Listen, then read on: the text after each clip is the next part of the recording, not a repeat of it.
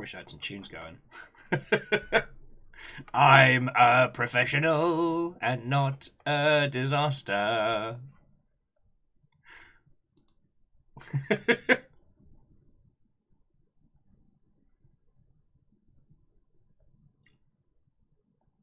And exactly what I'm doing.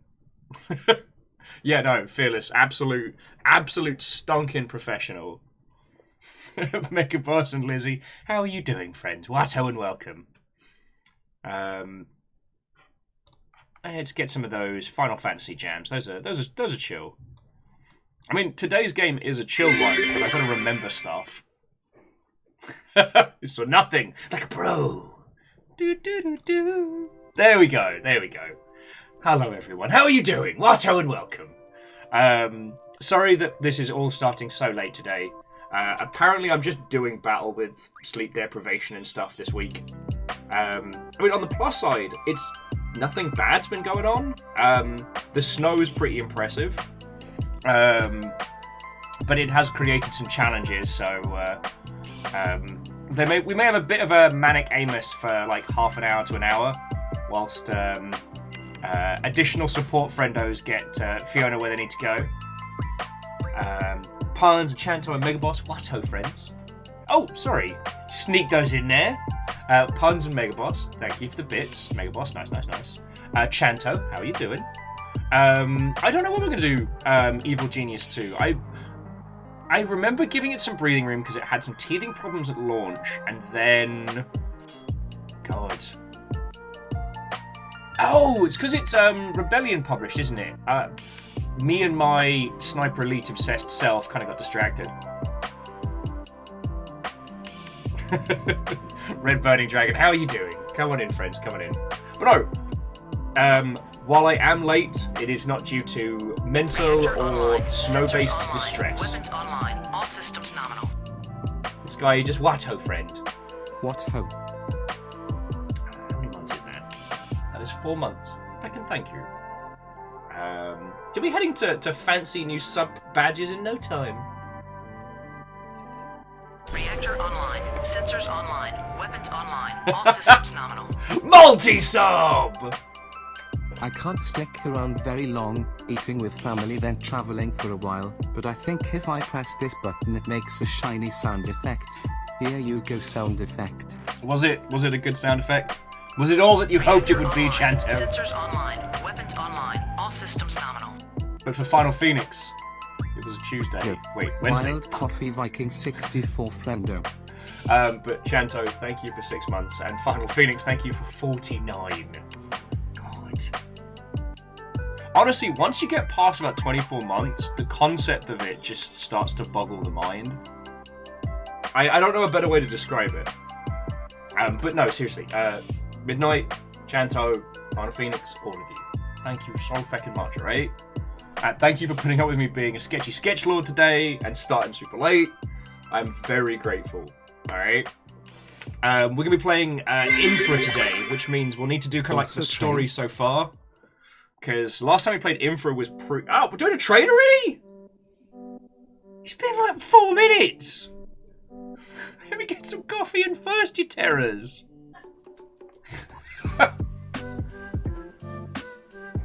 Terrors. Thank you all.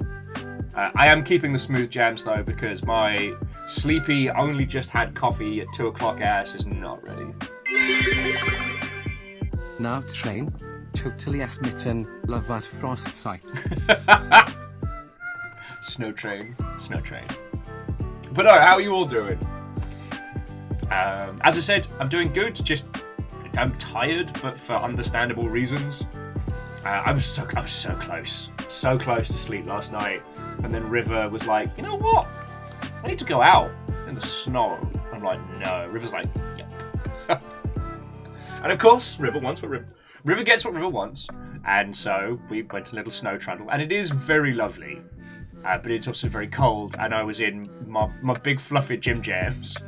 So there's me tottering around the block in feckin' hand-me-down fluffy Adventure Time pants and a coat that made me look like someone's lost child. It was a look. It was a look. Oh, and puns. It was fine. I guess I should explain. So we had a short stream yesterday because we played Strangeland, and it was absolutely choice. River is perfect and has no flaws, like this train. Wait, no. What if the train has flaws? Technical flaws. We may all be in dangerous trouble, which is worse than troublous danger. Okay, so if you didn't see it yesterday, we played the second part of the Strangeland. It was exceedingly good. And the stream kind of came to a close at like the 3.5 hour mark. So like a little bit too late in the day to start a second game, and I didn't want to dilute the experience of going through Strangeland. So we called it a day, and then we all basically bundled into Discord for a spot of Sea of Thieves. And it's a story with a happy ending, but oh boy, everything in its cat was trying to sabotage it. So initially we had a full group of people, but then some peeps left to go do the quest, the quest that was on timer, which is understandable. And so Deus and I were like, you know what? You know, people are going to be joining us any second now. We can handle a galleon. We should not have handled a galleon. So many challenges. And then just as we were getting to kind of the crux, finally got Fearless on the team. So we were running a galleon with not 2 people now, but 3. Luxury, decadent. And then shit starts going sideways. That was a fun time in Sea of Thieves. Fearless, it was. But basically, Fearless and I kept getting chased by all manner of nonsense. We went through brutal storms, we got chased by Reapers, which we managed to lose, and I'm still hella proud of that. In a galleon with 2 people, we got chased down and managed to get away. I was so determined last night not to give up our Athena's chest, and you know what? We didn't. But when Puns and Peeps came in to be like, oh, hey, we're heading out for the evening, I was white-knuckling the controller. I'm like, fine, good, great, I'm so happy for you. I was uncharacteristically prickly. But we did it. We made it through. Yeah, and Puns, I heard that Fiona and Jeffrey couldn't finish the adventure. And I did feel bad for him, you know? I mean, as the adventures have gone, it wasn't one of the ones that I feel like people missed out on, but if your goal was to kind of finish them all, you know? But yeah, me,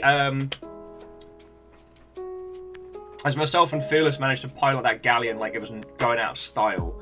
Then we had Fiona join us and then Bacon. So by the end of the adventure, we had a full group of 4. It was a lot of fun. And we did a lot of running. We got jumped by Megs. For some reason, the storms last night just wanted to ruin our day. It was a lot of fun. And as I was saying, it was like from the previous evening where we got... we had all the bad times right at the end of the adventure and lost all the goodies. You know, you can't whinge about an emergent game being emergent, right? Oh. But yeah, so that was our evening last night. I then attempted... Oh, sorry, where are my feckin' manners? So Fearless and Bacon and Eraman and Punspector, all of you, thank you kindly. Like, we had a cool little train. Just a little train, but a cool little train. Thank you all.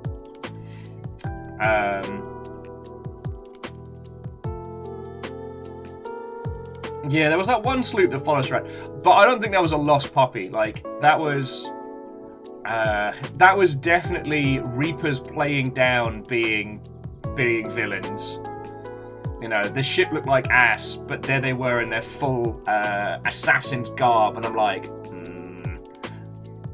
I may not know nautical terms, but I know a bitch when I see one. That's a joke that I stole. So yeah, I hope you're all having yourselves a splendid day, friends. Video game news has been quiet. Like, honestly, there's only 2 kinds of news at this time of the year, which is fuck and all, or drama. The drama was that Take-Two have... I don't know the extent to which it has happened, but the Goat Simulator 3 advert with leaked GTA 6 footage in it, or at least I believe it's painted over. Take-Two have been like, you've got to take that down. Which I believe they have agreed with, but it has resulted in exactly what they hoped, which is more coverage on Goat Simulator 3. Oh, Punz has got 12 days off? Fucking yo. I keep planning in my heart of hearts what some time off in January is going to look like. I mean, saying that, and there are cool things quietly being cooked up for January in the wings, so.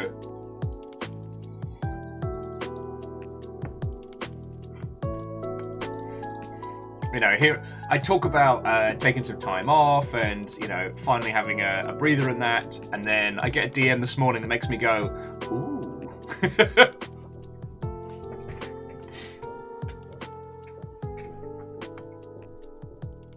And Puns, that's a good point. But I guess, I mean, please don't, like, go into too much detail if you don't want to, but, like, I guess if you're working in education, there are certain chunks of the year which you just have to take off.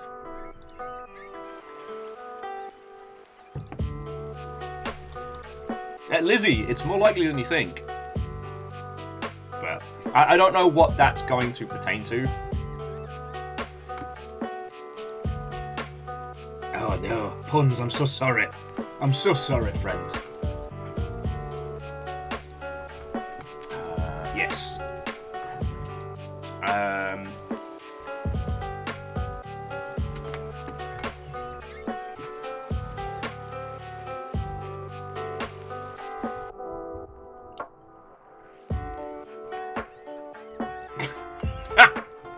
Lizzie, you want the kill? All along, friends, all this this hard work with the Bezos heist and the whole shebang, when I could have just, you know what?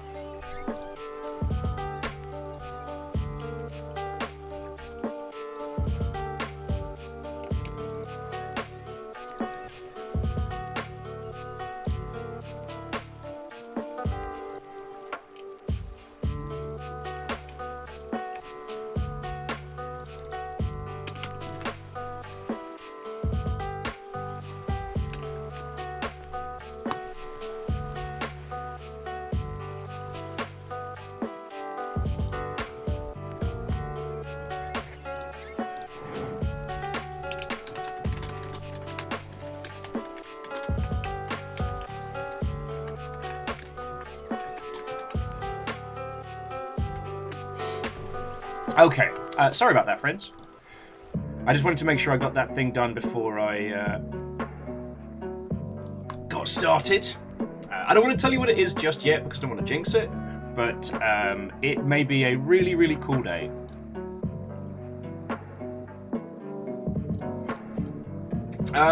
So, Favor 6, let me know what you think of High on Life, but I'm actually looking at sitting down with a few people that kind of hit that nice crosswave between like nerdery and actual craft of comedy for the new year.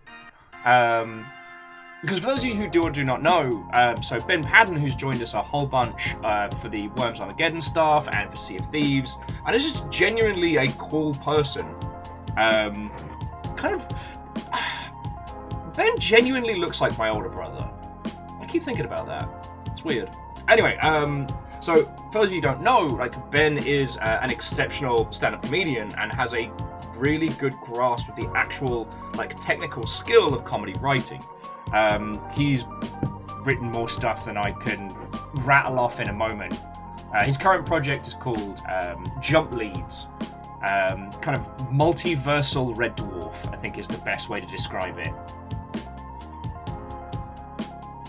And I want to bring like Ben and Mandy and I mean, I guess anybody else who knows like the craft of comedy and to sit down and talk about it, because High on Life is fucking fascinating. Like, whether you love it or loathe it, it seems to have this weird improvisational patter to it, which, as we know, is fucking impossible. You can't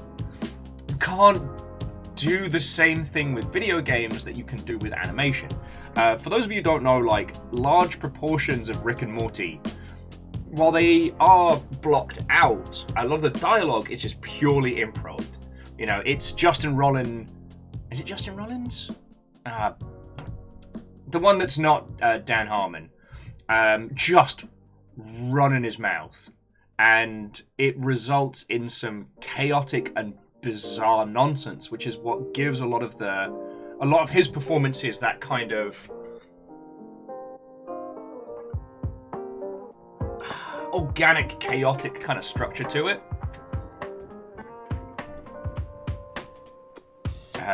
I'm not sure if Lemon Grab got the same kind of treatment. Anyway, so the reason I'm bringing this up is because High on Life seems to have a similar cadence to it, but it's a video game. And so while you can record a VO session and then essentially like animate the mouths to fit dependent on the style, like that's really hard to do with video games. Now there are ways of doing it, but like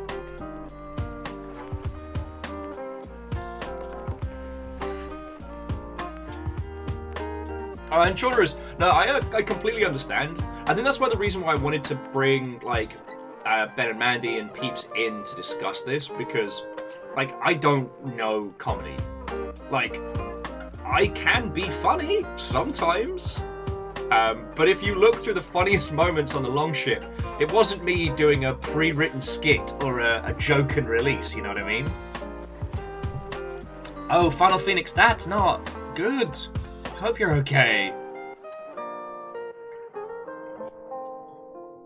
And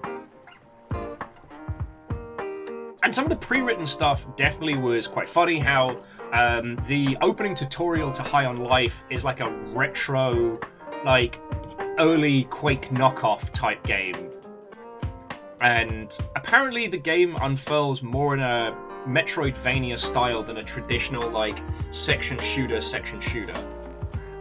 Personally, I find some of the guns to be so gross in their design, it makes me want to scratch my skin. But that's okay. That's okay. But it's just, I want to understand how they were able to deliver a style of comedy that feels very improvisational, very off the cuff, in something that takes 3 years to make. So that's where I'm at with that one. I want to wait until we have some peeps that really understand that before we start diving into it. Comedy in video games is fucking hard. Weirdly, video games are one of the hardest mediums to be funny in, like intentionally funny. So, yeah. Sorry, Favor 6, I guess that was kind of like a, you know, you propped my conversation topic. And sorry, Watto and welcome, I hope you're doing okay. I hope you're doing good, friend. I mean, as well as.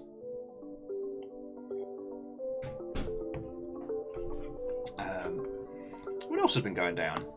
I did the thing I said I wasn't going to do, which is I have binged so much Zero Seven that I have done nearly everything in game.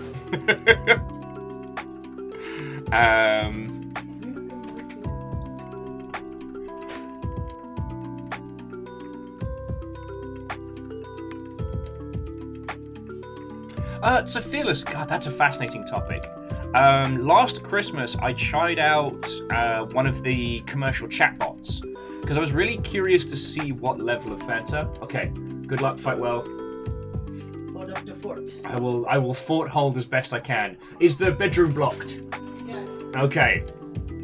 So friends, we may have a bit of a whingy Amos for a little bit because his favourite peoples are all about to leave. So we may have a sad baby boy coming in to say hello. But yeah, jumping back. So I tried using one of the chatbots last year just to get a sense of where like the commercial products are at. And I'm intrigued by them. I feel that to an extent we could go back to some of the classic like text adventure style inputs, similar to say like the Starship Titanic and things like that, and have it so that those text-based conversations can feel organic. I forget the name of the game that used an AI chatbot for discussion, and it is killing me. But there's also, was it Element Zero? You're on a ship, you can talk to the AI. Oh, is it the saddest boy in the whole wide world? It's okay. I know they've gone, but they're coming back. You're the saddest boy in the whole wide world. Yeah. Look at this little conio. Oh, it's Event Zero. Thank you, Fearless. Yeah, I thought Element Zero didn't sound 100%. Yeah. I mean, he's getting puns. He's getting better, but he does have the kind of lame. There's also I hate that I keep forgetting it.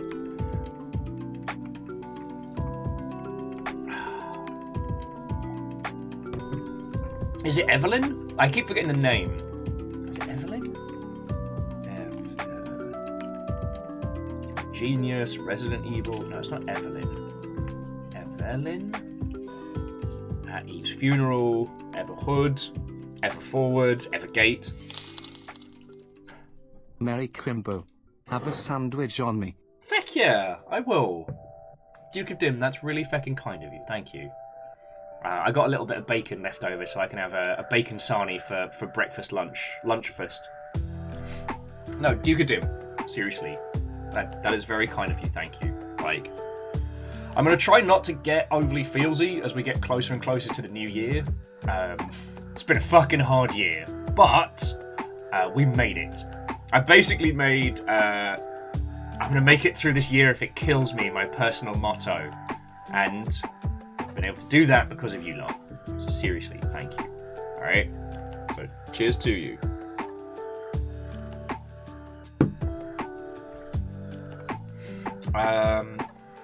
God darn it. I'm blanking on this one. So the premise of the game that I cannot remember the name of, because apparently sleep deprivation has destroyed me, is you play a surrogate for an AI therapist. And it's a game about the moralities of that. So, Eliza! Thank you, Fearless. Man, I want whatever coffee Fearless has got. That shit's doing the job. And Eliza is a fascinating game because it's the idea of a completely AI-run therapist, and your job is to basically say what the computer is telling you to say, because the company you're working for doesn't believe that people will be able to open up to a computer. And I found that one to be a positively fascinating jumping off point for discussion. Like the intersection between and when we say AI, we mean a bunch of different systems. But the intersection between AI and game design right now is in a very, very weird place. So it's going to be interesting to see how it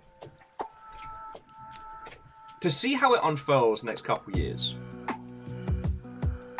And sorry, I will absolutely give some extra salad to the nuggies today.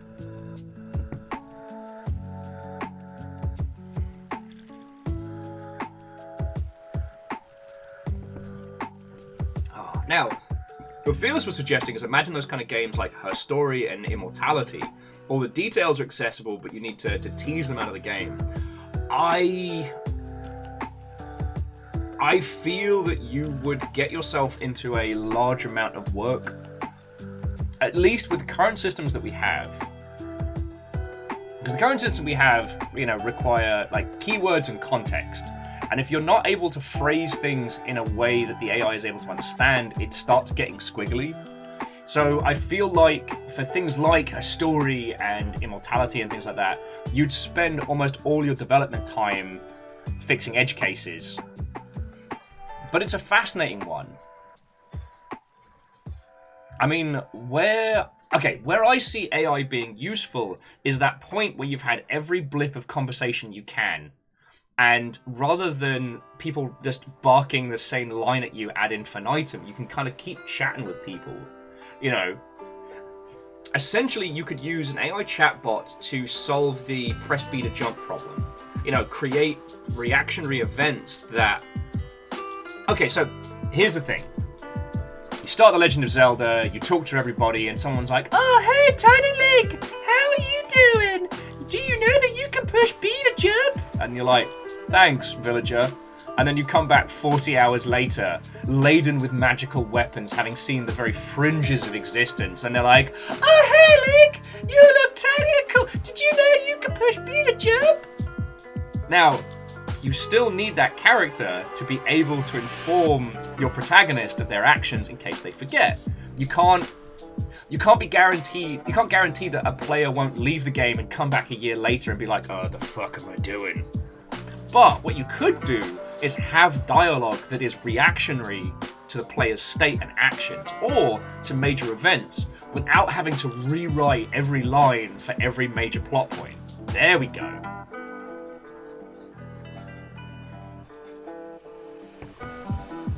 Oh, and Keldra and J-Post, Watto and welcome. Sorry, we're talking about AI chatbots and how they could intersect in video games.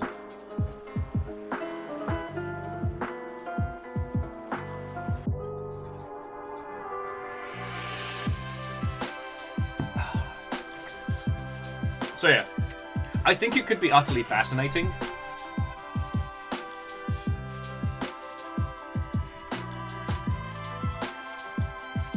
I mean, you've all seen, like, a bunch of us were playing the Bureau for Multiversal Arbitrations over Christmas, which was real cool.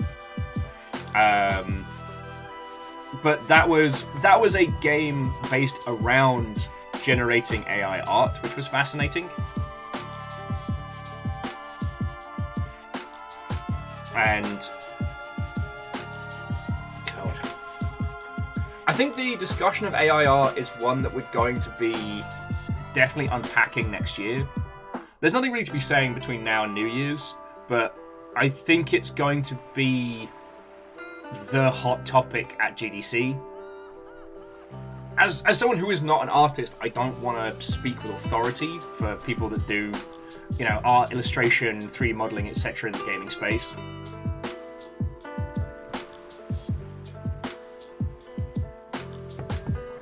But I think it's going to be one that we're going to be discussing.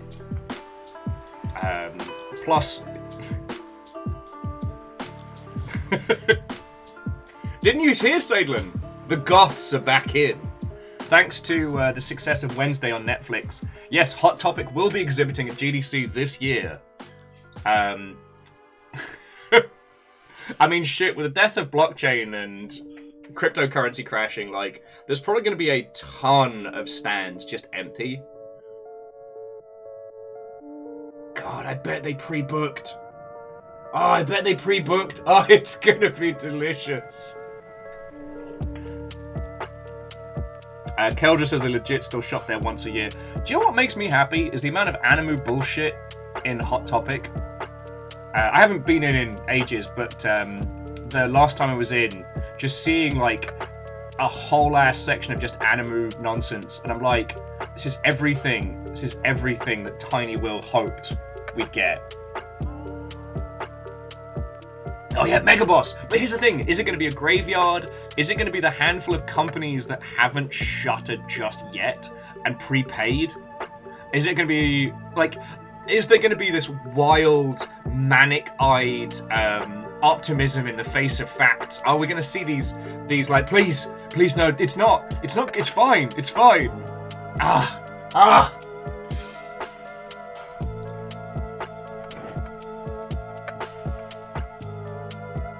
Like, GDC might have a lot of talks coming next year, but what they're serving is Schadenfreude. Ah.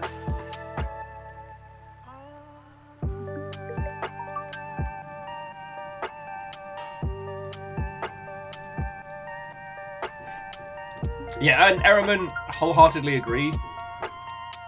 Although, what's been interesting is that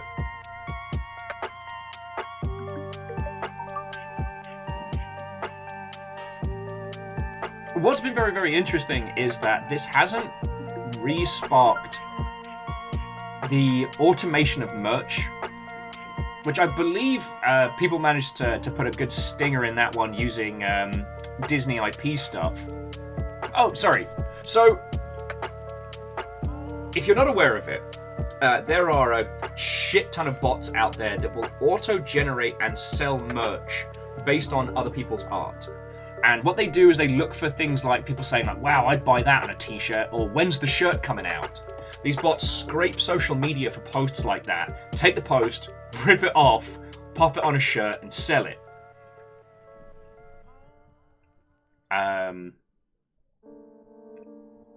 And I will be interested to see if this comes into the discussion, because, like, the idea that you could hyper-automate that kind of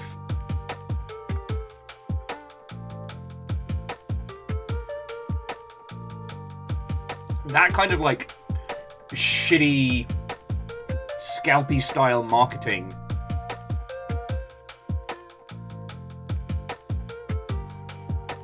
that is something that filled me with a genuine dread, because it takes time for an artist to create like a decent piece of merch and put out a t-shirt and stuff like that. But the idea that you could take a concept that someone has posted on social media and have basically your bot farm do the rest.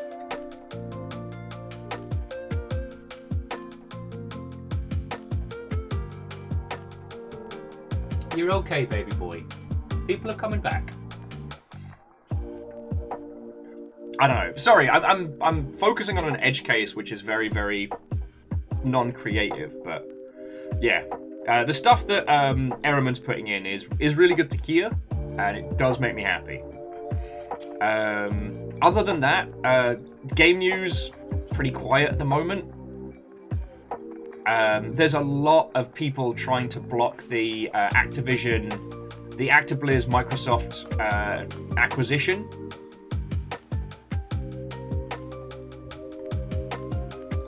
Ars Technica's calling it a merger, so that's interesting. I might have to give that another read through, because I thought Microsoft was looking to acquire AKB rather than merge with them. So that could be nice and spicy. If you haven't been checking the Epic Games Store, they have been dropping absolute banging games like non-stop throughout Christmas. What's the current one? And to those of you who might be new here, the sad whining noises you hear in the other room is just Amos being sad that Fiona is gone, and one of his favourite people came round and then left him. Can you believe that?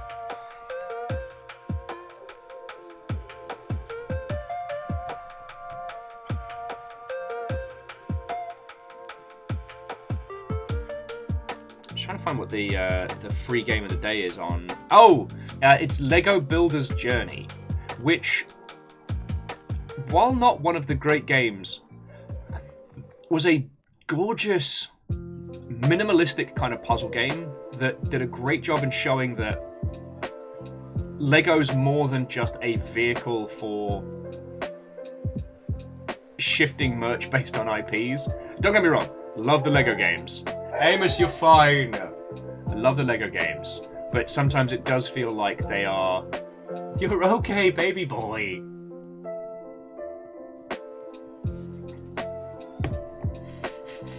It's challenge mode. Amos, come here. Come here, baby boy. Come here. Amos, come here.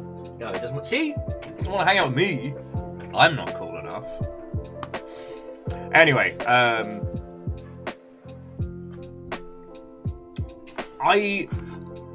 Lego Builder's Journey is not a bombastic game that you positively have to own.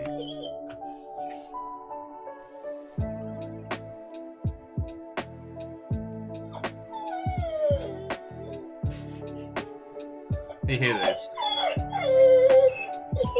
Come here. Amos, come here. Touch. Hey, touch.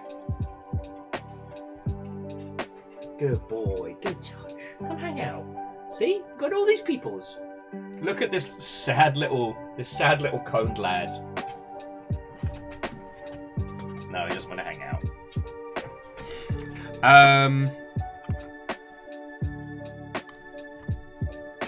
Oh yeah, Lego Builder's Journey. Play it. It is not the greatest game of all time, but it is an interesting and curious meditation on something. which is a little more reflective of playing with Lego than, say, things like Lego Star Wars and the ilk. And again, don't get me wrong, I love the Lego games. I kind of wish Lego Dimensions had persisted. And I regret not getting more of them. The fact that you could have, like, you know, the Ghostbusters and Rick Sanchez take on GLaDOS will forever be one of the best, like, little crossovers.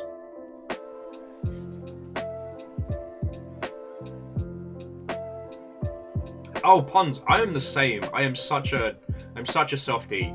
It distresses me greatly when Amos is having a bad time. Like, because you just want to fix it. Baby boy, you're okay. But it is literally just because... Oh, hang on. I think he got into something he's not supposed to. You being a good boy?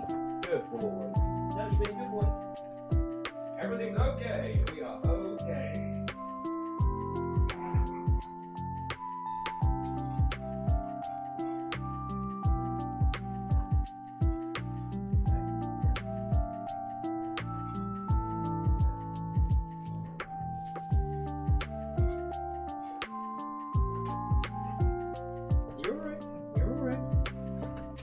The boy is okay.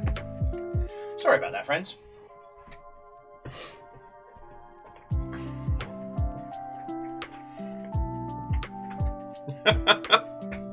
XD Johnny XP, how are you doing? You want a picture with my face that says, "This is Will. He streams games and is awesome." Go follow him on Twitch at twitch.television Viking_blonde.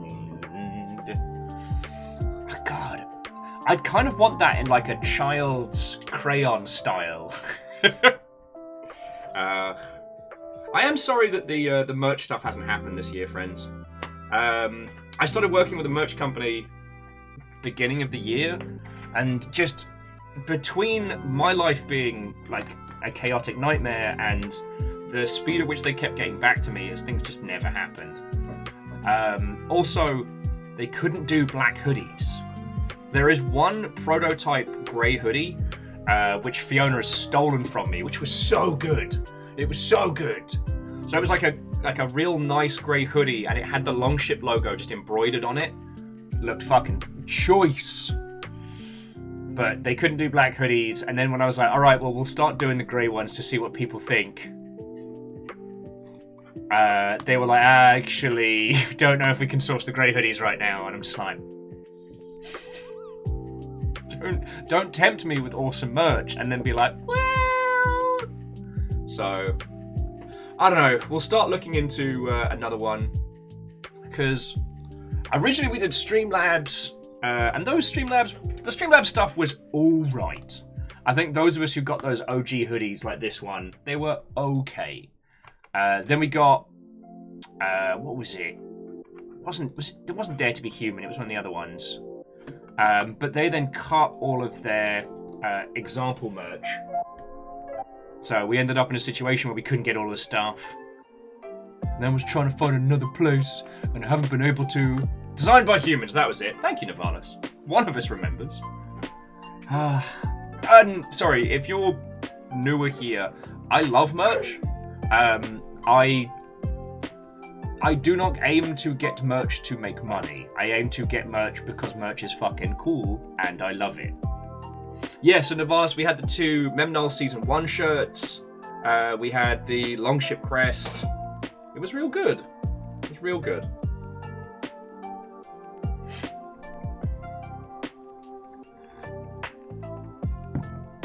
So, that's one of the reasons why I'm looking for more stuff, is because I like doing merch. It's one of my overhangs from doing community management stuff is... God, we had these, what was it? It was like the Shogun 2 Rise and Fall collection. God, what was it called? It was the Shogun 2 Gold that had all the DLC and had this gorgeous kind of like wraparound black and gold style. Loved it. Like, and there was a friendo, I don't know if they've popped into stream, but there was a friendo I worked with who was over at Sega of America who just fucking loved doing good merch and was an inspiration.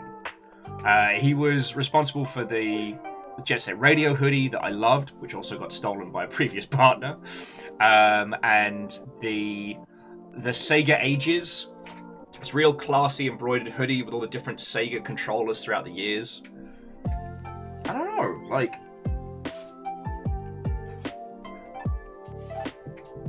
You're okay, Amos. Settle. Once you get to the point where you stop looking at merch as a way to make money and just a way to make cool shit happen, like, it's the best. One thing I am looking into next year is, instead of getting business cards, I'm going to do pins. I don't know how I will get people... Hang on a second. It's all bloody happening today.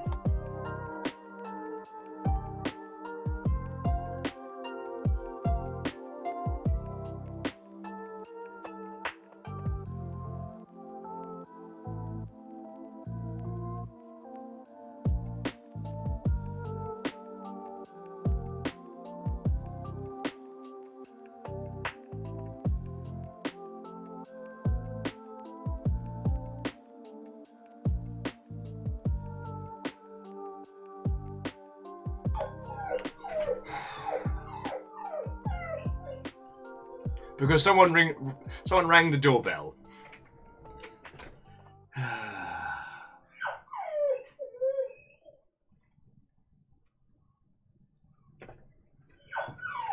Amos, stop!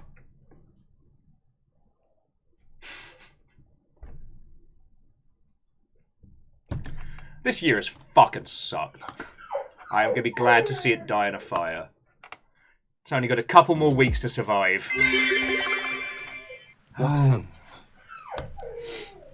Crux, thank you for the 18 months. And I hope you are doing well. I hope you are doing well. I mean, the thing is, like, he's not whinging for any reason. It's just because someone rang the doorbell.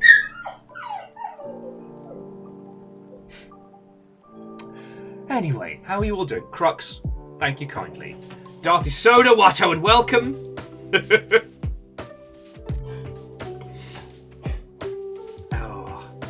But yeah, video gaming wise, there's not too much going on. Steam sales are coming.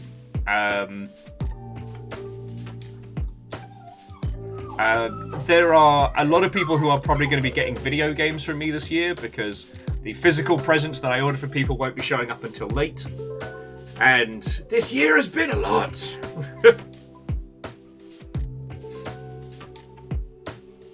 Blood God's coming. Sadlin, have you been hanging out with Korn again? We talked about this. That's heresy. Also, Sadlin, I was telling peeps earlier. So basically, after I left you lot... Something witty cannonball. How are you doing, Biggs? Come on in, friend, come on in! Oh, Deacon Frost. Some motherfuckers are always trying to ice skate uphill. No, Biggs, thank you for the bits, friend. And I hope you're doing good. I got to play one round of Darktide with friendos last night, but I was just falling asleep on the mic as we were finishing up. So, I finished playing Darktide with you all. I get up, and River's like, "Oh crap, are we going to bed?" I'm like, "Darn right we are, River. We're going to get some actual sleeps." River's like, "But what if I have to pee right now?" And I'm like, "River, don't do this to me." Biggs, we're currently on Steam. Amos, stop. I will get the squirty. Well, actually, no, I won't get the squirty bottle. All right, you do you, mate. You do you. But yeah, so I did not get to sleep at a decent hour last night because after trudging through the snow in my comfy pants.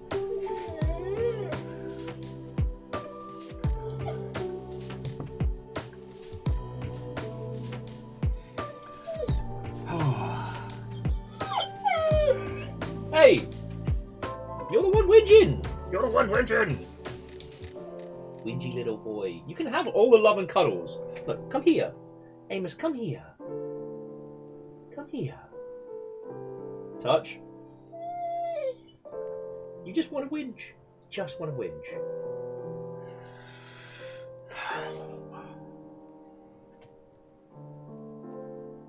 Boop.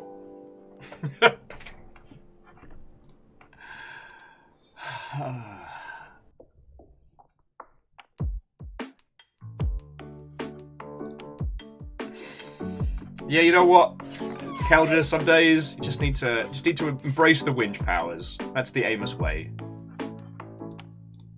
Anyway, whatever it is I was saying is completely dropped out of my head. How's it going with all of your lovely selves?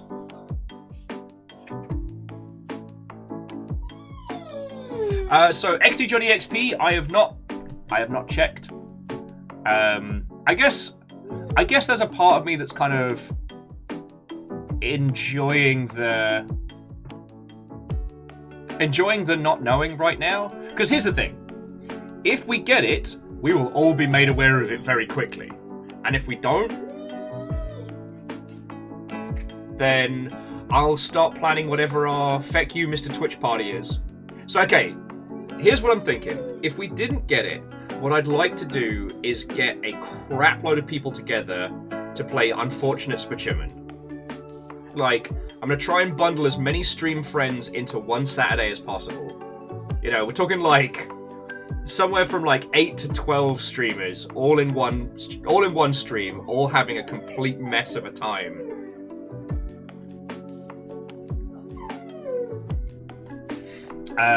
Other things I'd like to do is we'll just have like a great big Jackbox like nonsense party.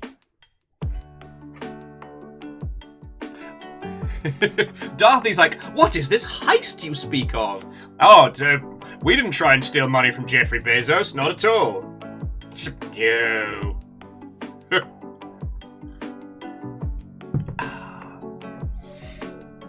We didn't try and steal money from Jeffrey Bezos. But yeah, so in all honesty, we probably could know right now, but I'm a little nervy to check.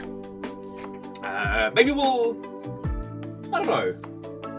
We can check tomorrow, maybe Friday. What do you think?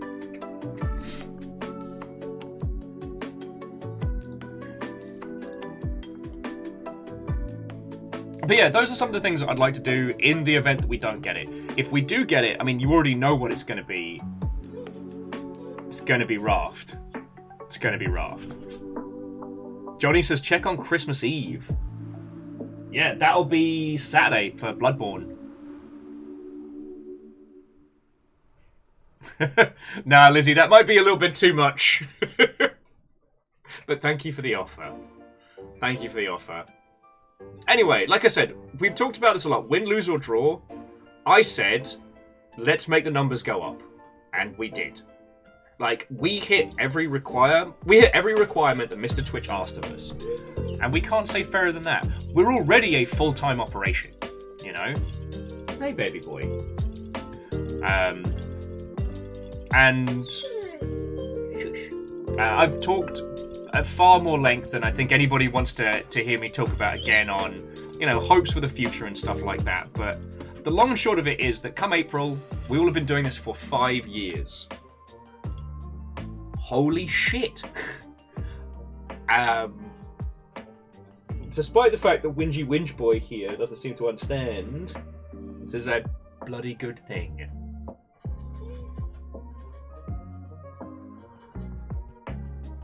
Bismarck's nothing planned for Christmas Day. Christmas Day is the one day that I have relinquished my freedoms. So sadly, we won't be streaming Christmas Day, but you get me for Christmas Eve and Boxing Day, and not just Boxing Day, but Orange Boxing Day. I'm just gonna decide what Half-Lifey and stuff to do. Shit, that was on my list. I'm gonna look at seeing if I can rent us a Sven co-op server, because then we can get like up to 30 people, or is it 28? Oh no, you're okay. You're okay. You smell in the coffee box. You smell in the coffee box. Then we can get up to like 30 people in a server, which will be very fun. Oh yes, sorry. For the not British part of the world, Boxing Day is the day after Christmas.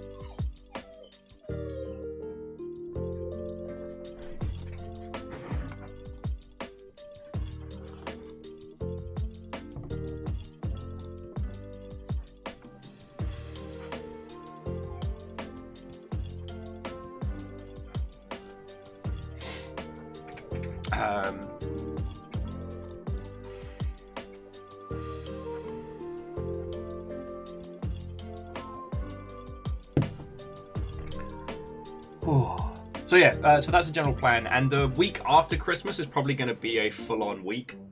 So that'll be a Tuesday through Saturday, because Saturday is New Year's Eve. I haven't decided what my New Year's is looking like. Honestly, I don't know what my Christmas is looking like. In previous years, we've done a thing where we've had everybody around Christmas Eve and made that a big thing, and that's been great. But, like, Fiona's working late Christmas Eve unless we get snowed in. So I have no idea what our holiday is going to look like. I've been chatting... Yeah. Anyway, that's a story for another time. I think that's really all that's going on. I know, I'm desperately exciting right now. Desperately exciting. And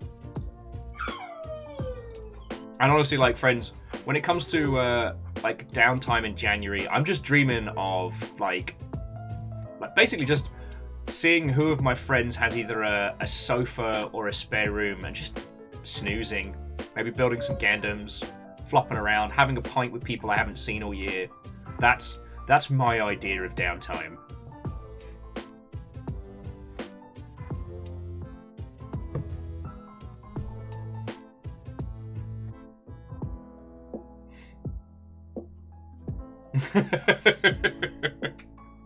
Well, see, MDH, it genuinely worries me when people come on in and they hear Amos being like, "Oh, I'm unloved.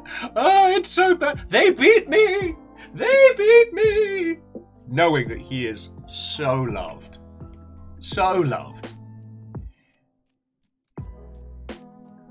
Like, dude sleeps in the bed right now because we popped him in his crate the other night and he chewed his feet open. And we had to go to the vet again.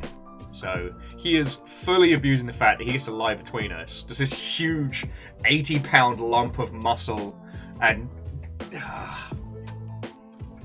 he has special food, he has special treats. Motherfucker eats better than I do. Actually, no, you know what? That's not fair. Between you lot and friendos, we've been eating real well this month, which has been great. And plus, like, Fiona knows how to turn a little into a lot, so we got one of the super duper on sale, you gotta eat it now roast kits, and that's currently slowly stewing away in the slow cooker. Oh my god, baby boy! By the old gods and the new, you are fine and very loved.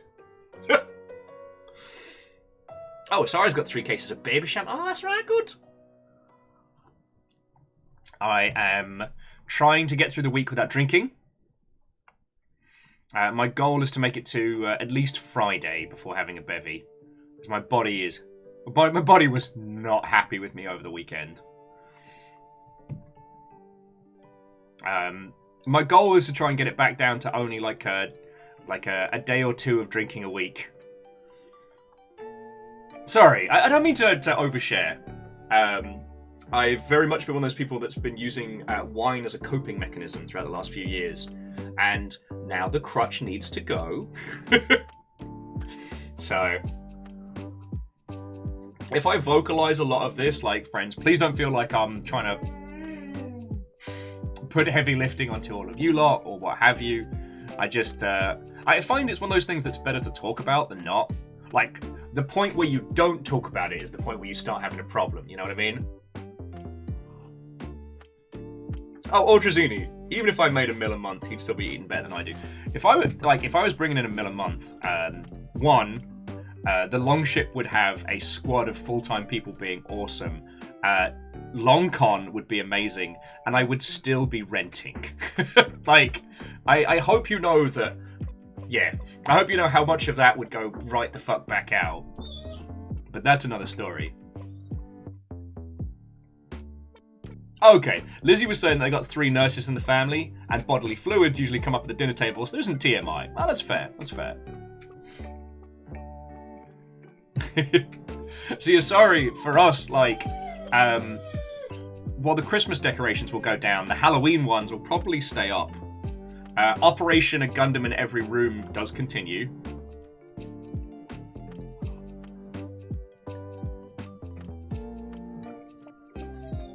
Because, well, Lizzie, it would absolutely be happening.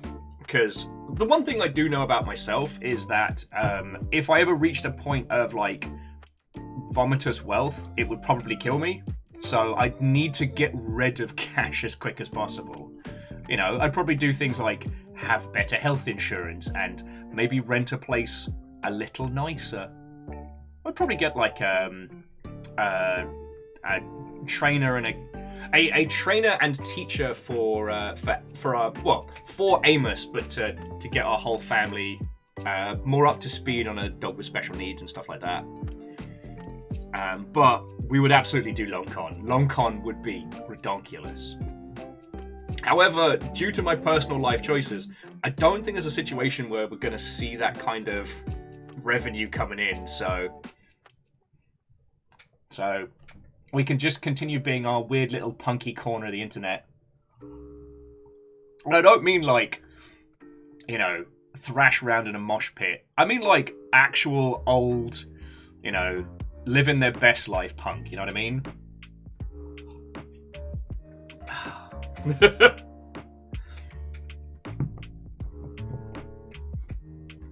Sorry, I don't know if you've seen, I am still an individual set for Gandams. Oh, and if you're wondering what that is, that's the books that we rescued. We're using coffee grounds to pull the old smell out and to help dehumidify the last little bits in them. And it's working real well.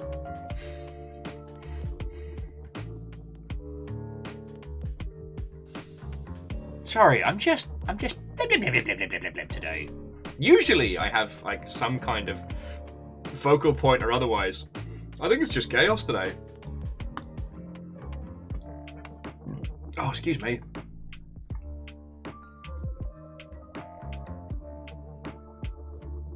Yeah, we'll see at Navalis for the books that we can't completely deodorize. The idea of replacing the smell with like coffee grounds and stuff seems real nice to me. Oh, but yeah.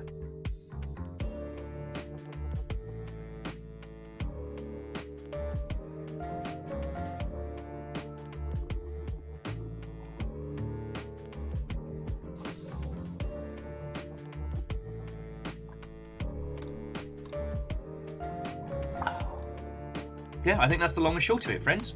Right, should we get the game started? I've kind of been talking at you now for an hour, and I realised I was talking about not a lot of anything.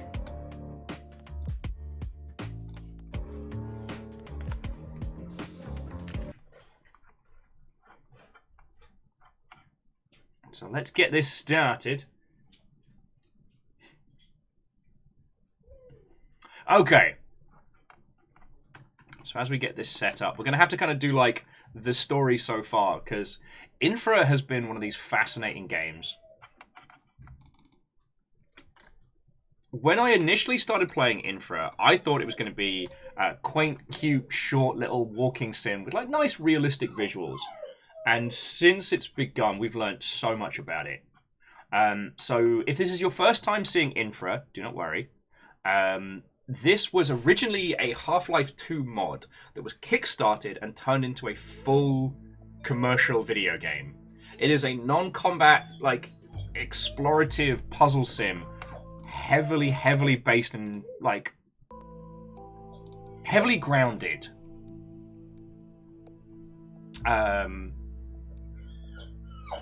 Baby boy, please.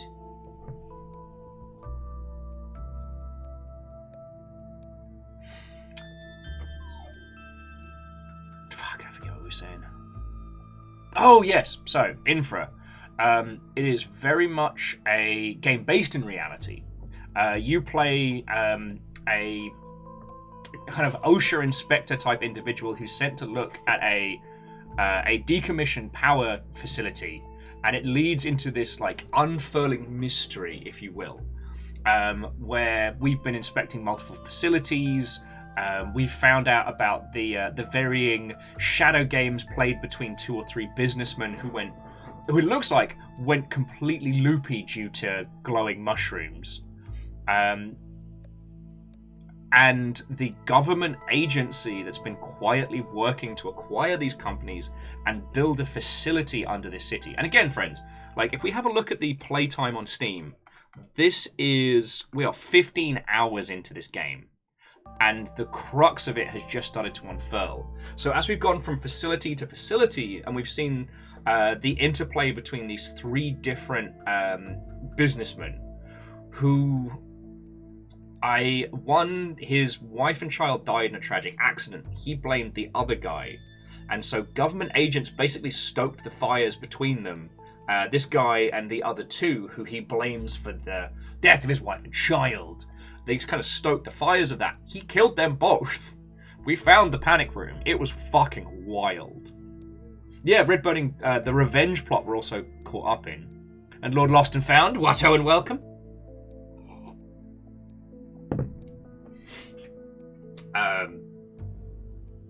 So yeah, all of this has come together to start revealing some pretty heinous secrets. We've gotten to the point now where we are facing down an underground facility a la Black Mesa that the government has quietly been building under the city. We've also come to learn that I believe it was earthquake or cave-in or something, the incident that caused so much trouble in the city was potentially linked to this facility. Now again, this is not a horror game.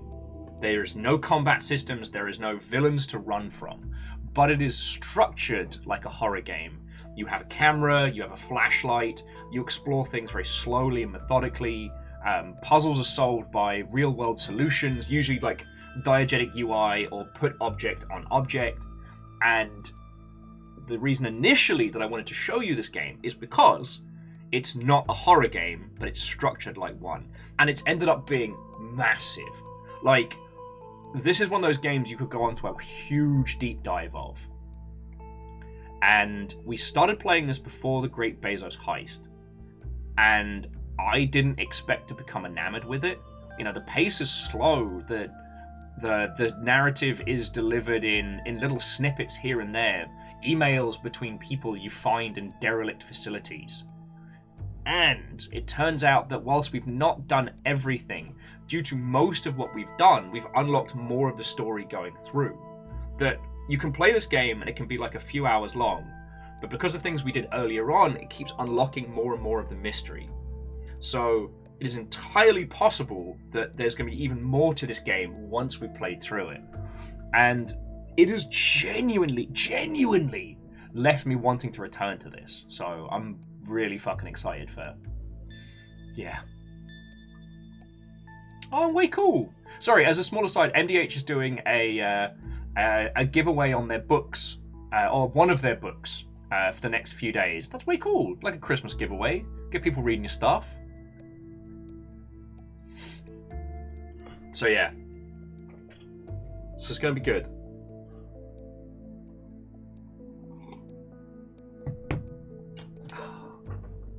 Right. Onward!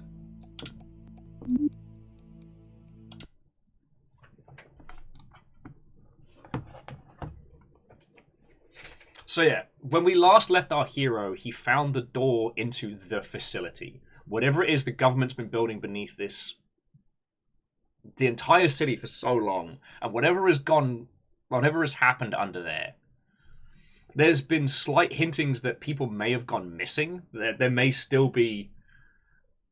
that whatever was happening there was so severe that they had to disappear a few people, you know what I'm saying?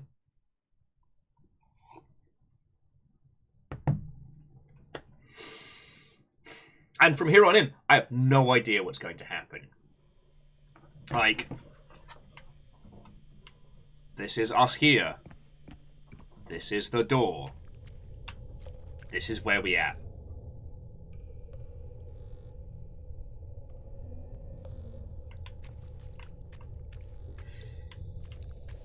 Alright, now does anybody need a cup of tea? Does anyone need a... So I gotta remember how to do all this fucking stuff.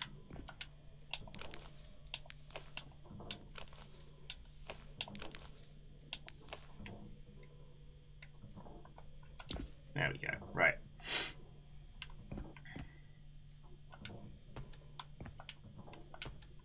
Okay.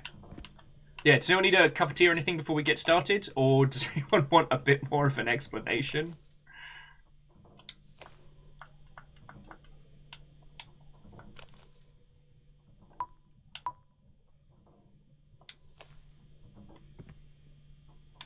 Oh, Side's got Sonny D.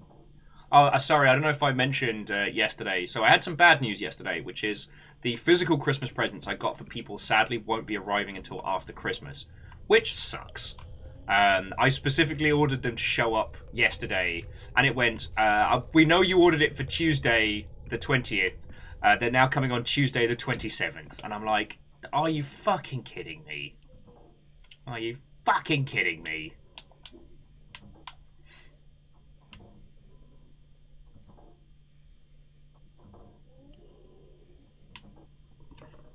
And Handlebar, Watto and welcome. Now, we did read this last time, but I think this is a good framing to get us set up. So this is the diary of one of the guards who stood watch over the door. Today was about the same as always, though there was some army general I haven't seen before. Oh, oi! Keep reading. Oi! Oi! What's the button that gives me the subtitles? Alright. Alright, it's being a jerk. Okay. Yeah, so Pun Spectre, they do have it in this. They have a button that,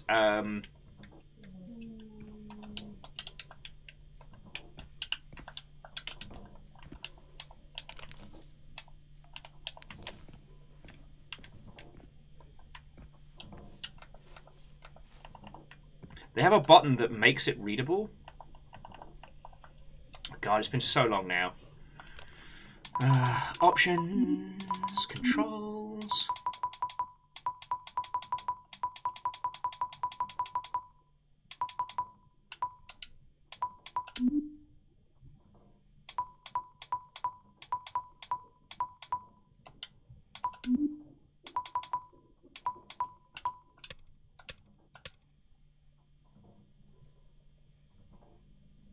Now, do we want...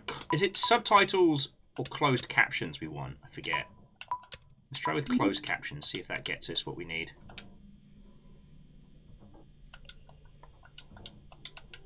Ugh, you suck! Accessibility options are good for all.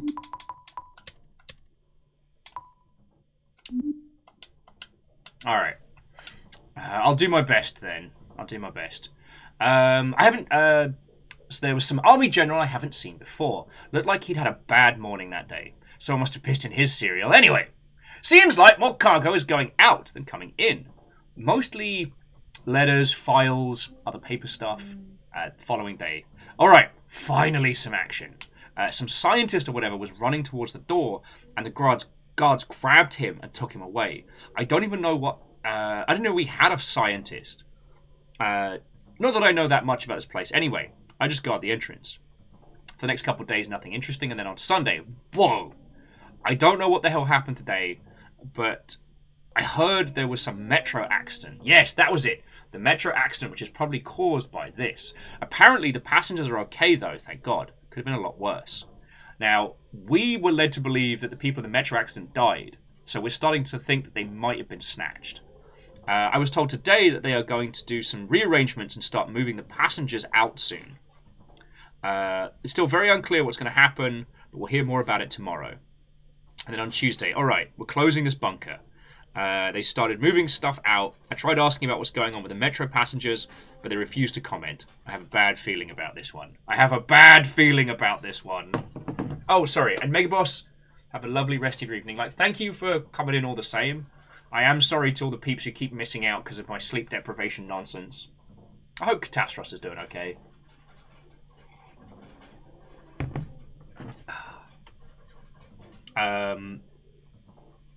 Oh no! I mean, Handlebar, you've learned a valuable lesson. I mean, I don't know how to rig a Blender model. God. Just think. Rigging models will one day be a thing you just push a button and gets done for you. Good times, good times. Alright. Should we do this, friends? Let's go.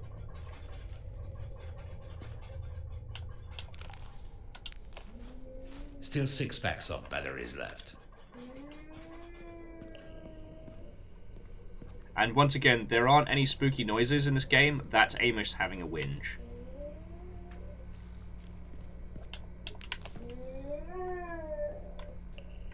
I have like a ton of these things already.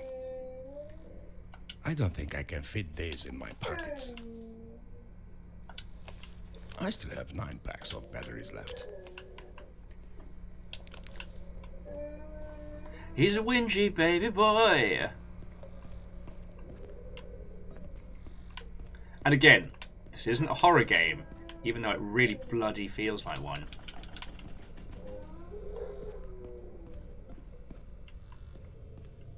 The vibe so far from the amount we spent playing this game is it very much feels like urban exploration. I don't know if we'll see any of the crew of that today, but oh my god. Bear with me a second, friends. Bear with me a second.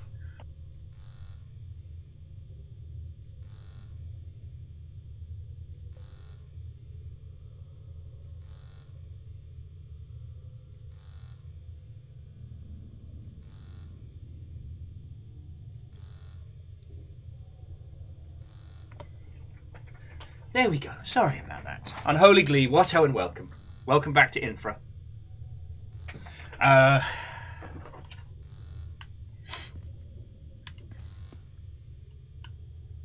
Where was I? Oh, yes.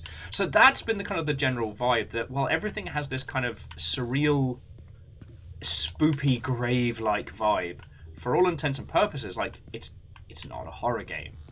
But it nails that feeling of quiet isolation. You know, you really do feel like you're stepping into a tomb. And now that we're getting into the spooky shit,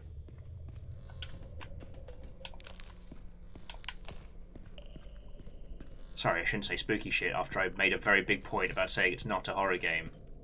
Mainly because I don't want peeps to feel like they have to tap out because they're not ready for spooky horror.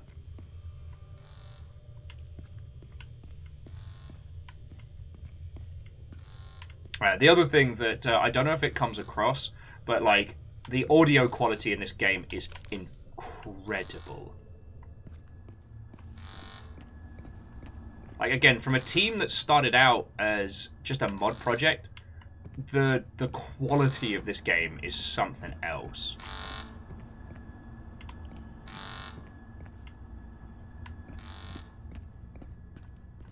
Yeah. Something tells me we're not going to be able to crack these open until... Ultrazini says a game can be horrifying if it's not horror. Well, this is something that I know we talked about a lot last week. Oh shit, and probably this week. But the difference between a horror game or a game with, like, thematical horror. Like, okay, so we played The Strangeland recently, right? We finished it up yesterday. That game has horror themes, but it's not a horror game. This game is not a horror game. Boy, does it feckin' feel like it. Alright. I don't think Jonas fixed that circuit breaker properly. There was a brief blackout today with Breaker 2. Fucking Jonas, am I right? You couldn't open the main hall door to do anything in the main hall, but now everything is as it should be. If it doesn't work, make sure everything is okay with the electrical load, which should be just outside the bunker.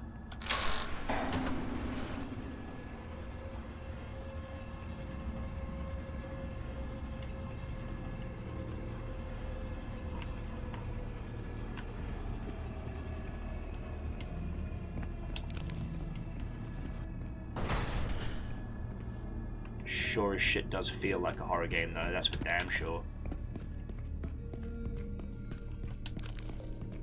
Alright, so we go back here.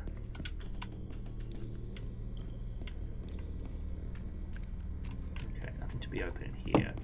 So yeah, just in case we've got like a breaker to hit outside. Yeah, that siren... very unsettling.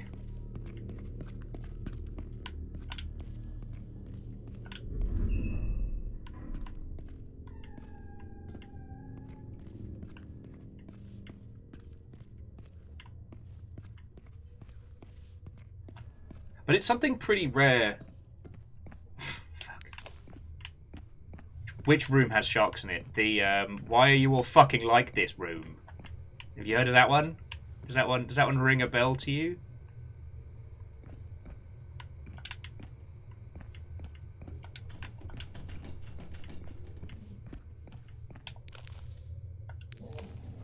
Five packs of batteries left. Do do do do do do do do do. Oh yeah, and I keep forgetting I'm supposed to be recording anything that's like broken or an OSHA violation. We're supposed to be recording.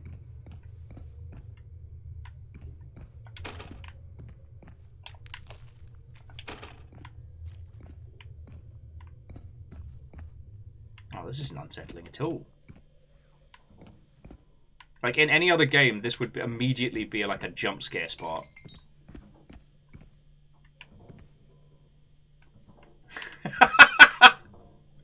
Sorry, I said to Crux, this must be the why you like this room. Crux is like, oh, that must be next to the you made us this way room. It's probably not on the map. Sometimes it's a little unsettling spending so much time with people that are funnier than I am.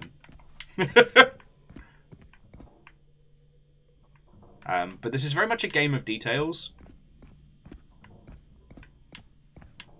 And again, the sheer amount that's done just with... Like, we pack games like the Soulsian titles on the back for environmental storytelling. And here's Crux. Sorry, I'm calling you out. Here's Infra doing it with their entire feckin' game.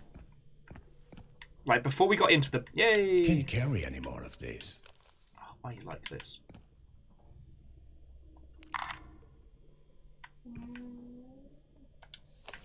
I still have 9 packs of batteries left. I haven't been taking enough pictures for sure. Shit, this looks like the place where we got jumped by Jeff that one time.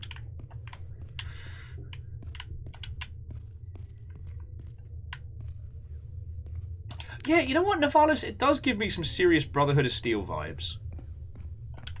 Just remember, Brotherhood of Steel are not the goodies.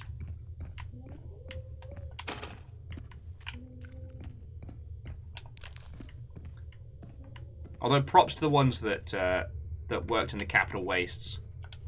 That's 6 packs of flashlight batteries. It's time to check the toilets.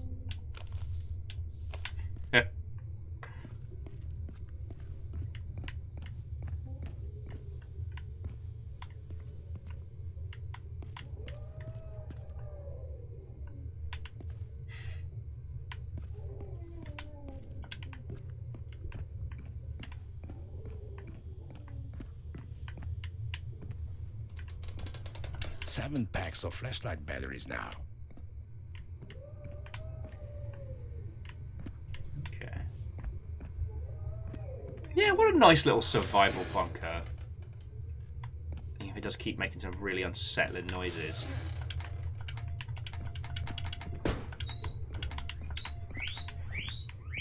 Oh, Nuggies, you're fine.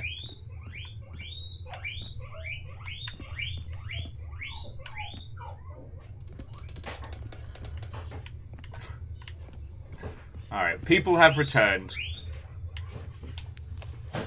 Welcome back. Assistance Friendo is currently being assaulted by a very happy dog.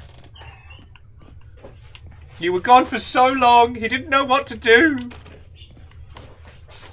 You can all confirm that Amos has been crying the song of his people.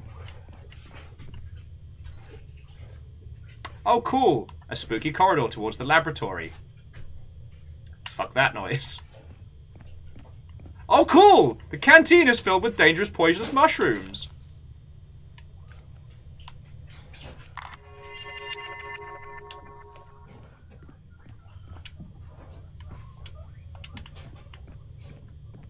Do. God. Is anyone else up to date on Chainsaw Man? Have I raved about how good that show is? I might need to rave about that show. All right, Teddy, you wait here, have a little snooze. We'll be back. I'm gonna see if there's anywhere else to explore before we head down towards the laboratory, because this game is very. This game was designed with the idea of exploration in mind, so it is quite possible to miss stuff if you don't explore. And with there being no combat elements and things like that, I'm kind of alright with it.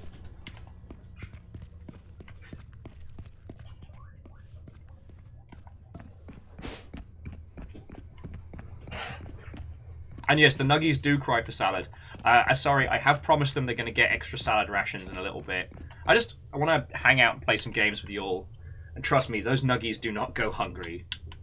They are little fat nuggets. As they should be, you know, happy little nugs. Alright, we're bringing the bear with.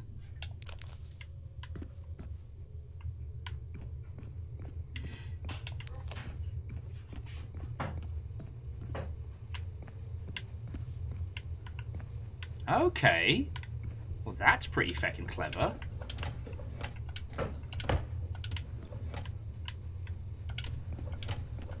I mean, it seems there's going to be multiple ways to continue, but check it out. So there's where we're supposed to be going next, right? So we can make a little ladder. If we want to continue into the vents.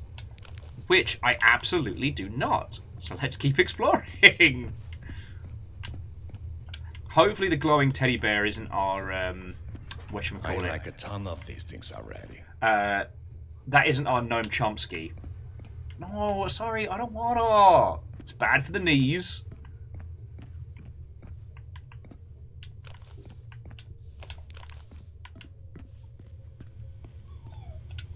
That makes 8 packs of flashlight batteries. Okay. Amos, you're okay!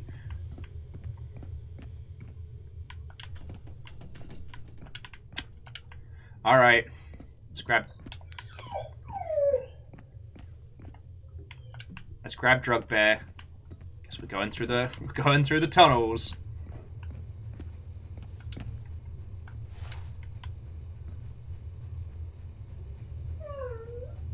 I should bloody hope not. For a second there, Johnny, I was like, I wonder who you're talking about. Like a friend who works in isolation from Sega. God, I think all of my friends are doing. Oh, I know who you mean. You mean Bitey McEatsnecks of the Xenomorph Contingent.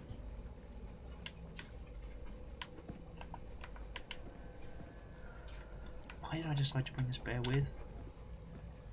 Why am I stupid? Alright, you wait on the table. Interesting. SNW Emergency Instructions! Pay attention, please, due to the fact that the metro accident has caused a high risk of exposing this entire SNW project. We are going to start moving all equipment and personnel to the HR base immediately.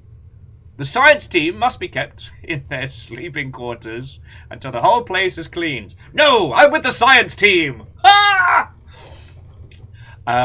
They will be getting all the supplies they need, including food, water, and medicine. Any surviving Metro passengers must be executed, and their bodies must be disposed of. Fucking what?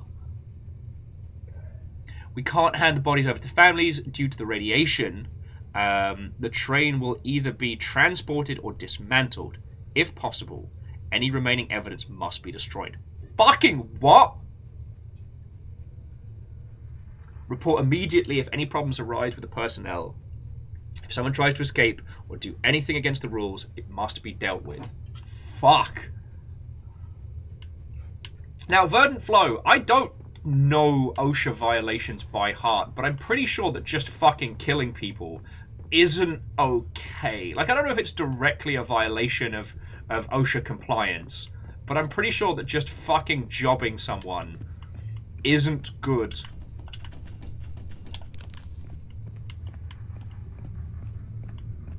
This place is fucking creepy. Intriguing.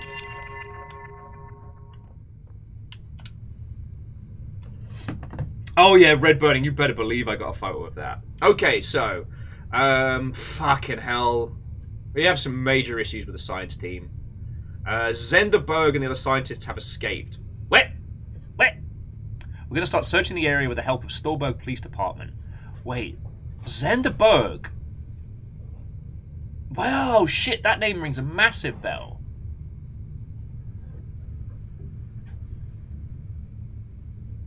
Oh, why is my brain dumb and stupid? I can't remember. Zenderberg's one of the names that's kept popping up throughout this story. Anyway, them and one of the scientists have escaped. We're going to start searching the area with the help of the Stolberg Police Department and find out how Berg managed to escape. I'm sure we'll find Berg in no time. Unfortunately, one of the scientists was found dead in the hallway between rooms G1 and G2. He had a strange note full of codes with him. So far, the evidence suggests suicide, but we will be looking at more into this matter when we have time. The science team isn't the only problem, though. It's been a bit problematic getting rid of the metro passengers, and we haven't decided what to do with the train yet. There have been some problems with the guards. We've managed to handle them. Although we had a slow start, we are still going to be able to move everything out and start hiding evidence, and then everything kind of gets overwritten there. It says like everything's gone terribly wrong. We have to leave immediately. Imagine how fucked up things have to be for you to type that on a typewriter.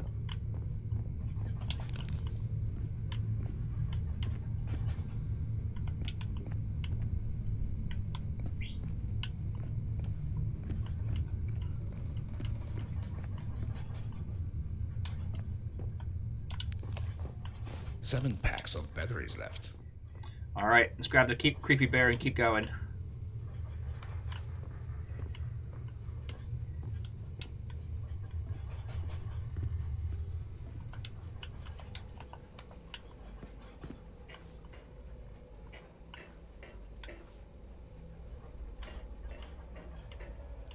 Right, let me guess, we've got to somehow find a way to stop the fan. Okay, gas sensors. Fans close automatically when all sensors detect gases.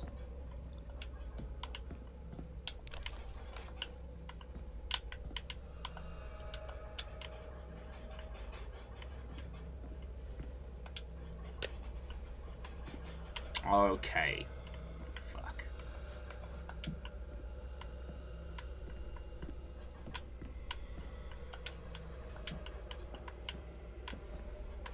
Oh, I'm sorry there, little buddy. Alright, time to go find the fucking gas sensors.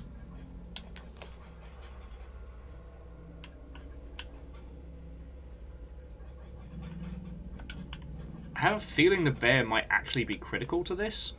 Because the bear is covered in, like, albeit trace amounts, but trace amounts of these radioactive mushrooms.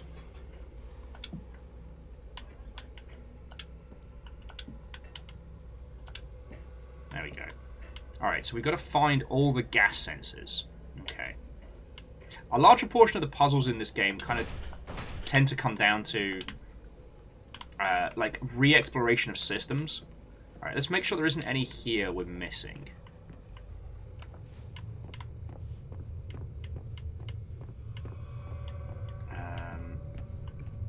Well, that's just bad. Doesn't seem to be any gas sensors in here. Oh, knowing our luck, we're going to feckin' flood the place. To Relentless Roots, Watto and welcome. It is absolutely OSHA violation time. So we've gotten into the secret bunker. We still don't know what the secret bunker is about.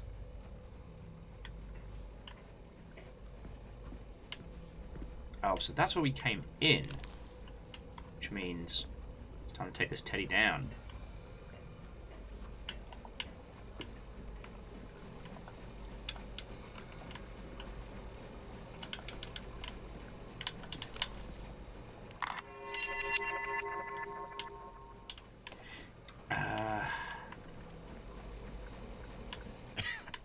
You're fine, mate. Don't worry about it.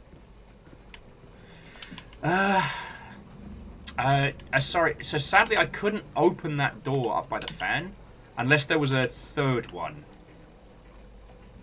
All right. So I think we just got to explore the base.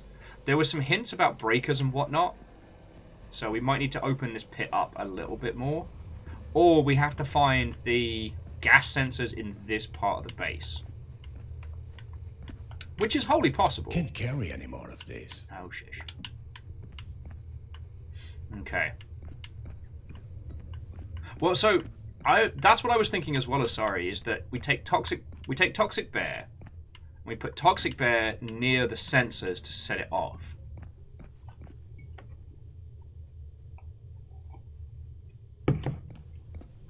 Restless Roots, from war crimes to OSHA violations. Apparently, rewatching Star Wars. Oh, what's on the menu? Ah, doesn't say.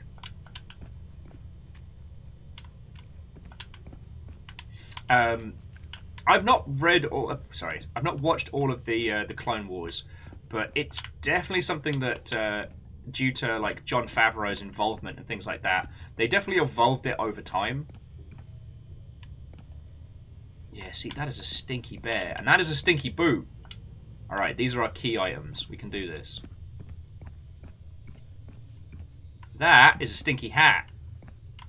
Alright, let's go find some gas sensors. There's no way that our character is now riddled with cancerous mushrooms. Now, somebody who understands the production of the Clone Wars might be able to explain it better than I. But to my understanding is that it was Jon Favreau's involvement in it that allowed them to kind of slowly turn up what they were doing with the series. And it's thanks to him that we got stuff like Mando and shit like that.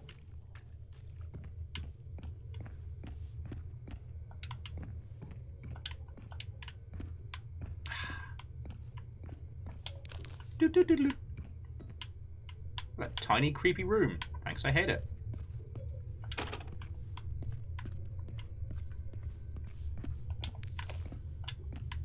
So now, just, I guess, start taking the hat for a walk.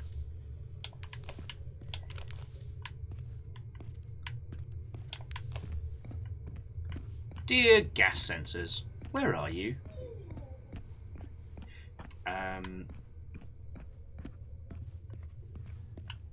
Okay.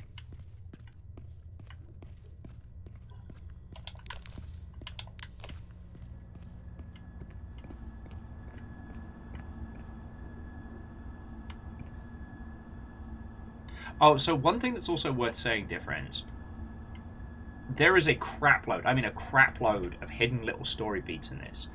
Some of the infra community have been popping in during our playthrough, which, by the way, I've been super grateful for. Alright, so there's the metro train that was going to be disposed of, and there's some more mushrooms. Okay. There is a whole ass, I don't know what to call it, like, deep dive puzzle, like, internal ARG. I can fit these in my pockets. There are a whole bunch of mysteries within this game that you can solve. So things like this here, if you can translate the binary on that, I have no doubt that it plays into the overall, like, story puzzle.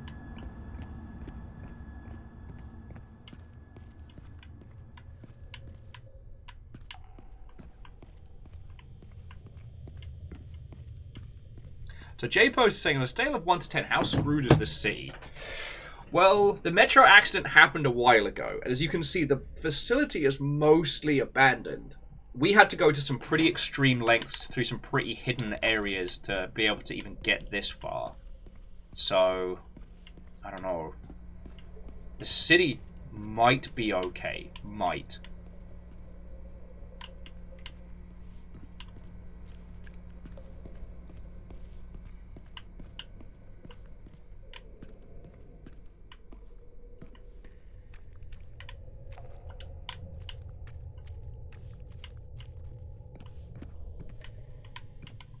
Okay. Those things don't do a whole bloody lot. So I don't know why it told us to come out here to mess with the breakers, but there we go. Now, one of the things that I have been told is that if we'd done things at the very beginning of the game, we'd have access to more parts of this facility. So currently, we don't actually know what Project SNW was. All we know is that due to the metro accident, passengers were exposed to whatever they were doing here. Now, that could mean exposed to elements, or it could mean exposed to information. They basically fucking killed everybody and disposed of the bodies. Like, I have a feeling if that second light was on, we'd be able to see a lot more down here. See if the... Nah, see the computer's not... Computer's not doing diddly. Verdant Flows asking where they disposed the bodies of. We might find out, but this really does feel like a buried in a back tunnel or just melted. Like, this doesn't feel... This feels bad. Okay. So now we need to, I guess, track down these fucking gas sensors.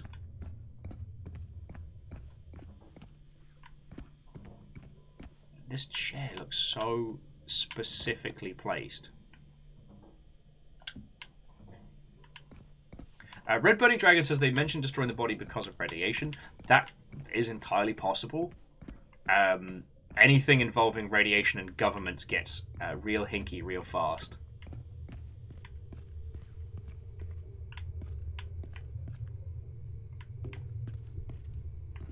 Not that you need me to tell you that, obviously, but...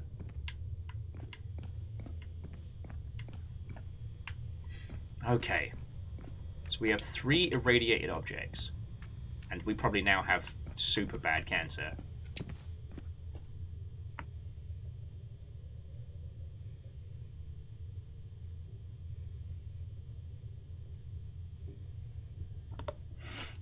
I am so sorry about that, friends. You know what? I wonder if it's just in the fucking tunnel. You know, the place where we were climbing up with. Like, if it's detected in all the vents, and we do seem to have the ability to place things in all the vents. Alright, so let's... Fucking hate that door. Oh, where was that bloody facility? Is it? Oh, it's down with the lab, sorry. Because one of the areas did have shrooms in it. So, maybe if we plonk them in each one. But yeah, so Red Burning Dragon, it could have been that the bodies were disposed of because of radiation. But it felt very clearly implied that some of the people involved weren't dead from the Metro incident. Which leads me to believe that, well...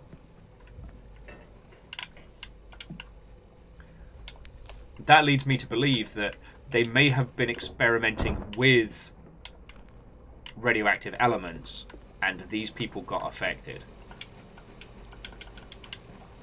Yes, we can't open those doors. All right.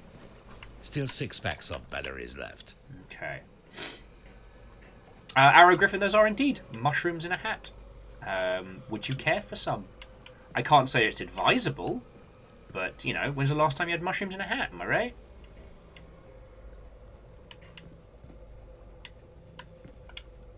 So there's this here, which we absolutely cannot open. But why?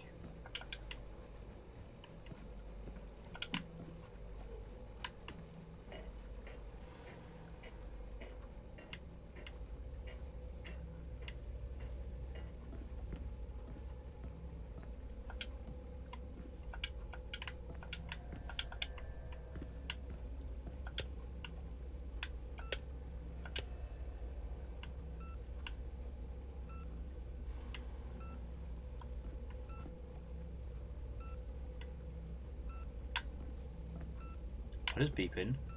What's beeping?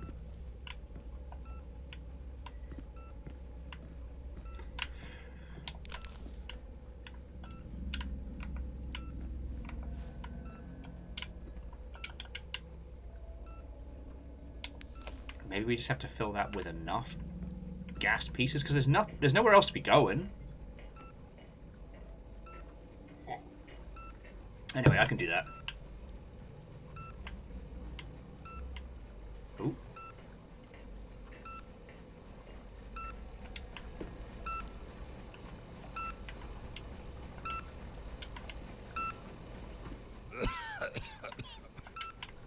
Aha! Alright, so now we know what the gas sensor looks like.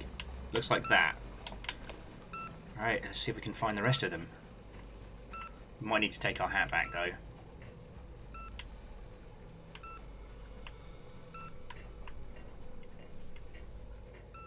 Although, when you think about how fucking dark that is, right? That the gas sensors aren't there to enable the fans.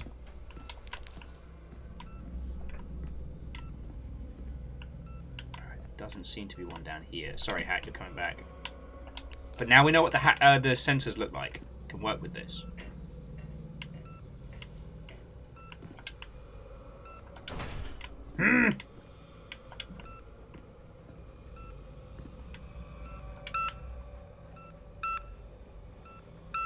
There we go.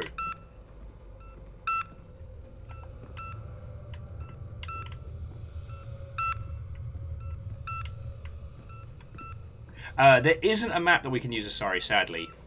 And there's the next one. So let's go get the boot. The teddy bear is lovely and without sin.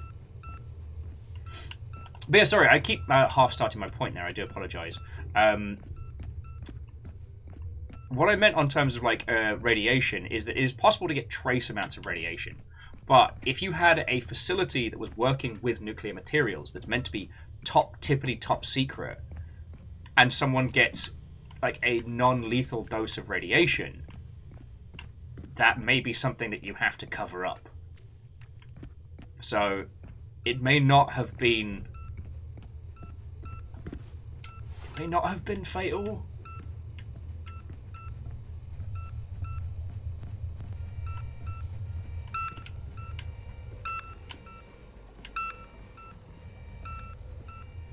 Okay.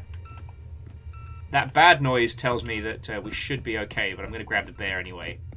Because the bear's been through a lot. Buddy deserves it.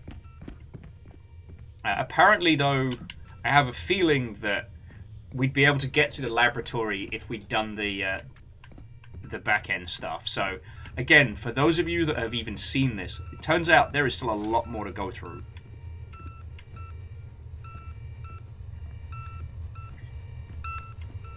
But yeah, sorry, I didn't mean to keep being Captain Von Obfuscation whenever we're talking about this stuff.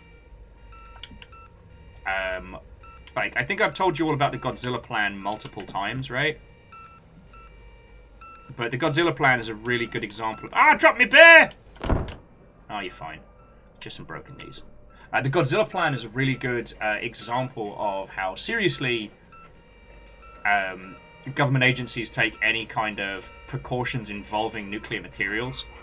Which is good. I mean, that's their fucking job, right? It's not up to us to worry about that level of bad word. Sorry. The Godzilla plan, if you don't know about it, is similar to the zombie plan in that there is, at least, let me comment on the British government, there is a think tank out there that has specifically created a plan on what to do if Godzilla ever attacks. That is to say, not just a kaiju, but a kaiju with gamma radiation breath. I don't know where these think tanks exist. I'd love to be a part of one. Just coming up with like science fiction problems and then trying to solve them. But because of the radiation, it means that the Godzilla plan also contains information from like, you know, how varying... Ooh, that's death.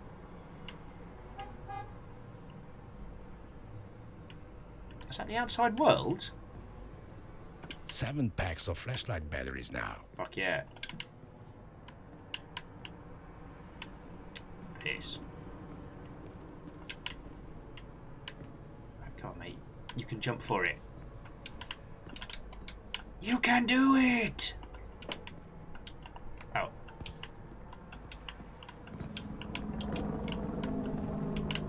Peace. Alright. Ladder's busted. I know, guinea pigs. I'm doing my best. Yes, I understand. I understand how close we are. No, you cannot have the forbidden snacks. Oh, we're going back down, aren't we?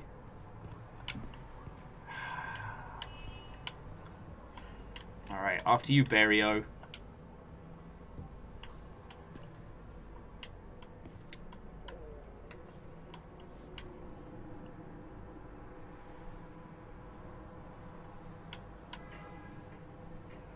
Oh yeah, I feel it's like, yeah, stuff like that I find humorously fascinating. But it's so interesting that...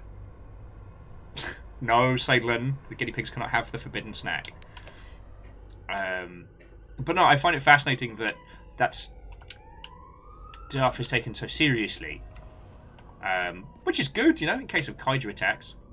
Anyway, the reason I bring this up is that if you were exposed to radiation, even non-lethal amounts that could be traced from a thing that is not supposed to exist,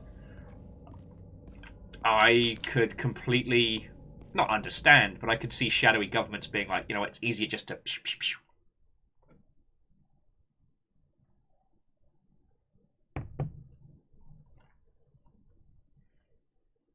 Final Phoenixes, I remember seeing there was a town that used slag that had low but higher than normal amounts of radiation.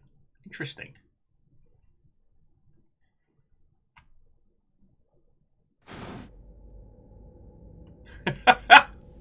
Get Ned, I couldn't possibly comment, but what I can say is the bear's coming with Mr. the Bear.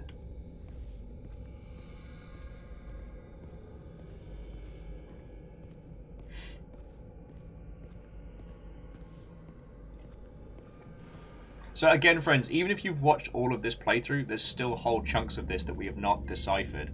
And while we could do another playthrough in the future with the guide, it will be a while before we get there. Because what we don't know is what they were doing in the laboratory.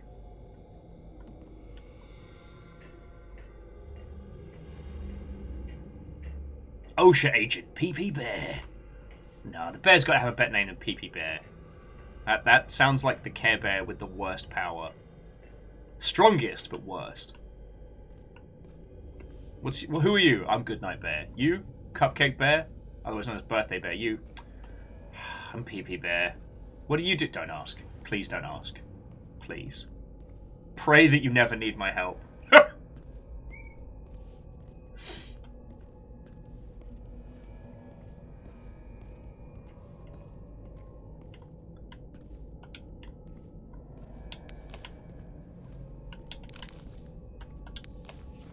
Still 6 packs of batteries left. Alright, well, we know where we're going. God, it's like every time this poor guy gets, like, within inches of getting back out to civilization. And then, nope.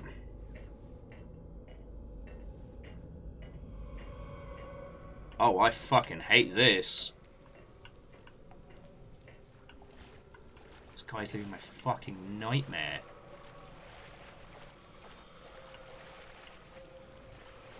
Again, there are several points throughout this day where, in this guy's shoes, I would have fucking quit.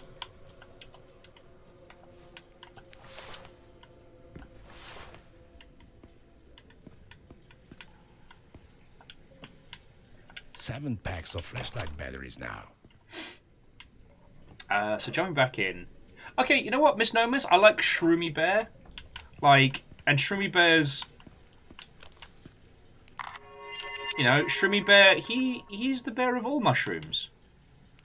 That's not good. That's not good. You know? Some of those Some of his powers are delicious, and some of them are magic. Shroomy Bear understands the fabric of the universe.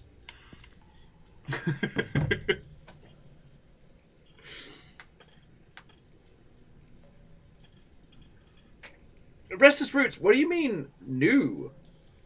Do I have to remind you that the Ewoks had not only a cartoon, but two live-action movies?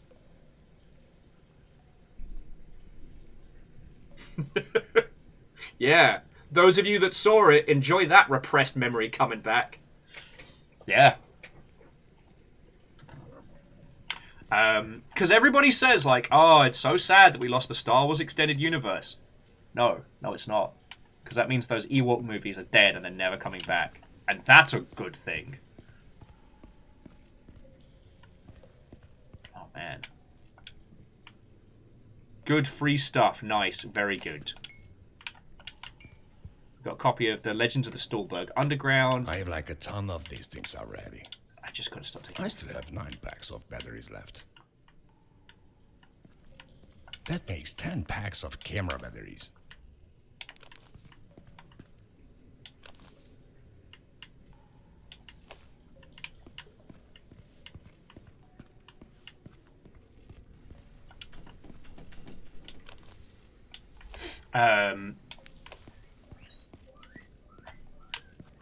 Salem saying episode 9 remains the only Star Wars thing I won't watch again. Not sober. Not sober. God, last time we did Rise of Skywalker, I don't even remember how that night ended. Very drunk. Unholy Glee says, as a kid who loved the Ewoks. Now, do you mean you loved the concept of the Ewoks or the Ewok show? Because I don't know, throughout my life, I've gone through a varying...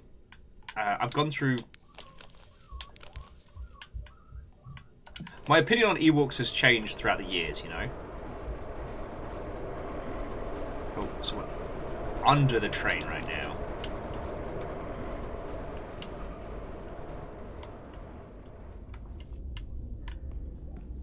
Okay, we can do this. Guinea pigs believe in us. Oh yeah, so the concept of the Ewoks I love. Sorry, I keep losing my train of thought. I need to like stop, breathe, and sip some more coffee. Like, as a kid, I was like, yeah, that's fucking fun. Then as a teenager, young adult, I was like, you know what? How did the Imperial forces get wrecked by a bunch of teddy bears? And as a grown individual, it struck me, like, one, the Empire doesn't really give a shit about any of its troops or soldiers. They outfit them, they send them out, fuck them. They do not have the best kit. They have kit. Secondly, Ewoks would be so low on the things that they would even consider to be a life form that there's no way they'd be provided with any intelligence going in. Like, when someone does a cursory scan and says, right, here's where we're setting up the new Death Star, here's where the shield base is going to go. What's on the planet? Some plants, lots of trees, breathable atmosphere. There are these little like bear things. What level of civilization? Barely any. Yeah, fuck them. They wouldn't expect that these little carnivorous teddy bears would be able to craft, traps and weapons and, lay actual, hunting setups. Yeah, Bird and Float, they should have had an Ewok consistency plan.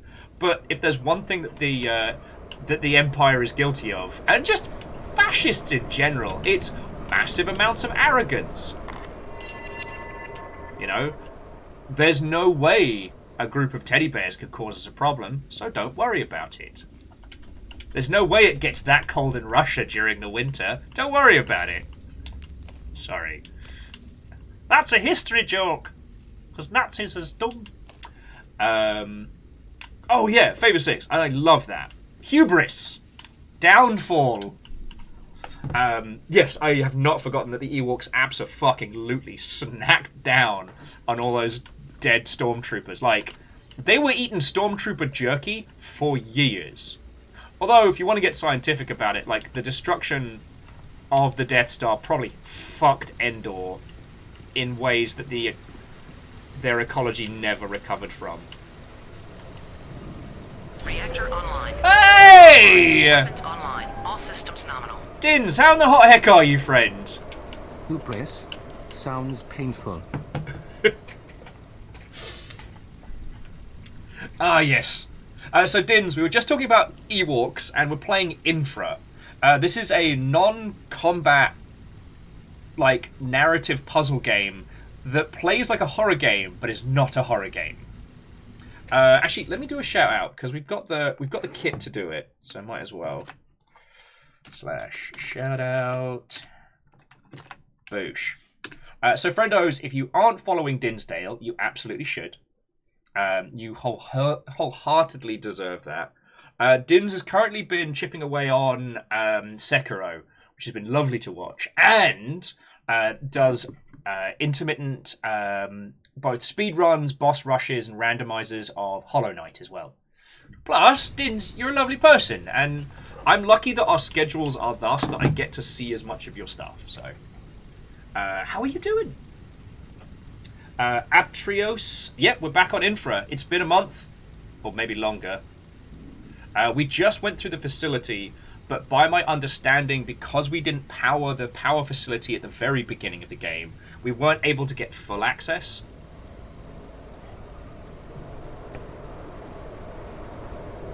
Yeah. So Dins, this game started life as a Half-Life 2 mod, got kickstarted, they made the full game, and it is deep as a fucking trench.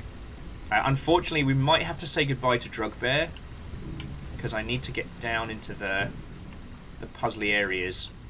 I don't want to... Oh, actually, no, we should be alright. This is our new sidekick, Drugbear. Or, sorry, it was a Mushroom Bear, my apologies. A Care Bear with the power of mushrooms.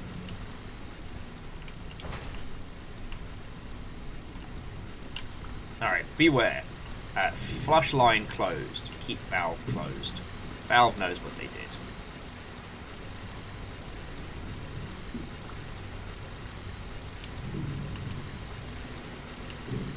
Don't go messing around.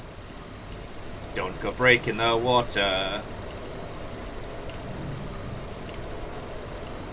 Oh, we get back up from there, okay.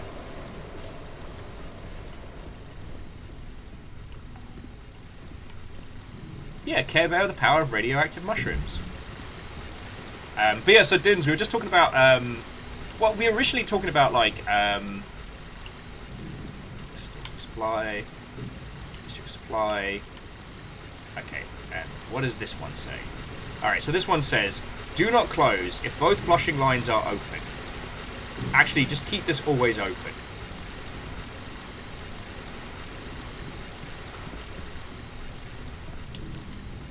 Like, is this where we're supposed to be going? I'm pretty sure that's not meant to be like that.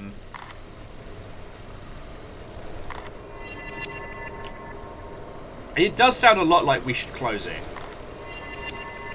So many. Oh yeah, so while we're joking, we're not officially an OSHA compliance officer, but part of the gameplay of this is taking photos of all the bad shit.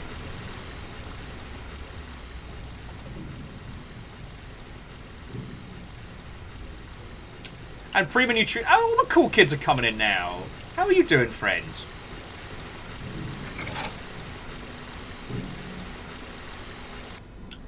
There we go. Alright, and the way is open. Yeah, all the cool kids in one place. But yeah, I wholeheartedly recommend this game because it is structured like a horror game. It's very grounded in reality, but it is not a horror game. It's just exploring and uncovering all the things that happened in the city of Strasbourg. And obviously rescuing Drugbear here. Sorry, Mushroom Bear. For Prima and Dins, let me grab you the links for that in just a second. But it's lovely to see you both. I'm pretty sure all of you lot have met Prima Neutrina already. They've been doing a playthrough of Outer Wilds. So no spoilers on that one. It's killing me not being able to talk about it with them. But, Prima, when you are done with it, we will have bans.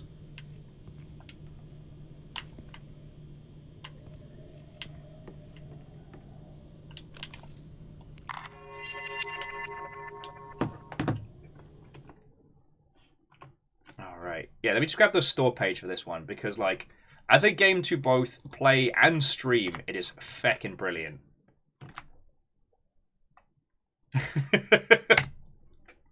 Working hard, sailing, or hardly working? Sorry, Sailor was mentioning that there's a new fastest Beowulf shield time in Hades, and they're working it out. Someone pointed out that if we get... Oh, excuse me.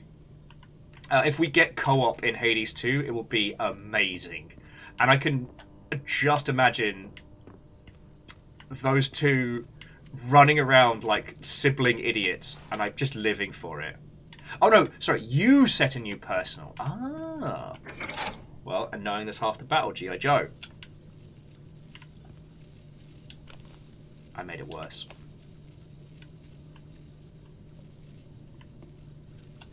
A sledgehammer might come in handy, I guess. Oh, that is handy though.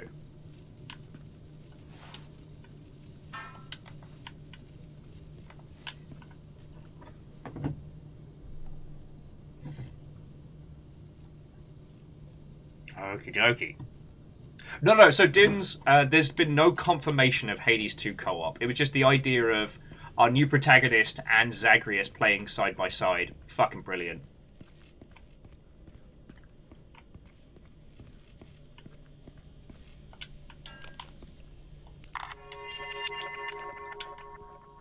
Alright.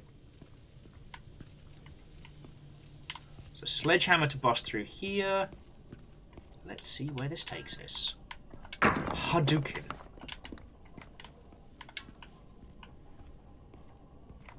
Alright. This seems sensible. This seems fine. Bobby, oh Mr. Bobby.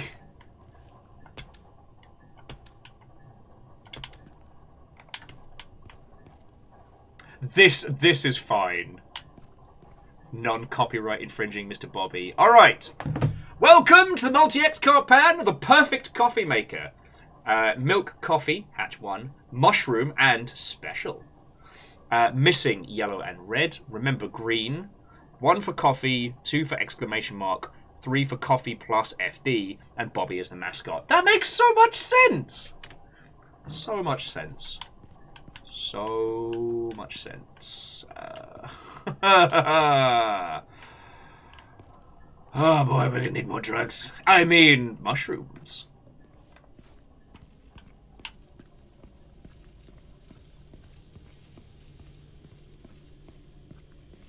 Unholy Glee was saying that if they put co-op into Hades 2, one of their besties would be so sick of them. Yeah.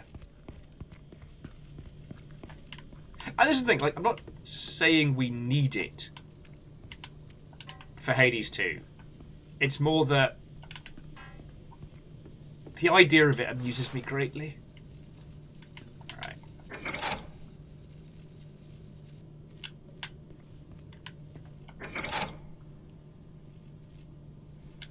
It takes Hades 2. Like it. Like it.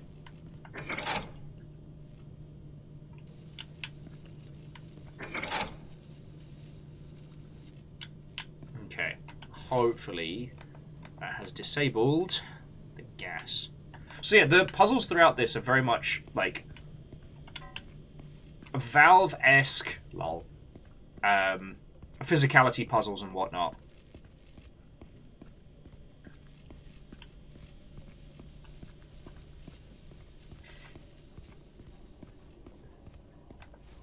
And initially, like, when we started playing this, it was very...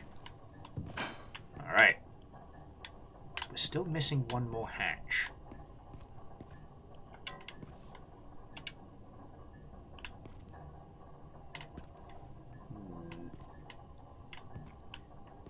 Big loud, Why do we all have to wear these ridiculous ties? But my brains and your brawn will make an excellent team.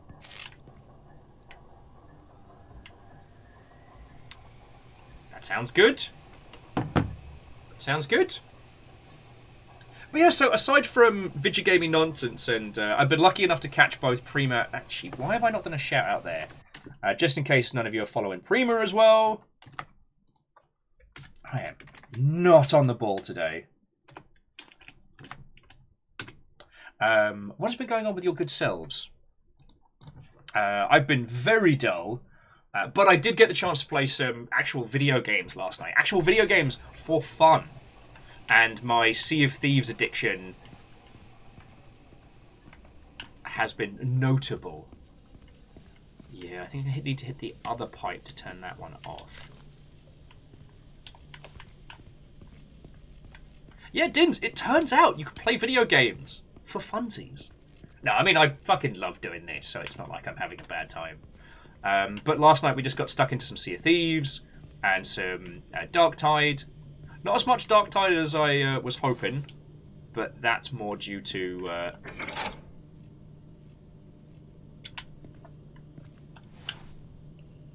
me getting sleepy and then trying to get a decent night, and then the dog being like, hey, guess what?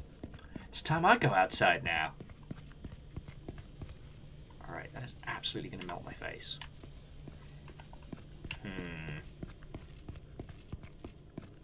Oh, feckin' nice!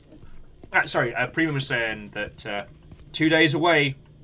2 days away from having time off. That sounds glorious.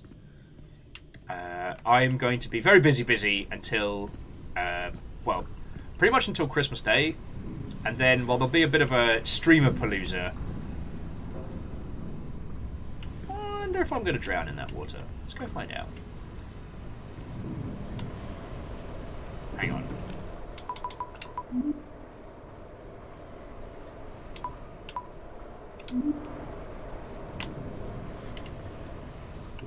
Oh, yep, no, that's drowning water. That's water for drowning. Okay.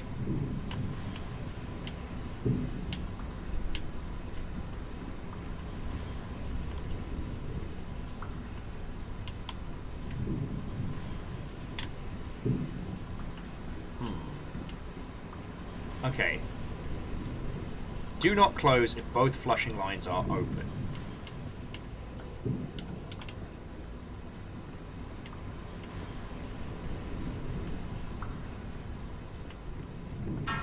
Aha! That is what we need.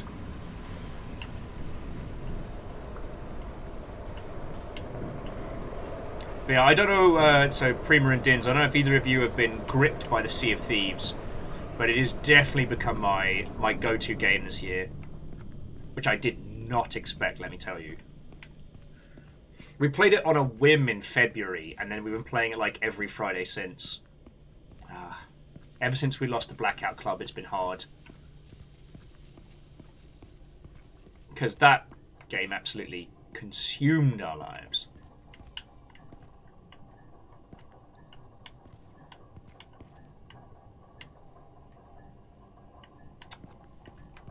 Nope.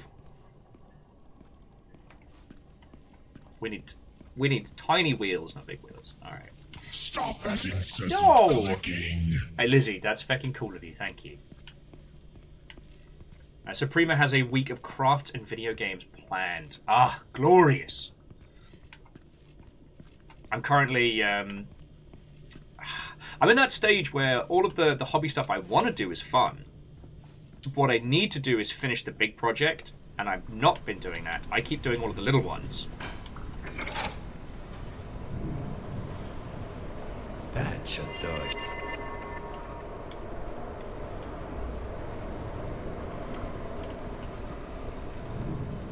What was it that I did?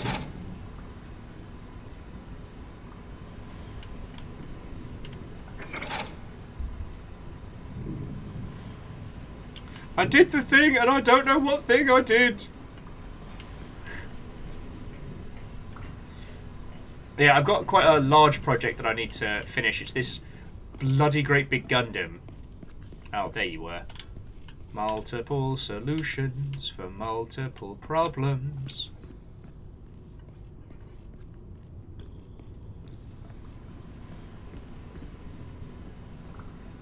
Watch it turn out that the door over here is just open. No. Alright. I have a very, very large Gundam kit that I should finish before I start any more little teeny tiny builds. But the idea of it is incredibly daunting. So I find myself just being like, nah, you know what? I'm gonna do another little kit. Another little build. A little session.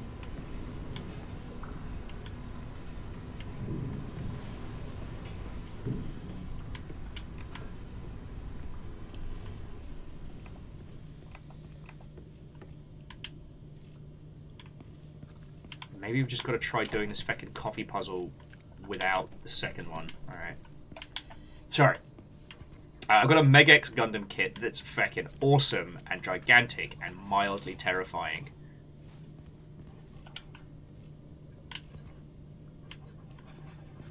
Hey, Quasi, how goes it? Watto and welcome. I was just lamenting that I should really finish the big Megax build before I move on to anything else. But I got all these little kits. I want to work on them.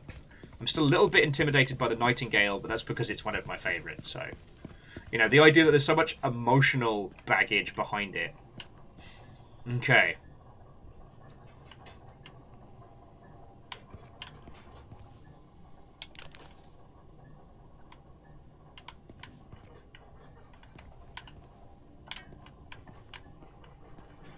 Alright, so coffee goes in hatch 1.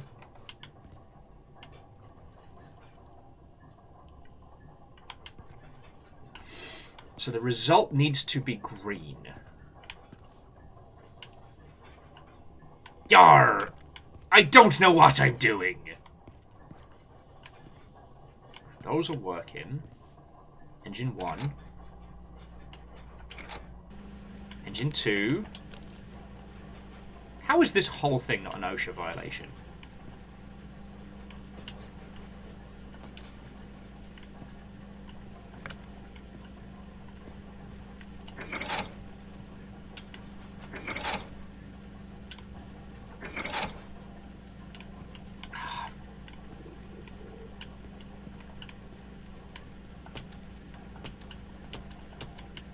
Why are you like this? Okay.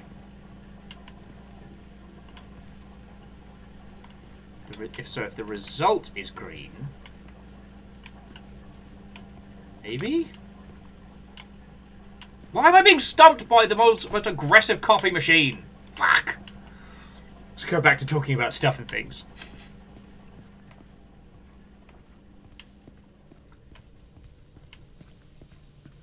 And then I didn't have a follow-up.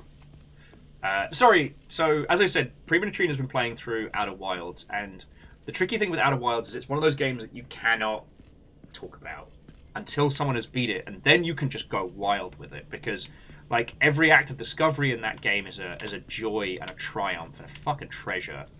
And to be like, oh shit, what about that time where it turns out that everyone's made of spaghetti? Like, more so than so many other games, it feels like by spoiling shit, you're genuinely taking it away from them. You know?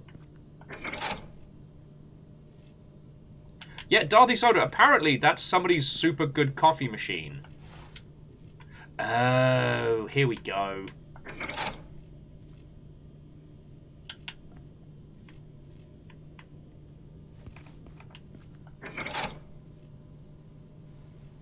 That might be it. The gameplay loop is literally discovering spoilers. Yeah, well, it's that philosophy of design that I love, where it's all about your exploration of the situation. You know, what threw me off when I first played it was that the How Long to Beat said you could finish the game in 4 hours. So I scheduled it for a one and done stream. I was exceedingly wrong.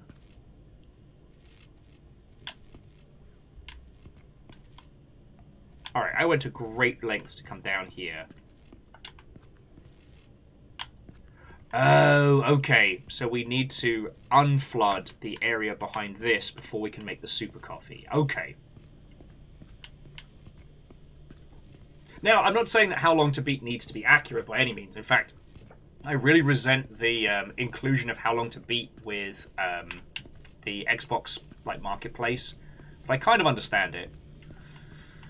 It's one of those, I don't have to like it. Wait. No! I'll destroy my items. Alright, so we need to drain the other area. That's what the game wants us to do. Alright. Prima was saying, very impressed with the level of environmental storytelling they put in. Seems like a similar feature in this game. Yes, they're done to very different degrees. So, this is, like, first and foremost, very much a puzzle game, right? Oh, wow, no, this is just not doing a thing anymore. Alright. Do you go back? Do. Brilliant.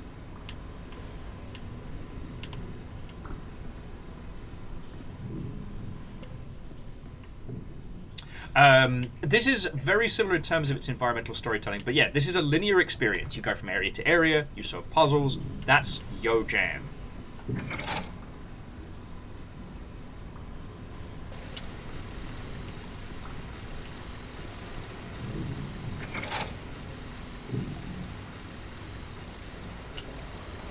Alright, now let's see if that's drained the other area.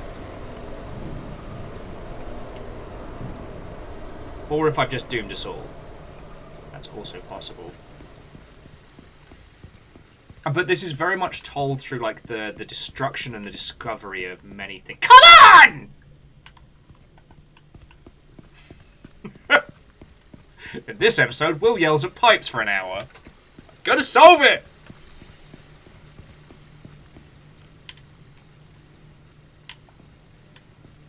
Why can't you help me, Drug Bear? Why can't you help me? And there's been a few times we've had the INFRA community in that's helped me when I'm being a complete dingus.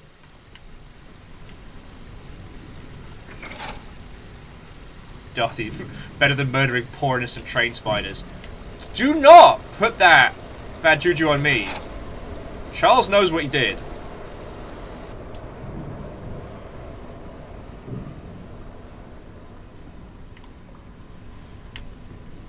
Oh! I'd love a pointer right now. I'd love a pointer. Because I'm pretty sure what I have to do is drain the water behind the door to get the last piece for the coffee machine. But I've been kind of talking and... So yes, the coffee machine is missing a wheel. I saw that. I haven't seen either where I can acquire the other wheel, because the big wheel's too big. Big wheel's too big. So... That's where I find myself going, like, yeah. Inspect the closed room once more. Thank you! But yeah, so jumping back. Yeah, Outer Wilds is just something truly special. And when we all got a bit... When I got a bit grumpy with people about AAA video games this week, one of the reasons why I was annoyed at a lot of the... Oh! Okay, this seems like something we need. I got annoyed at a lot of the conversation because, like, when you think about some of the best stories ever told in video games, you know, it's stuff... Oh, more batteries. Love it. You know, when I think of the greatest stories told in video games, I think of stuff like... I don't think I can fit these in my pockets. You know, what... I still have 9 packs of The Return of the Obra Dinn, Outer Wilds, stuff like that. Alright, so the closed room once more. The wellies... Nonsense. Alright. Apt, I put my hand up. I am being a stupid. It's probably glaring me in the face. But yeah, and so... I mean, no... Look up the dark spot. Oh! Ha-ha! You feckin' legend, thank you. So Prima, I hope this doesn't come across as patronising, as I do not mean it thusly. I love recommending people video games. So if you need more stuff kind of in the vein of Outer Wilds, like things that are like non-conflict, story or puzzle in that, or things that hit that kind of beat but in a strange way, let me know, because I would love to recommend some titles. Alright, machine is complete. Thank you, Apt. Okay.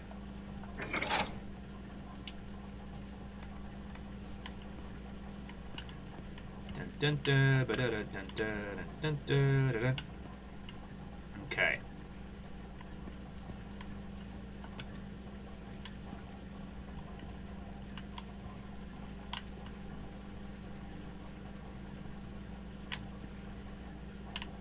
Oh, and I think we need the special in hatch 2, right? Prim was saying I would love Outer Wilds and need more of that in my life. Oh, then no worry. Honestly, it's something I just genuinely enjoy. When I'm feeling particularly fancy, I like to position myself as a video game sommelier.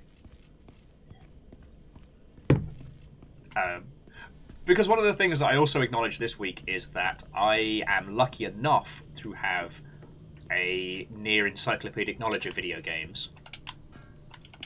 It's both a side effect of having a terrible sleep schedule and being obsessed with both like games as a whole and the art and craft of them and things like that. And, you know, not everybody has a misspent youth and too much time on their hands. Well, actually, had too much time on my hands. Alright.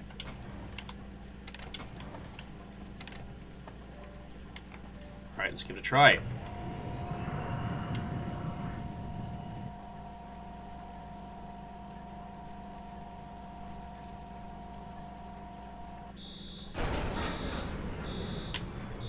Not quite.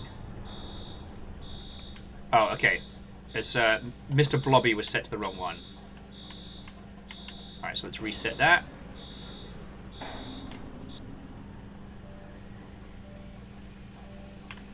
Alright, once more with feeling.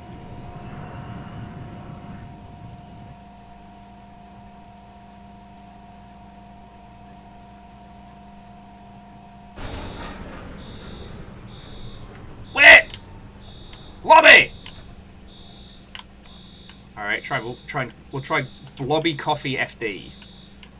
Alright, once more on the reset. So the hatches are coming through green.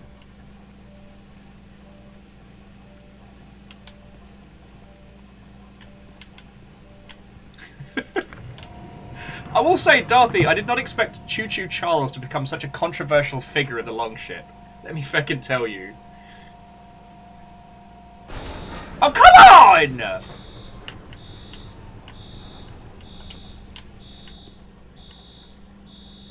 Okay, the engines are powered up. The hatches are full. Alright, so let's have another look. So coffee goes in hatch 1. We've done that. Special goes in red. Bobby's the mascot, and the difference between Coffee FD is what we've tried. The result is green.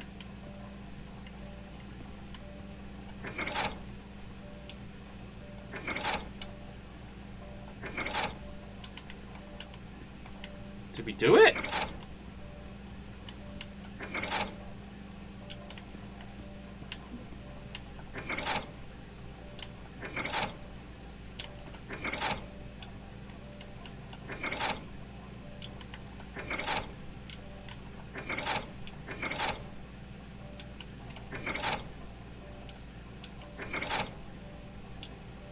Alright.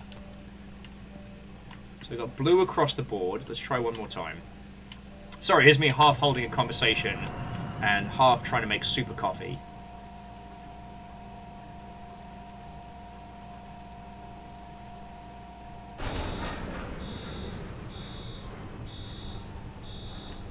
I mean, did I just do it and I'm biffing it up now?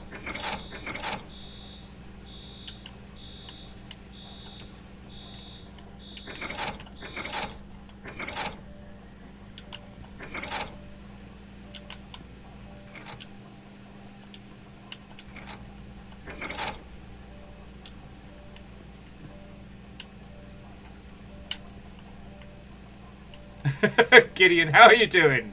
What and welcome! It was flashing green for a second there. There we go. Alright. Come on.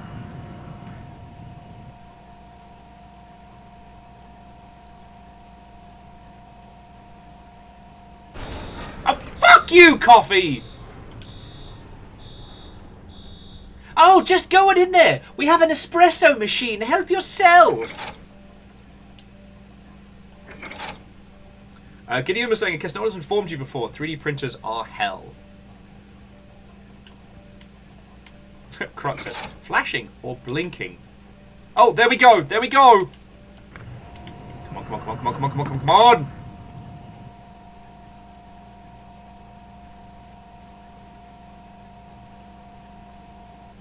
Yay! No, no, no, no, no, no, no, no, no.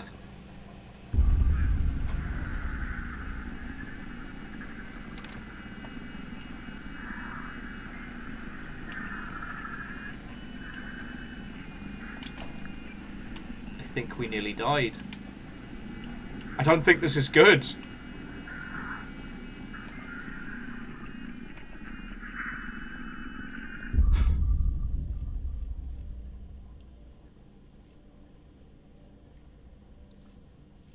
They promised me this wasn't a horror game. The fuck was that?!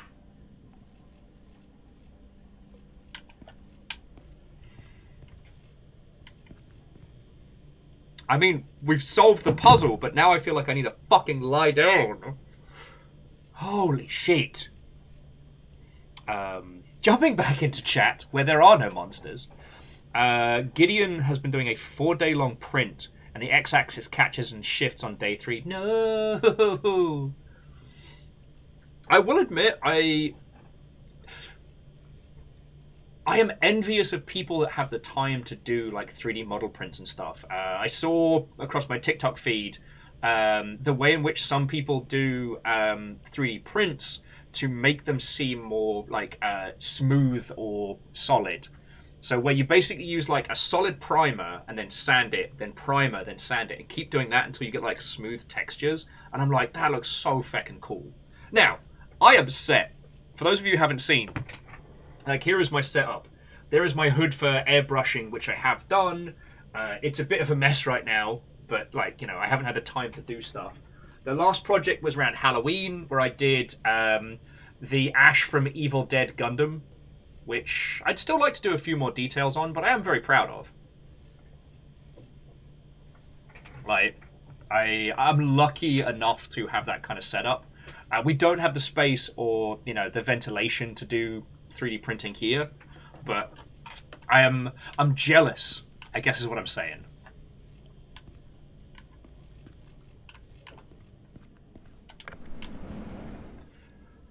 Okay. The door is open. Let's go get Drug Bear and continue. Drug Bear's coming with us for as long as it can. Actually, friendos, on the subject of Drug Bear, I'm just going to nip to the loo very quickly. Not to, you know, cheek a drug test or anything like that. Oh yeah, Sadlin, I'd love to hear your Halloween Gundam story. Oh, Atrios is suggesting we have another cup of coffee. All right, let me bring down Drug Bear. I'll nip to the loo, and then we can chug more coffee and see the Hat Man, apparently. I wonder if the Hat Man's just native to Benadryl, or if that's anything else. Oh, so we can just make more coffee? Oh, this is bad. Just saying, huh? Just saying. Alright, you cheeky mother hubbards. I'll be back in just a second. Don't you go anywhere. And then we can say hi to the Hat Man.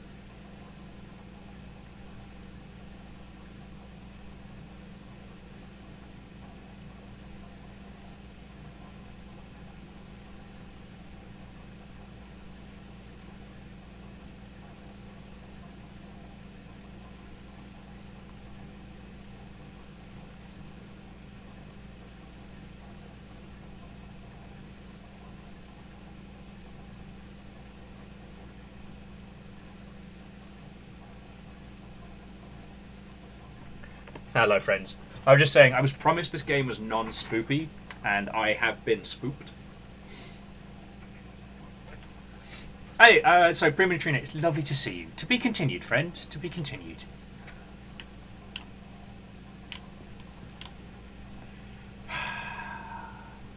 I don't wanna do that.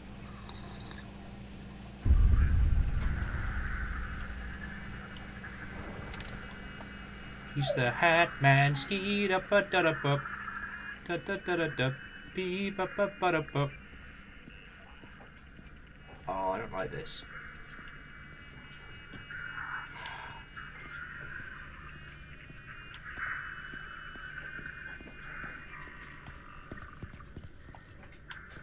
There he is. It's the Hat Man. Okay, so Apt is saying this is basically an Easter egg. So do we need to do it one more time? Now that the Hat Man's not doing me a spoop. Also, I got a bacon sandwich. It's been craving it.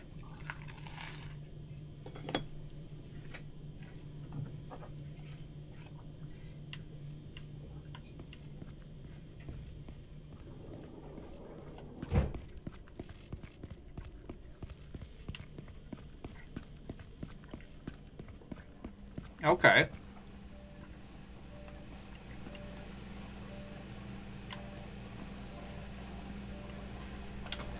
And Apt is saying that we need to try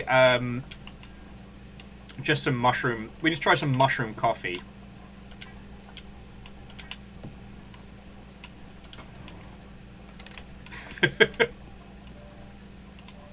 Oh, okay. So we have to adjust the different levers for the different coffees. What I do love about this game is that it's very clear in how you solve these problems. It's learning to read the environment. Once you know what light corresponds to what and what reaction gets what, it's really easy to solve.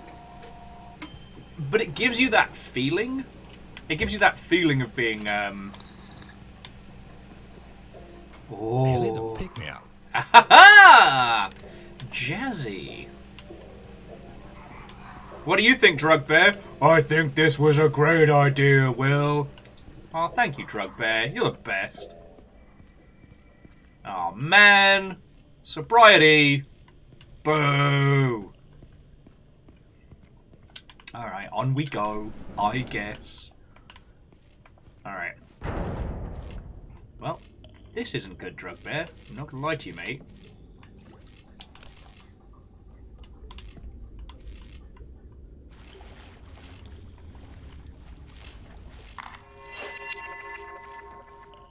I'm glad I'm not the one paying for all of this. Alright, well, we definitely can't go that way. Oh yeah, and the It's ready to collapse. incredibly broken tunnel. Alright, come on, Drug Bear. We've had our fix. I've got my bacon sandwich!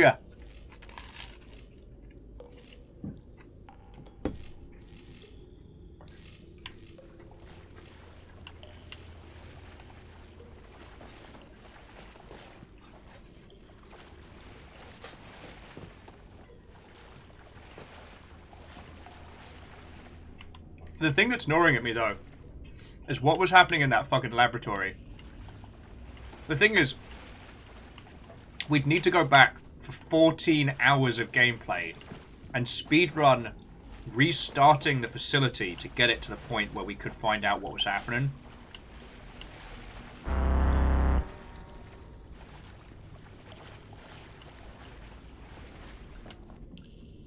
Okay, firstly, Nani the fuck was that? That doesn't sound good. I should get out of here, and fast. Alright. Come on, Drug Bear, we got places to... Drug Bear!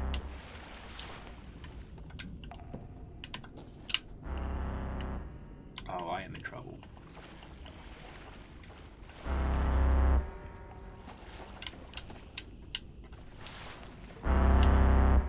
That sounds severely bad.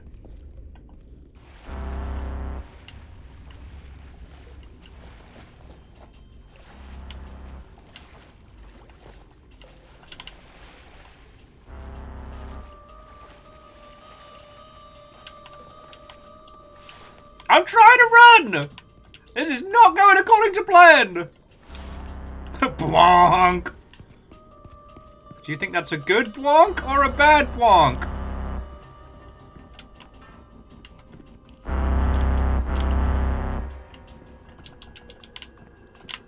We are in trouble. We are in very trouble.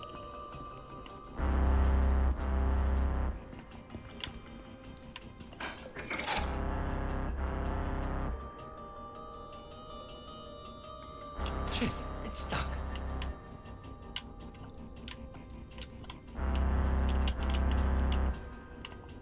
This is bad. This is bad.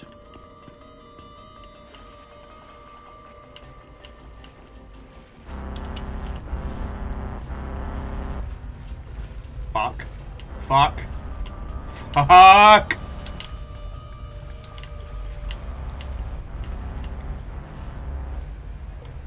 Ah, piss.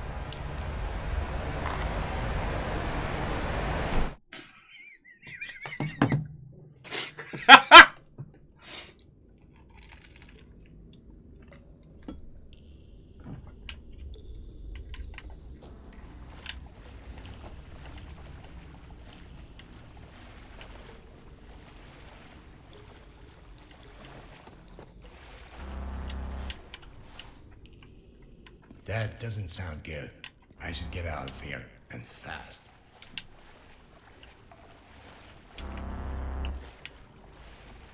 Alright, it's got to be something to do with these bricks. I think maybe we use the bricks to weigh down the thing.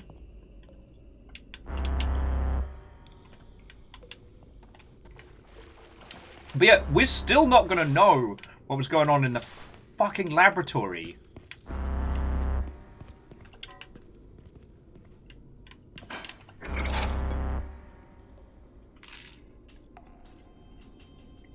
Shit, it's stuck.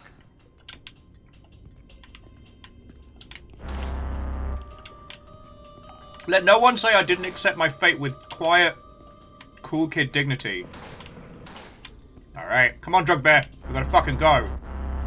I had a vision that we got squished by a wall of water.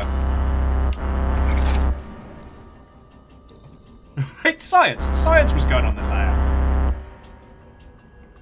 It's just the amount that's in this game. Like, the hidden puzzle, ARG stuff. Alright. There we go. Jobs are good. Alright, we're safe, Drugbear. But for how long?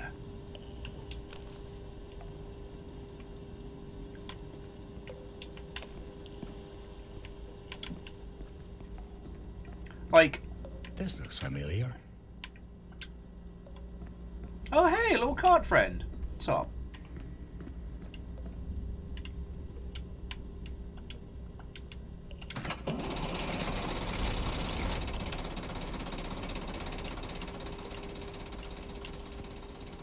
Do like a little reversey loop. Love it.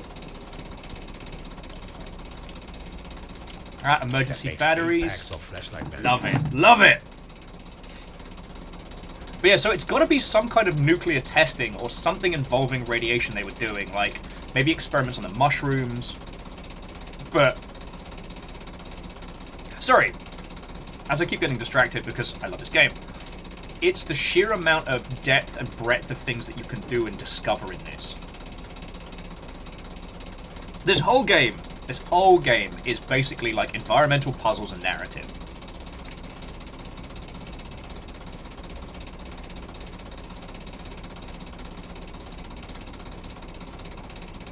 There's no combat system, which means it limits the ways in which we can interact with the world. But it also limits how much work the team making this have to do. You know, this game sets out to tell a very specific story, and does that. And it seems that they've taken that extra time to just bulk it out with cool things. And it's so impressive.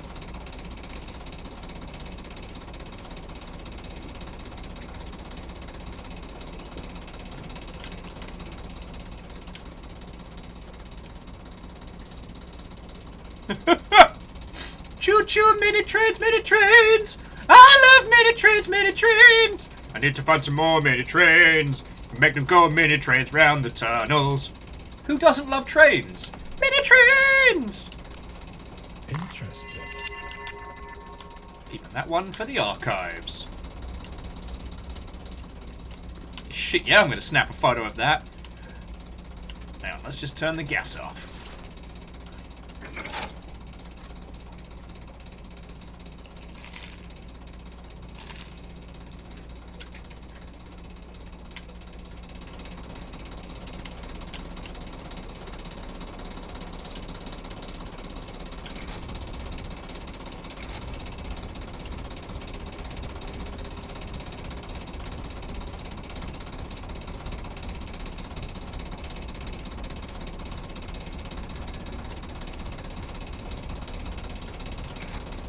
Alright.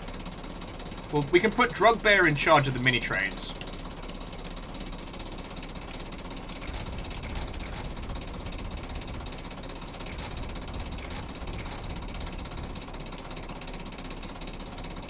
Hey, Drugbear.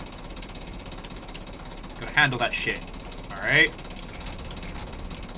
So I need you in charge.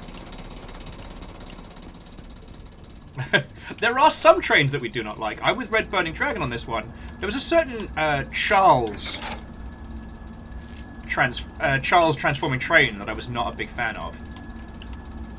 Alright, quick question. Who's worse? Choo Choo Charles or Charles Entertainment Cheese?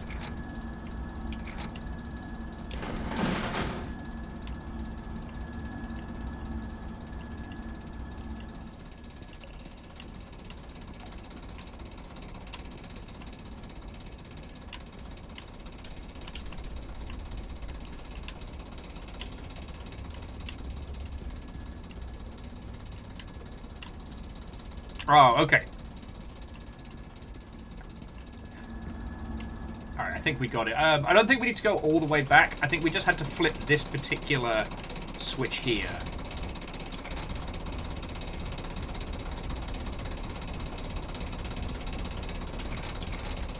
Or heckin' not, I guess.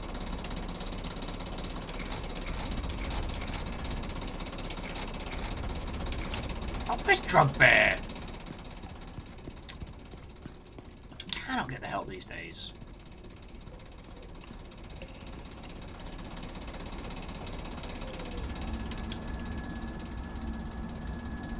It doesn't say which one is which.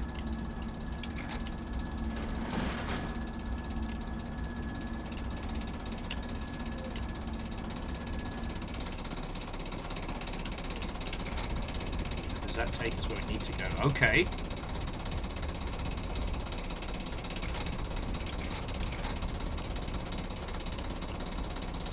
Puzzle time!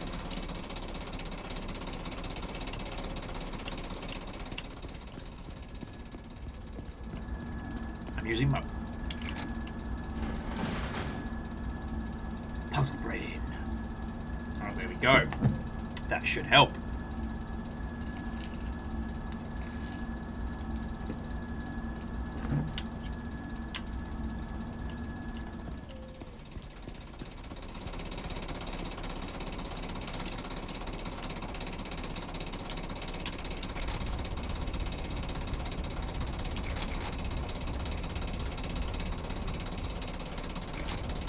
Oh, come on!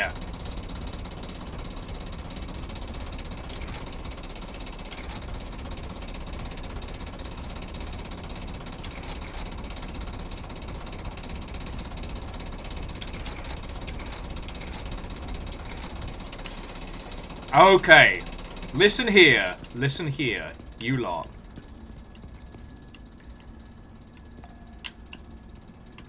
One of these is not like the others. Okay.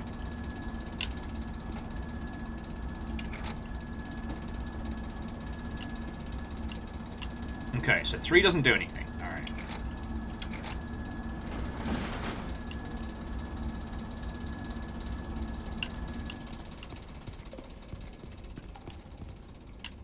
Alright, so in theory, if we get back on this one, that should be fine.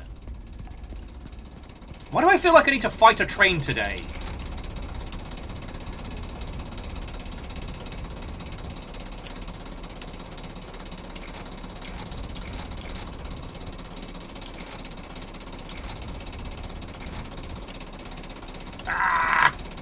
must destroy trains. Okay. Alright. So you come back here and you go choo choo, Mother Hubbard. Okay. Turn your little engine off. Alright, so you're not connected to the tracks. Now we readjust the tracks. We go Hopper Char.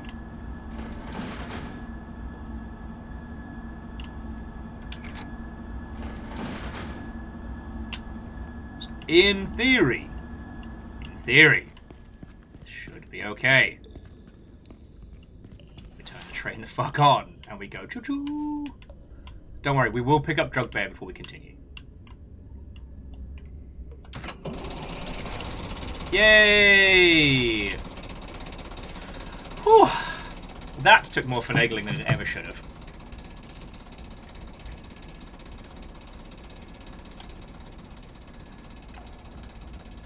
Also, Jim, did I say hello when you came in? I hope I did.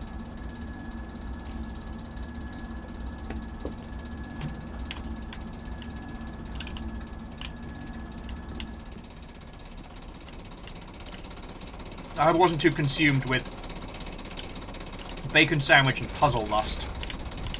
Now! Drugbear, I swear. Get safe. Alright, and away we go.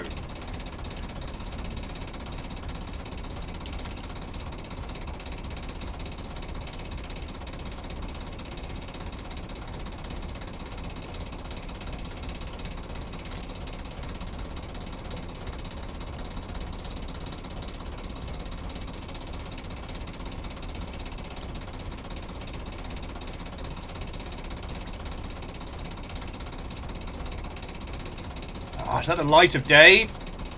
Sweet escape?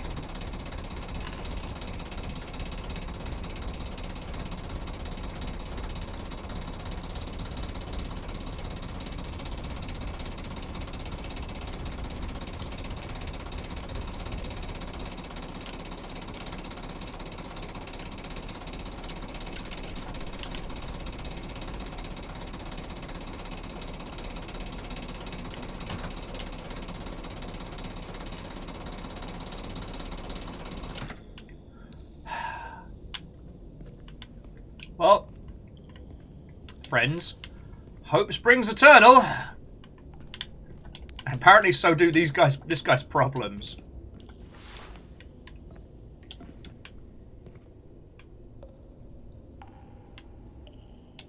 I can't help but want to explore. 7 packs of batteries left. Don't blame me, I'm the curious sort.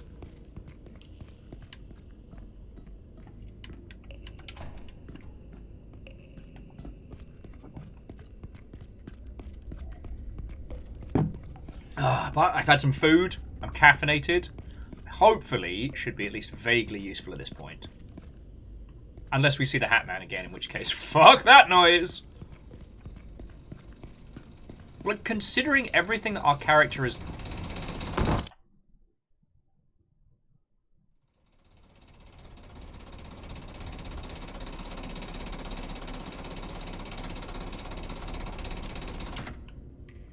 Nani? Nani? What just happened?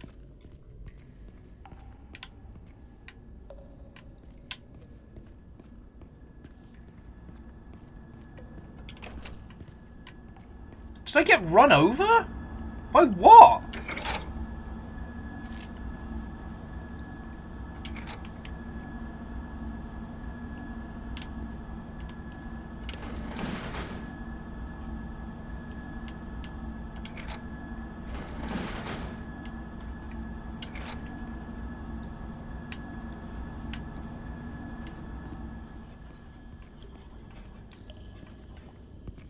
You know what, friends? I must have been too hard in the puzzle zone because I did not hear a train.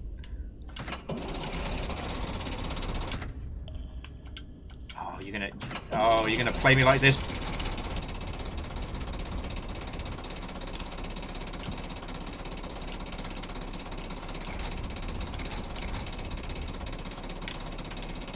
Drug Bear is being awkward on purpose right now. Okay.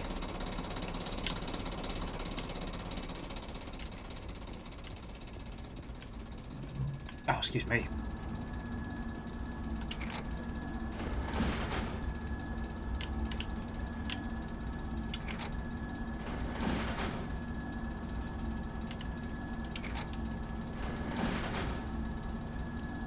There we go.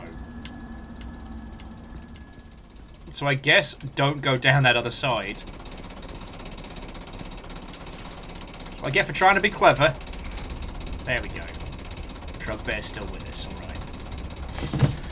Ah, there we go.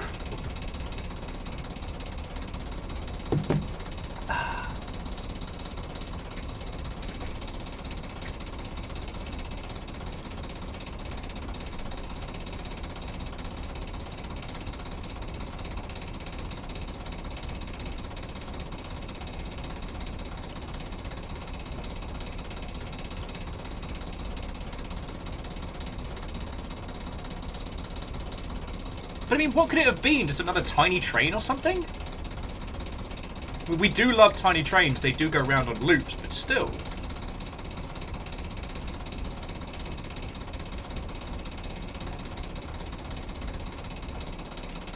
Alright. Drug Bear, you stay here and you look after the feckin' train, alright?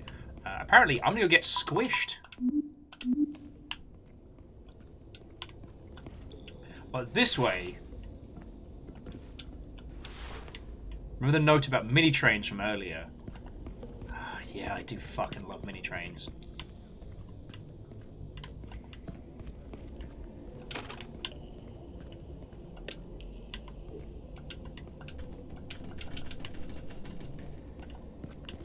Oh, okay, so we can turn on the door real easy, but we now have to contend with the mini trains. So we've basically got to Super Mario our way out of this. Alright, so just keep a hawk ear open. And when we hear fun trains, we hide from trains.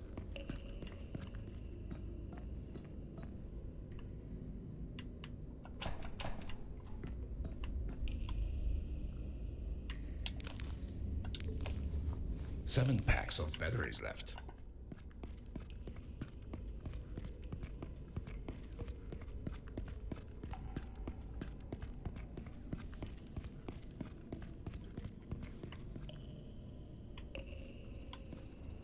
Oh, wow. Woo!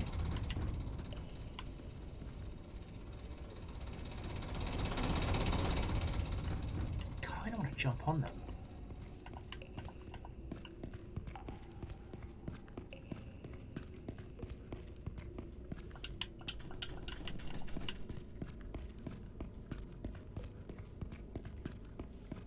I'm not gonna make it. I'm not gonna make it.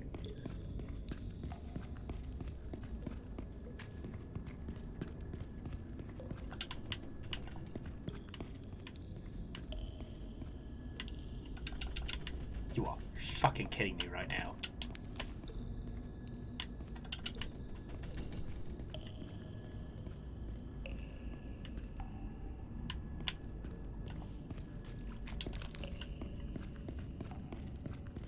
Yeah, there was a gate open up ahead, but I don't know if I'll be able to make it back there in time.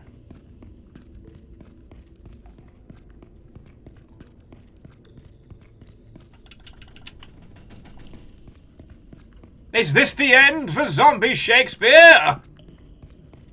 Alright, cool. So we can duck back and forward between here.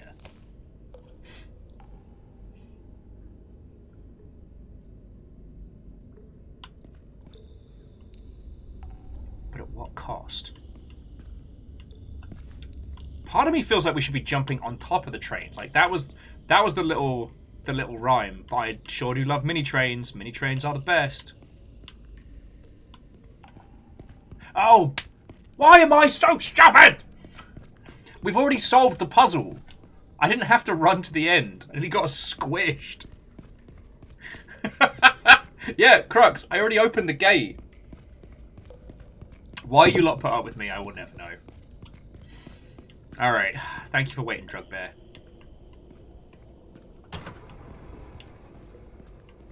This is our little buddy, Drug Bear. He gets it.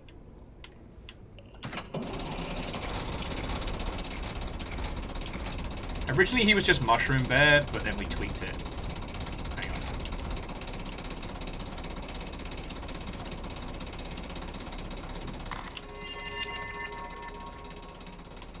Gotta make sure we're doing our due diligence. Right, we've come this far in this feckin' in this adventure. So help me, we're not gonna start slacking now.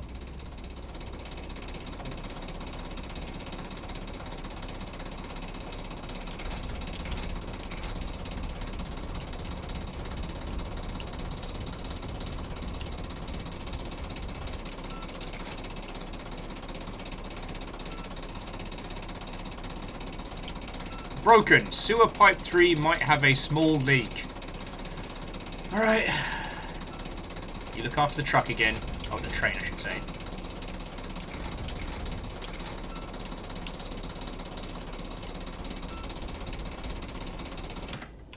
Thank you. Drug Bear. Stay with the train. Okay. Honestly, friends, at this point, considering everything this person has gone through in the space of an day, I just give up. Like the bit where we got, like, slightly outside, there is nothing under the sun you could have done to make me go back. I would have just scrambled up the bank, waved down someone and been like, hey, can I hitch a ride? I need to get the fuck out of here. Alright. Emergency override flow. In case of emergencies... press the lower water level gate and hold the timer for 20 seconds. Oh, I can't wait to cause more problems. Alright. Notice, 1 button, 2 gates. Broken. Gates 1 to 3. What was it? We need to close...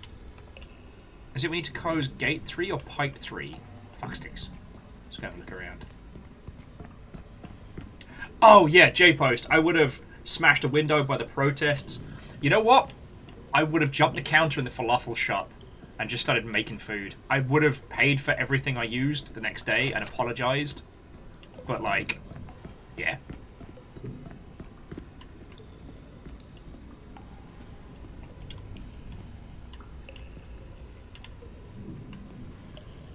Because let me tell you, friends, if you bring protagonist energy to a situation and you aren't the protagonist, that's death. That's death.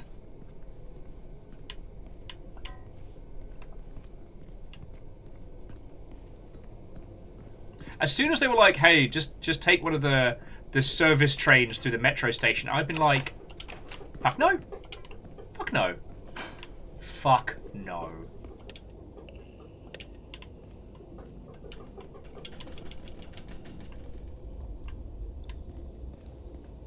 And I absolutely, positively would not have left that hammer anywhere, let me tell you.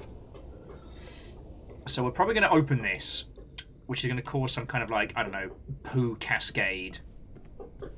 And then we'll have to solve the poo cascade before we can continue.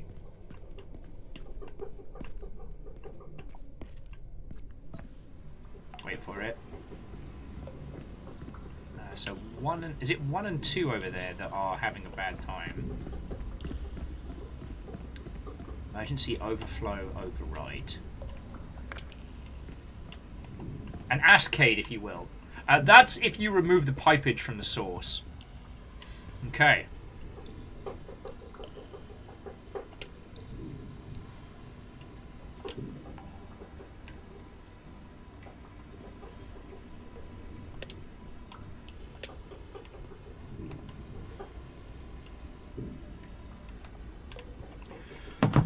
Oh, come on. Why do we play games that require me to be smart think? I don't smart think, I smart banter. So we've got gates 1 through 4 across the top. We need to get, I guess, all 4 gates either open or closed, right?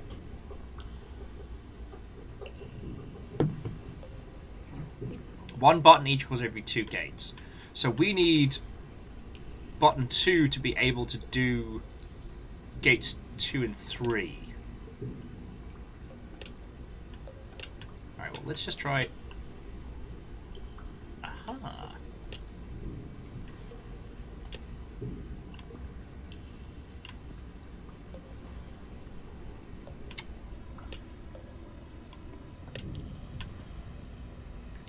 Fuck yes. I am so smart. I am so smart. It did work. It did work. Fuck. Alright, so, Apt, is this one of those things that I need to do for the greater good? Or is this part of the puzzle? And you're right, Crux, it did say I had to hold it, but it's not letting me hold the button down.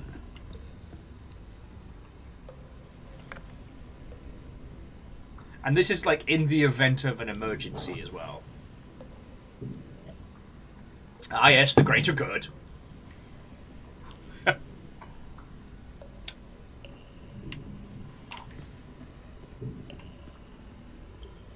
yeah, currently we have gates 1 and 2 on button 1, and gates 3 and 4 on button 2. I think that's the goal, right? Like, am I going loopy?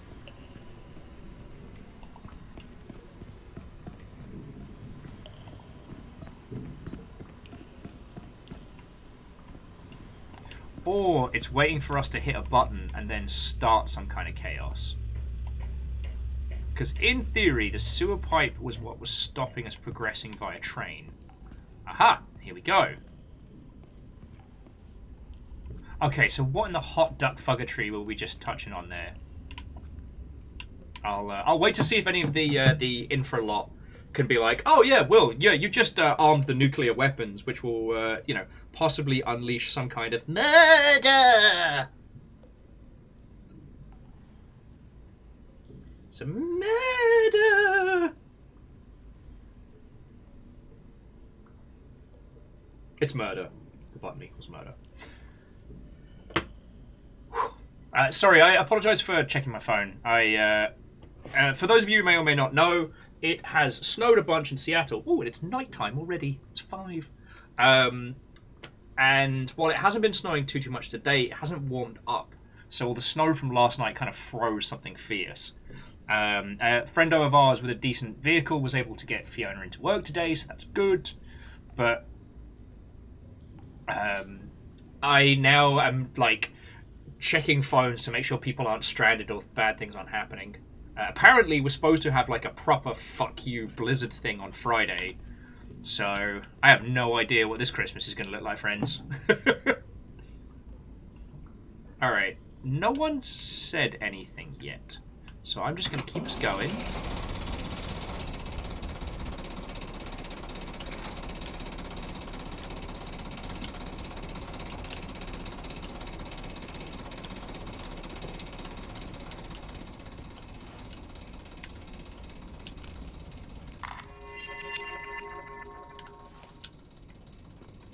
And I'm going to explore some bullshit.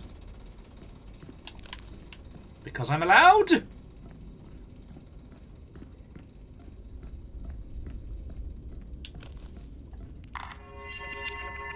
Okay. I know we talked about this like the last time we played this game, but again, it cannot be understated how fucking inspired the investigation system is in this.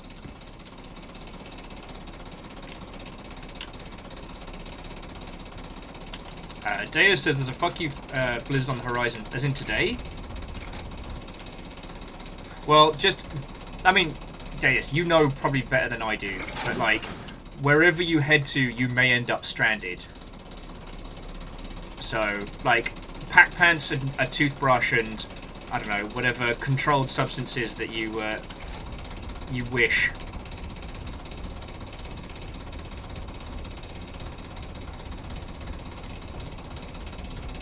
Why do the train tracks in this always sound like the start of the fancy film, the old diddle-dun, diddle-dun, diddle-dun,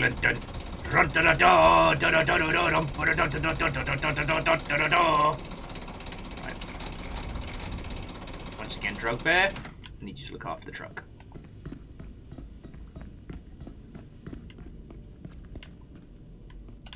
Yeah, let's see. Sorry, didn't you all have your big? Didn't the UK already get hit by its big snow nonsense already this year? Or am I hallucina-smelling that?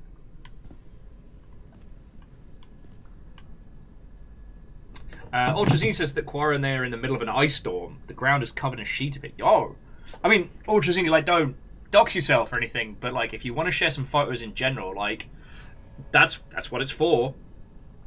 Krug says that it's rare to see snow in Las Vegas. I always forget that you're out that way. I mean, as I think I told you, the first and only time I've been to Vegas was in November, and in certain areas the heat still kicked my ass a little. Reactor online. Hey! Weapons online. All systems nominal. Less than 3. Oh, I'm sorry. That glare wasn't anything with your good self there, Swole. I need that valve, and someone has made a tiny racing cart shopping trolley, and why can't I just keep bringing the valves with me? So Swolbaz, how are you doing? And thank you for 11 months. You get the fancy final long ship next month. Video games have conditioned me to check under stairwells. In one of my very first run-throughs of Half-Life, I had woefully overexpended myself on resources, and so when it came to like the mid-game where you're heading towards, I think, the reactor, I was like counting bullets. Looked under the stairs and managed to find like, ow, everything that I needed.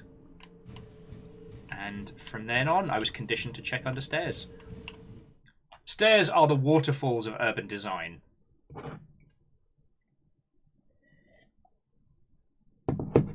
Ultrazini, that's entirely fine. That's entirely fine. I always want to make sure people aren't like whoops doxing themselves, you know. But yeah, so Swalmers, how's it going? Are you done for the year yet, or are you still putzing? Obviously, you lot are stuck with. Ah!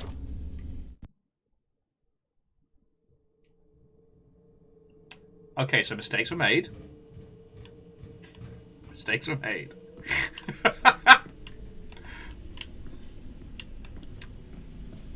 That, as we say, is a fucking fall.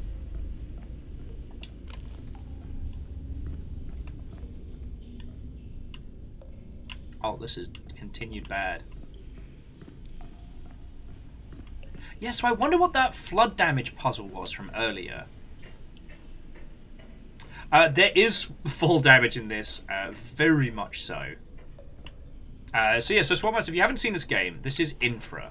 Kind of like a puzzle environmental narrative game about, like, basically an OSHA inspector having the worst fucking day of their lives. Oh, okay, this just opens up there. Oh no, this is what it's supposed to be. Okay. So what's this way? Still 6 packs of batteries left. Bad times, that's what's here. It's a non-combat puzzle game focusing primarily on like a very realistic, grounded story. What's fascinating about it, and the reason why we started playing it, is because I wanted to demonstrate, like, this is what happens when you make a horror game with no horror elements. Oh, why do I feel like I'm woefully lost? No, because I can't progress any further.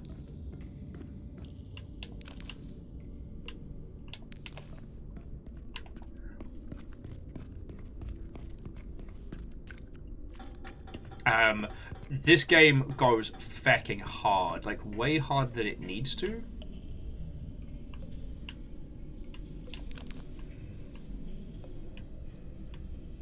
Oh, okay, there is nothing to be had here. Alright.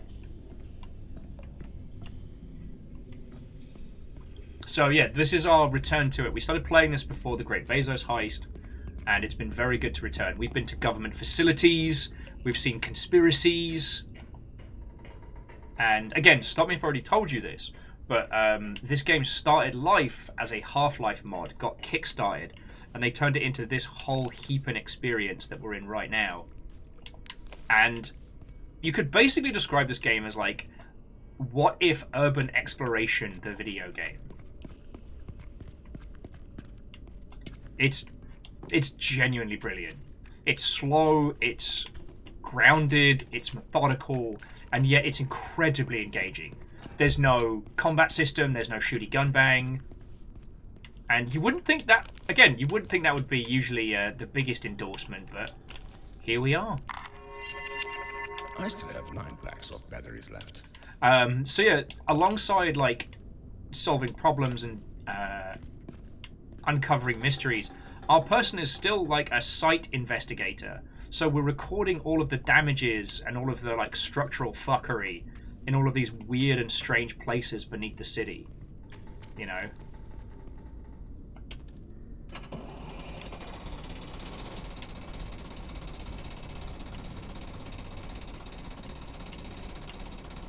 So yeah, that's what we're returning to today.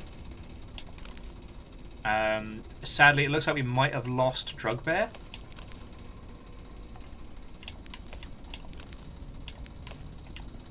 Oh yeah, so yeah, Fearless. I did see that, and it's fascinated. So, Ikumi Nakamura. Hopefully, I haven't butchered that too hard. Who you might know as the adorable person from E3 last year. Was it the year before? I think it was the... God, I think it was the Keanu Reeves year.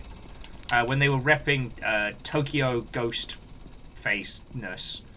The spooky kind of semi-open world game that got very forgotten very quickly. Still don't know if it's any good. You might have to look it up. Yeah, Tokyo Ghostwire, that's it, not Tokyo Ghostface.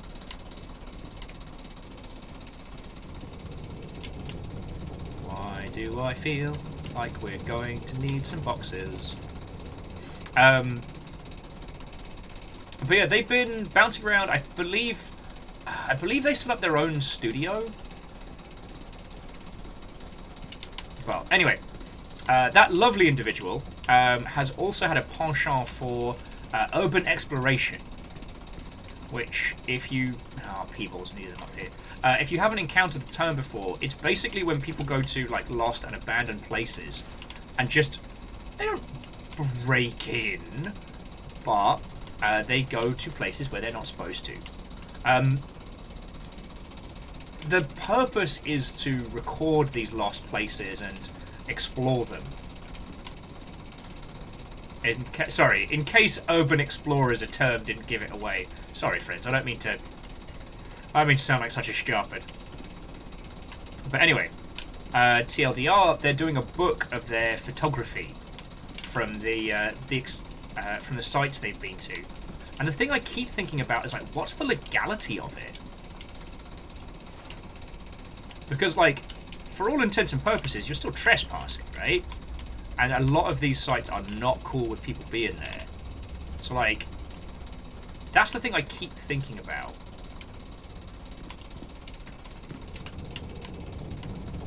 Sorry, I've got to foul puzzle this a second.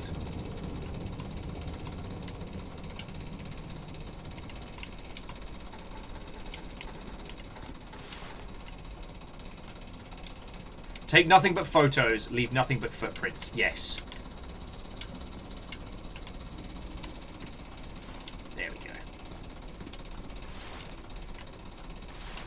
And Imperios was adding that the concept for Ghostwire is fun. After the first hour or so, it falls prey to the Far Cry formula open world system. Story was neat too. Okay, maybe that's one that we can do like as a day and explore. What ho noodly Viking, I bring tidings. Hopefully good uns. Numbers, how are you doing, friend? What ho and welcome! It's good to see you. We're just talking about urban exploration. But yeah, that's why I was so curious about the book, because like, dependent on the environment that she was going to, like, people could potentially take legal action, if there's anyone to take legal action from. So, I don't know. I'm not against it. I just think it's really punk. I also, it's one of those hobbies that they kept absolutely silent until they were ready to put the book out.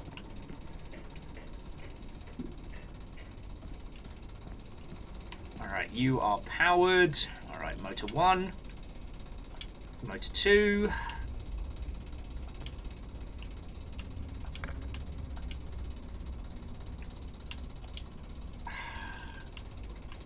I should have known. I should have known that we get up here and there would be things to... There we go. Alright. In the words of the Beastie Boys, we have to get up to get down. Okay, manual up.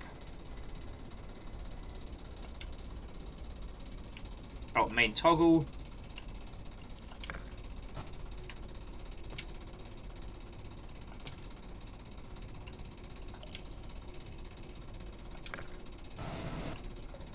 Oh wow, we've just got to hold it the fuck down.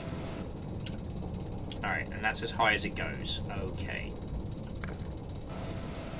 Swarmaz, my tea supply is as it was prior. I'm still out of Yorkshire Gold, but I've got a nice kind of Tazo orange. That's my trying not to get too jumped up on caffeine in the evenings beverage. That's kind of semi-keeping me going.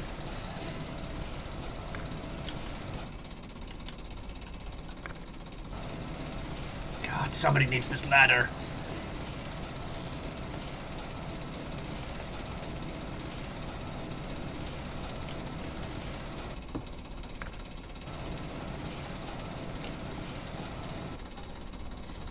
Okay.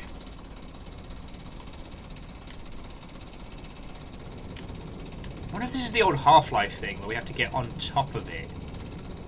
Sure does fucking look that way, doesn't it? So if we go auto down, nothing.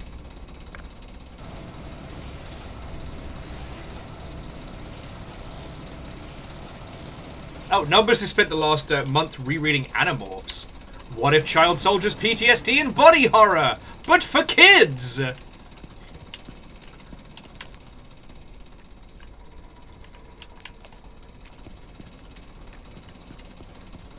Alright, I'm just making sure there's no way for us to get up onto the other scaffolding before I start getting all weird and complicated.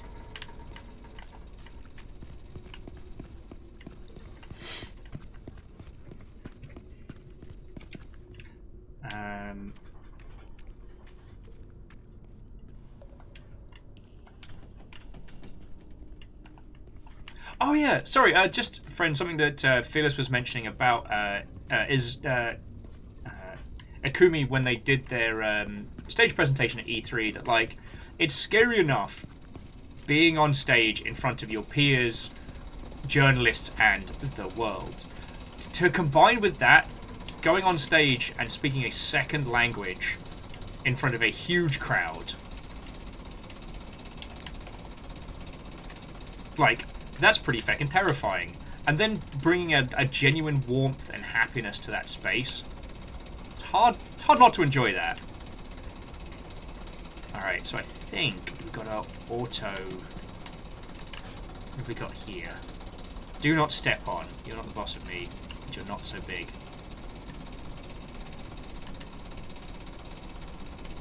I feel like somehow we've got to get the auto up working.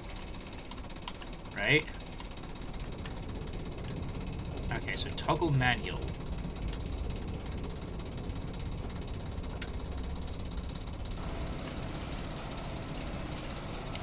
Ah.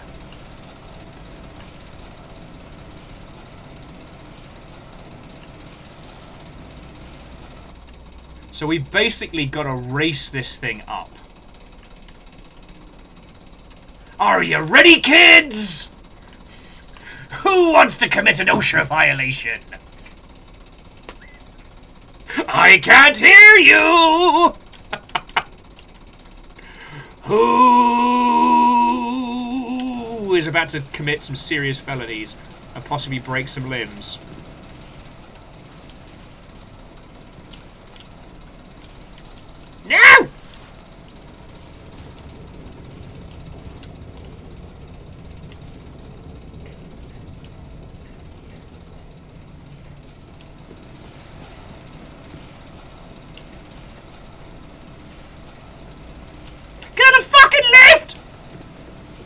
You piece of shit! Oh, piss every bin. Oh, maybe. Suck. Grumbles. But yeah, Aperios, I think Ghostwire would be a really good one to do a deconstruction on. Just to, I guess, to kind of get an understanding of what they were aiming for, and unfortunately, like, how the AAA formula kind of probably biffed it a bit for them, you know?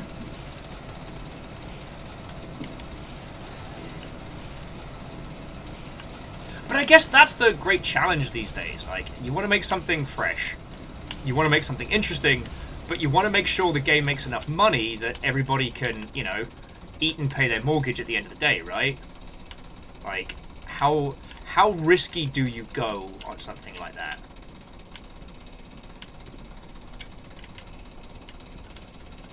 And I think it's a valid question to ask.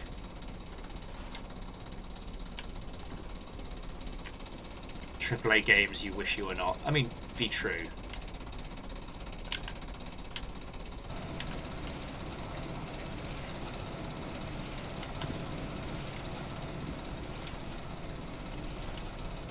Because they genuinely tried to do something interesting. And Sage!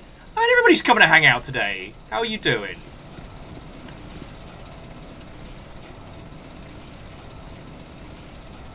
Sage, did you see my message about piracy and whatnot?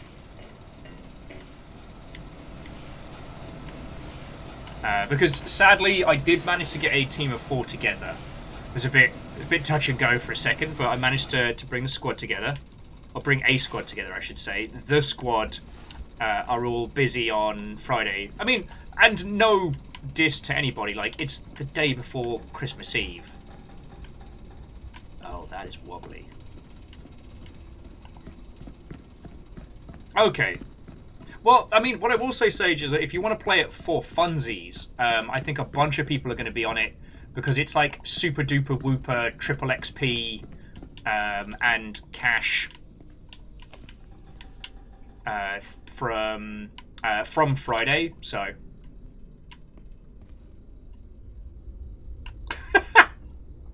You're right, Sadlin. I probably should have given AOC a little bit more time to see if they wanted to jump in for Sea of Thieves. 7 packs of flashlight batteries now. Sorry, I just had this lovely mental image of, like, we managed to steal AOC for a show, and it's just them and Kyle talking League the entire time. The rest of us just kind of doing, like, piratey things.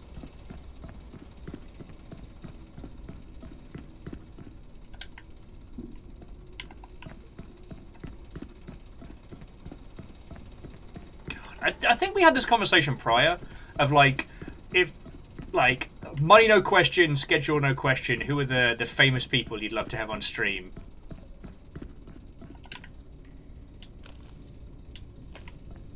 Alright, so that gets us into section 3, which is, I think, what we need. But yeah, so Sage, I hope you're doing well, friend. You were conventioning it up, if I remember correctly. Broken.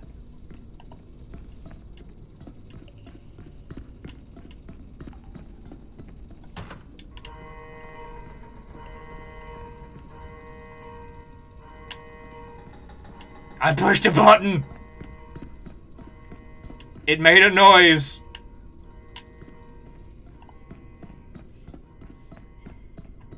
I may have fucked up.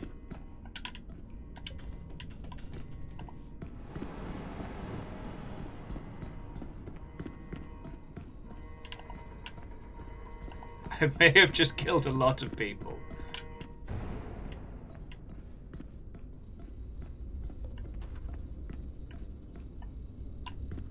Oh! No, I just opened the big door. Check me out. Doing smarts. You know what? Sorry, I didn't save. Thank you for reminding me. Aww. Well, I'm sorry the plane ride back was a sleep-deprived, grumpy one. I'm sure I've told you like 8 million times, but there was one particular flight I was on one year. that fall would kill me. But Carl, that kills people. Where I had planned it all out. I had like a 12-hour flight. I stayed up the night before. I was all ready for the good sleeps. And then, bam, I'm on that flight and I cannot get to sleep for love nor money. Usually, my superpower is being able to sleep on flights. And I wanted to have like a toddler cry tantrum. When I hit hour 10 on that flight, I could not close my eyes. I wanted to roll around the floor and scream cry at people.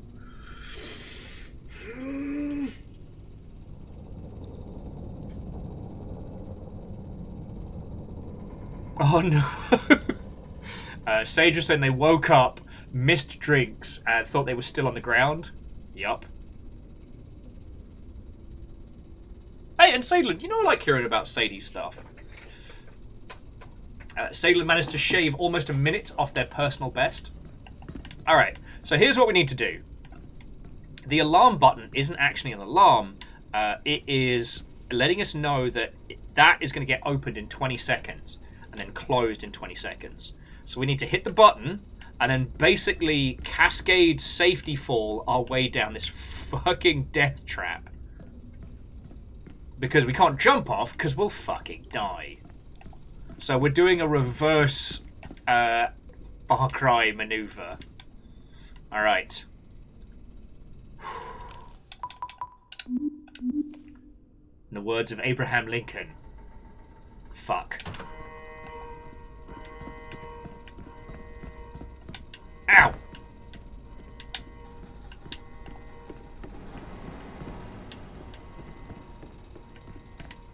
Ow! Ow! Oh, that's a trap, that's a trap!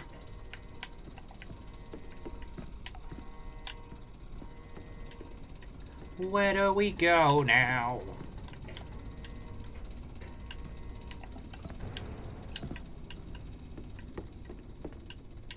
Ah! My bones! My broken bones! Oh, he did not just. Hang on, has it already started? Shit, shit, shit, shit.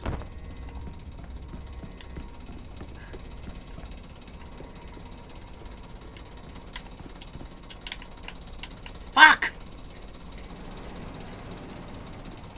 Bastards are taking some liberties here. Your platforming system is not good enough to have this section.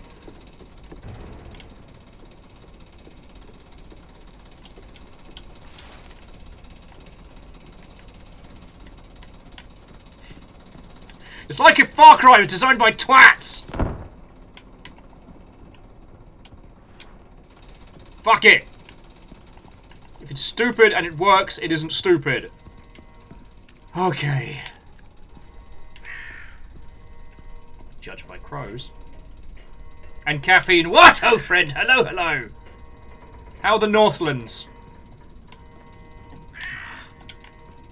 Oh, shut up, crow. Please tell me I don't have to do the fall again. No! Absolute cockwobbles! I'm gonna break some fucking knees. Call me the Blackout Club 2 because fuck my knees.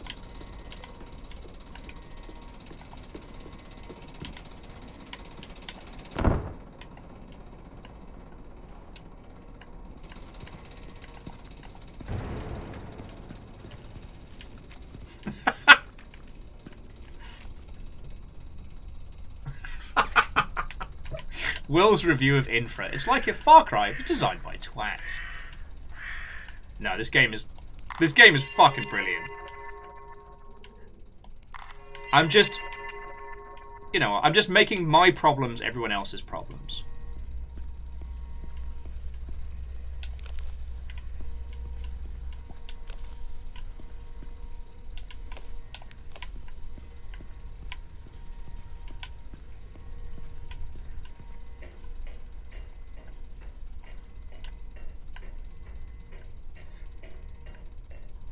Crux is saying, whatever you do, don't save. I'm gonna hard agree because I have this feeling that the water's gonna start rushing in. Like, it feels like that, you know?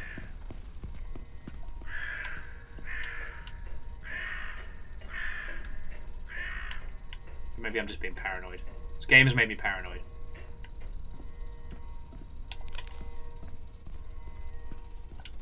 Oh, sweet mercy.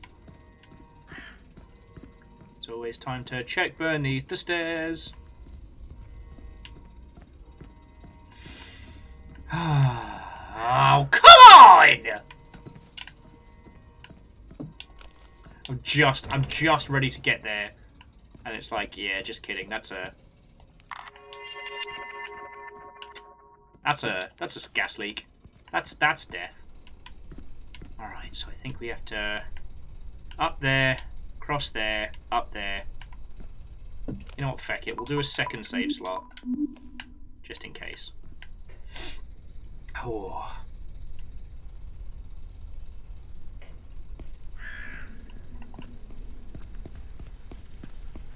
Oh, Kathy was saying it's currently snowless up in the north. Okay. Well, I mean, what we know is that apparently Friday's going to be the bastard. Or at least that is what I have read.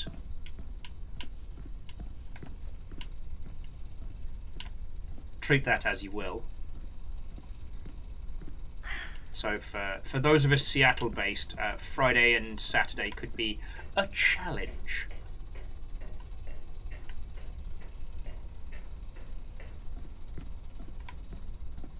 Ah, here we go.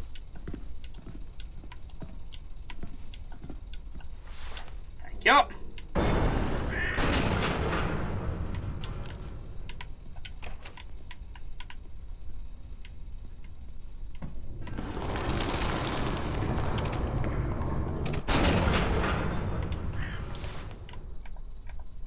Why do I keep going? My guy. Like, after this, I just work in a shed in the woods. This will take more than just a new coat of paint.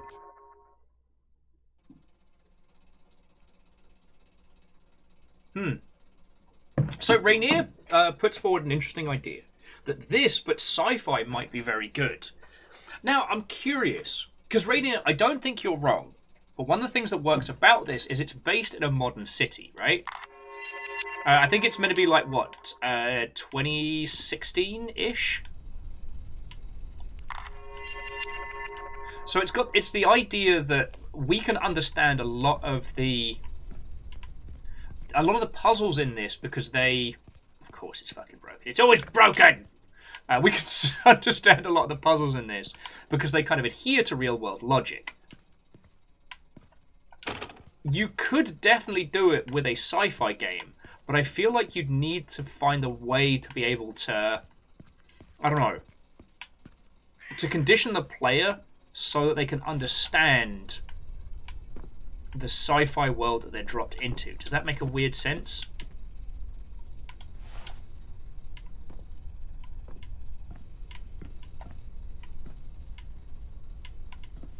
Like, we'd need to find a way to teach the player the rules of that sci-fi universe. You know, the idea of something like that, I think, is feckin' brilliant. And another game that I've had on the docket that we will do at some point, it's kind of like a... I'm trying to think how to describe it. It's very... Apollo 13, the video game. Like, a lot of solving problems by looking in manuals for, like, sci-fi stuff and things like that. It's based more on current tech than anything else, but it's that sort of idea. This is very pretty, though. I can't be hating on this.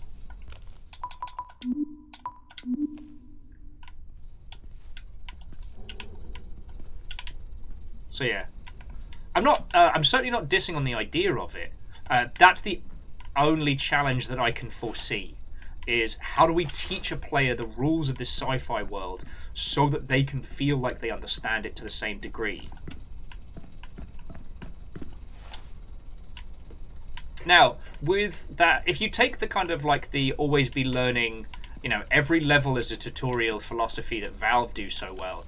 You take that idea and plonk it in there. Jobs are good. Like, no doubt. Gideon's saying that they reckon that the next Dark Pictures game is going to be like that. Possibly.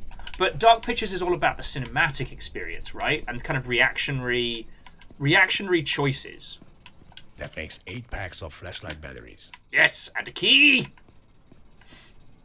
And the control room doesn't seem to do anything, so we don't have to worry about solving those kinds of puzzles. Love it. Yeah, so, Gideon, as you were saying, like, character interaction is also a huge part of it. Like, that's important. God, this place is fucked.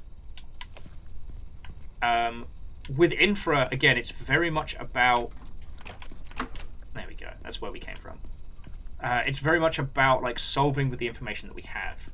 Now, Rainier's adding that they kind of feel that unless you're an IRL civil engineer, like a YouTube channel, much of the aspects of this game are lost on most people. And mostly seems to come down to platforming and how observant you are. Like, that doesn't look right.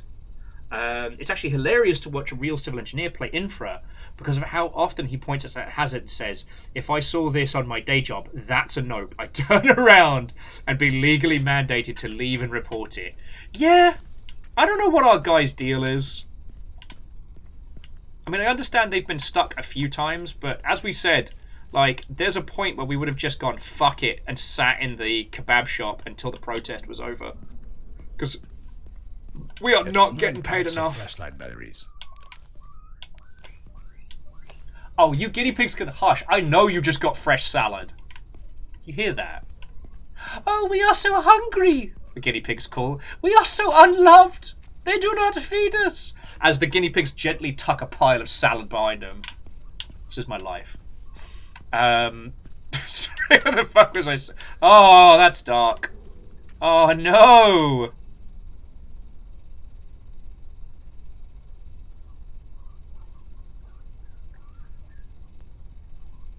Jeff Walter brought the Bergman group in. He didn't even try to save it. If there's someone to blame, it's definitely him, but everything else is my fault. I lost my family and many of my good friends. I can't blame Osama. I was drinking to make me feel better and trying to forget. Yo, I think this is what happened to the guy. Dark as it is. The guy who laid the booby traps, the guy who lost his family, I think this is where he met his end.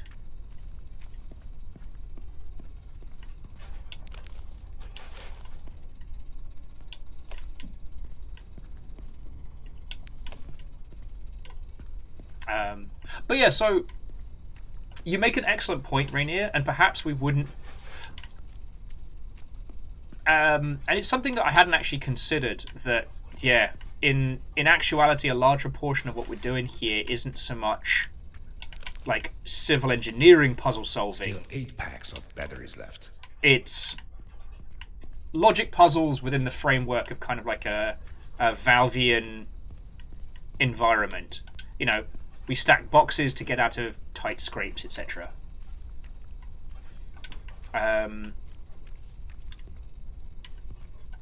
But it's also worth noting this game does make you feel like a civil engineer. So let's take that a step further. How do we make someone feel like, you know, they are a sci-fi engineer capable of solving problems in all manner of sci-fi scenarios? And I'm not saying you have to answer that right now. I think it's a happy thing to go through. The reason why I want to try that like Apollo 13 styly sci-fi game with you all is because the crux of it, Hadouken! Oh, piss. Because the crux of it is about like disseminating information from like manuals and things like that to try and work out how to do X, Y, and Z. And I think there's something real. When you do that with friends, I think there's something really interesting in that. I think a lot of people played Keep Talking and Nobody Explode and enjoyed the chaos of it, which I think is incredibly valid. But I don't know if anybody got the sometimes solving problems with friends is really fun. You know, going through a manual, deconstructing how to get your friend out of that cool. Oh, we're away. Whee! Sorry. That deconstructing problems with friends in a sci-fi environment can be a lot of fun.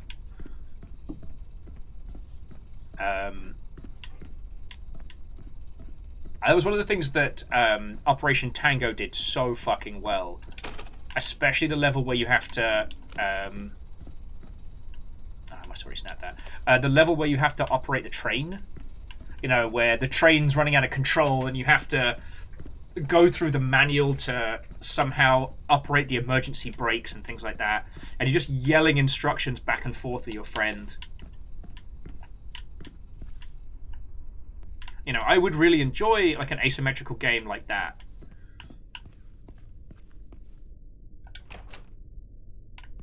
Rainier, there's a few remote control like robot games. So I'm not sure specifically which one you mean. The one that springs to mind for me is obviously Duskers. But that's more like... I don't want to say survival horror, but that's the vibe. Bet this is locked. Oh, shit! Man. As much as I'm buying lottery tickets.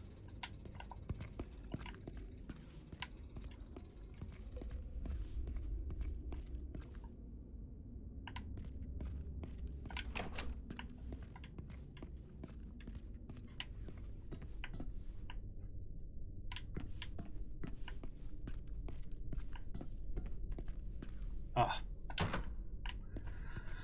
Okay. We're back on the puzzle train. Choo-choo. Right. So we got this area down here. 4 lights are on, 2 lights are off. It feels to me like that's a bad place to go. I don't think we're back at the dam, but it does feel like we're in yet another... like hydroelectric plant. But like at this point, this could be one of the power plants we were sent to inspect at the beginning. This could be one of the secret government-y ones. There's a lot going on in this game.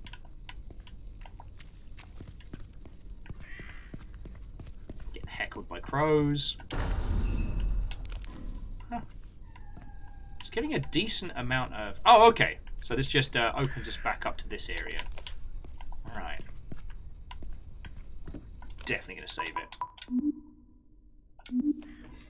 Rainier was saying that INFRA Chernobyl Edition could also be interesting. Yes. Now, I'm not going to go into any specifics, because if you haven't seen The Expanse, I can't recommend it enough. It's a brilliant show, and for things to watch over the holidays, it is heartfelt and brilliant and inspiring, and it makes hard sci-fi stuff so much fun. It's not always chipper and heartwarming, but... Oh no, it's the reflection. I was like, is that blood? Is that blood? Still 8 packs of batteries left. Okay.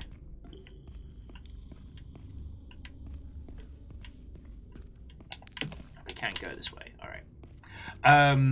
There's one particular section of The Expanse where an engineer basically has to, well, engineer their way out of a bad situation, and it's something that I've thought about a lot that would work as a game very, very well.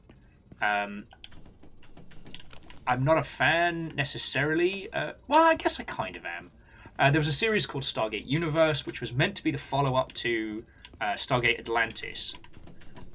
Trying to follow the format that the reboot of Battlestar Galactica had done, you know, make it darker, make it grittier, make it more people-focused. And oh boy, was it dark, gritty, and people-focused. In that particular show, a cast of individuals, both military and non-military, are all trapped aboard an alien spaceship. And while they can communicate with home, they can't go back. So they're left to kind of like problem solve and MacGyver their way through a whole bunch of stuff. Now, I'm sorry if I've talked to you about this before, but I fucking love Stargate Universe because I think it would make an incredible game. Like, and it's very easy for me to talk about it, but I love the idea of the wrong people in the wrong place, and they have to make it work as a concept. And in video games, I love the idea that it isn't all about the person who shoots and gun bangs the hardest. Do you know what I mean?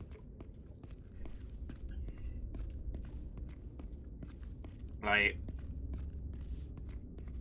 I love the idea of an asymmetrical cooperative game where you're all kind of in it together. I've always really enjoyed that as a thematic. The problem is... yeah, and numbers. The irony, of course, being is that Richard Dean Anderson wasn't in Universe. He was in SG-1. By my understanding, he quit doing SG-1, I think, to spend more time with family or something. And then kept coming back for episodes because they loved him and he loved doing it.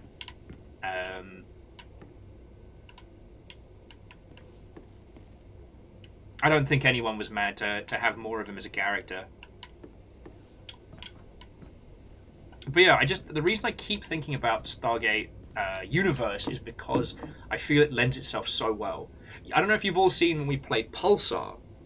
Now, assuming you aren't already playing Sea of Thieves, one of the myriad of multiplayer games, Pulsar is the best Star Trek board game, the game that you can play. It takes the elements of Artemis, the bridge simulator, alongside some Star Trek-style away missions, and presents you essentially with a simple premise. Find the lost colony. Explore the galaxy, go on missions, do stuff, whatever. Find the lost colony. Oh, actually, I didn't know that. That Andy Weir... that's why Andy Weir wrote the Martian. Fascinating. So Air Dragon says they would 100% play a non-combat puzzle game based in the Stargate universe. Yeah, the idea of you and 3 friends are just dropped on an alien ship with no instructions. One person can work on translating the different runes. One person's working on like engineering type puzzles. Like, the idea that you could slowly unfurl the ship as you solve puzzles to unlock certain things and work out what works with what would be fucking great. You know, we've all been enjoying The Black Watchman. Sadly, we just haven't had more time to play it. We will be going back to that. But, like, I love the idea of those kind of group puzzle stuff. Because we've been talking about this a lot, that because of the physicality of video games, they can often help combat a term that I believe Fred introduced me to, that's called quarterbacking. Feels like that didn't do anything. If you're not familiar with the term, quarterbacking is a term in board games where one person basically starts telling everybody what to do with their turn in a cooperative game. And so the other people are just kind of facilitating that victory condition. Okay. That's 9 packs of flashlight batteries. Fucking love it. The amount of, like, emergency exits and shit that have been so closed that in the event of an actual emergency, people will have died. That's another story. Where was I going? Hey, and Fred, you know, I know we give each other shit all the time, but, as you know, I do listen to what you say. I do take our banter to heart. But yeah, so in board games, take Pandemic Legacy. Great game, love it, brilliant. However, you can reach a point where one player is at a level of skill and experience that they can just tell everybody around the table what to do to win. So even though it's a cooperative experience, it's really Board Game Dave's experience, and we're all just fucking here, I guess, right? The physicalities of video games change that. No matter how quarterbacky Board Game Dave gets, he physically can't do it all. He can recommend, but you have agency. Board Game Dave can't take agency away from you. I think. Oh. Follow the light. I'll inspect down here. And that's where I think like things like Stargate Universe can take on their own space, you know? Damn, I think we're back near the coal part, the fucking coal mines. Nah. Door's locked. There's no way over.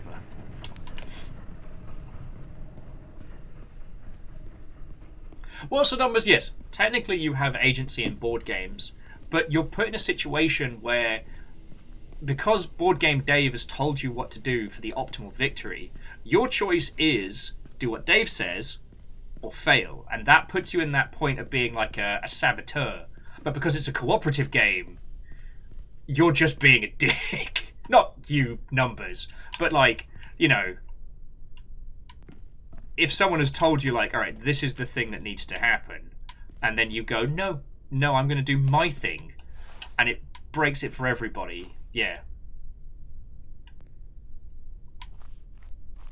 Well, so, Rainier, this is why video games add a... This is why video games add an interesting thing, is because there's so much going on. Like, having a captain or a leader on a ship for something like Artemis, the idea is the captain's job to coordinate everything. So, for example, because Rainier was saying, like the ultimate quarterbacking experience is Artemis or like the Star Trek Bridge Simulator, but it's the captain's job to make the call and kind of coordinate everybody. How? You're as much the project manager as is. You know, you still need the person on weapons to fire them, find that right point, make that move. Because that person still has to physically like load weapons, charge weapons, aim weapons, fire weapons. They have the ability. It is on them how that goes. But in a board game type situation, if I tell that person fire the guns at that thing, they go cool. I play the fire the guns card at that thing. You can see what I mean about like the difference in agency there, the difference in action and result, because the person's ability still plays into effect, you know? Sea of Thieves is a really good example where no one has defined roles, but having someone coordinating everybody and designating who's doing what is the secret to victory. Quasi was saying that the XCOM board game achieved this by having a real-time phase. Yes, it did. And a few cooperative games will add a saboteur in there, so that those kind of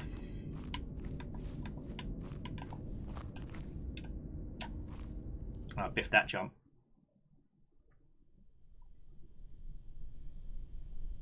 Oh no, so numbers, this isn't an argument against board games, because here's the thing, if we all start a board game at exactly the same time with the same skill level, then there can't be any of the quarterbacking, because there isn't anybody who has like an accelerated amount of knowledge.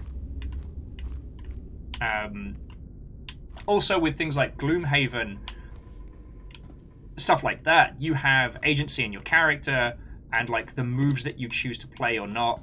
Like there's loads for you to do beyond just direct action. I keep falling into this. But I mean, Fred and other people might be able to tell you some games that do a really good job of stopping the quarterbacking problem. And the reason why I'm signaling like board games specifically is with board games there's nothing between the rules and the action. There's no systems in between. There are rules, but those are only followed by by group agreement. Why can I not get over there? Am I supposed to shimmy round? Feels like I'm supposed to just run and jump this. But the reason that the discussion of quarterbacking's come up so much is because of... That makes 10 packs of batteries for the flashlight. I better reload this with Hubbard. I still have 9 packs of batteries left. Pandemic Legacy is definitely one of the ones where that term became the most known. But yeah. Anyway, the point being is that taking those kind of like those group concept ideas, especially the Stargate Universe one, and throwing it into a video game space opens up for a ton of interesting things.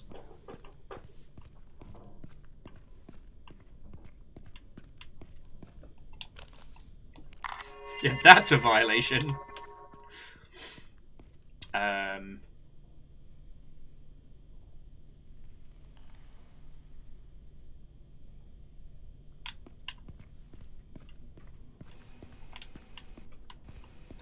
Okay, is it too hard to hope that this little stairwell is going to take us up to like a fucking Taco Bell or something? Sagebell, you're just posting booty? You're just posting booty for the sake of booty? I can respect that.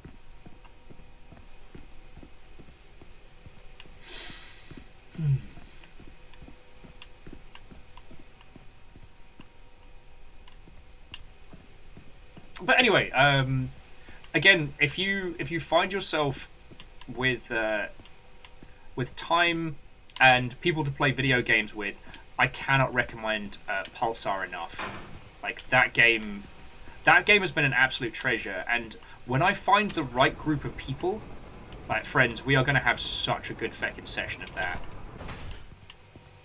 Because we played it a few times on stream, and it's been feckin' good. But we've restarted quite a few times, and That's 9 packs of camera batteries. last time we had the group together, I know both myself and Megaran were just fucking exhausted, and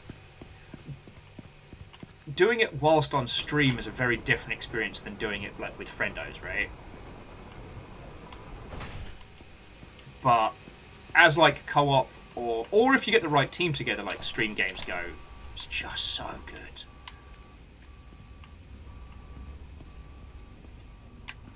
Also, it is entirely possible to eschew being good guys, bad guys, and just be the Fluffy Biscuit Co., delivering delicious fluffy biscuits around the universe. Oh god.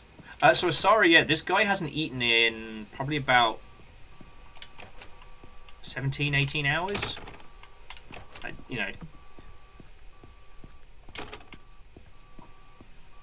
But has been sprinting, running, and panicking.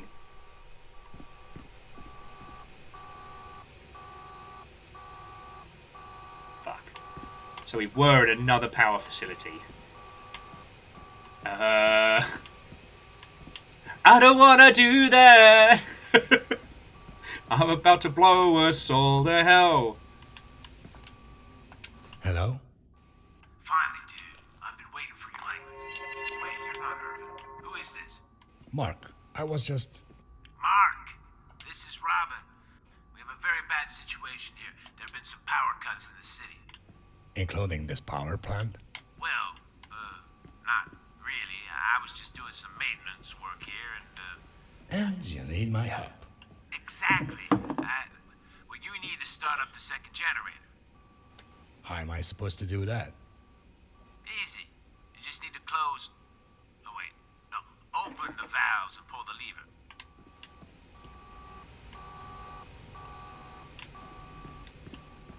Grid frequency under 49 Hertz may damage the generators.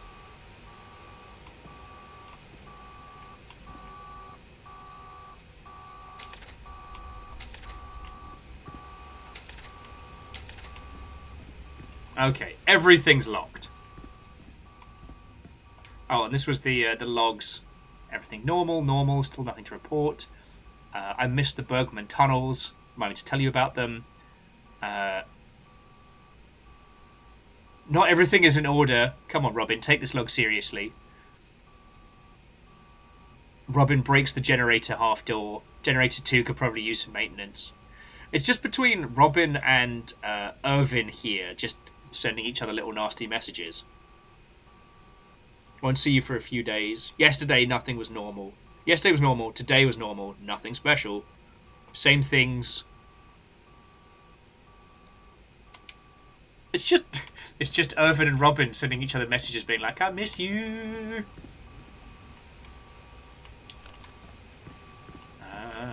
Oh. Someone should get that fixed. Oh yeah, that's a whole ass fucking good spot. Sorry, I was like, you want time to take a photo? Yep. Okay. So there's nothing we can do from up here. Alright, so I guess we've got to go back down there and start janking on things. So Reno was asking if we're playing Cosmoneer. I don't believe so.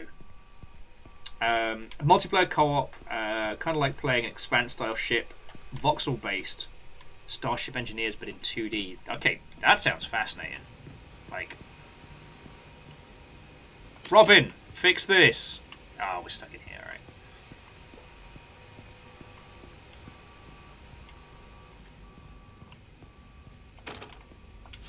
Oh, there we go. We had to get Robin's keycard.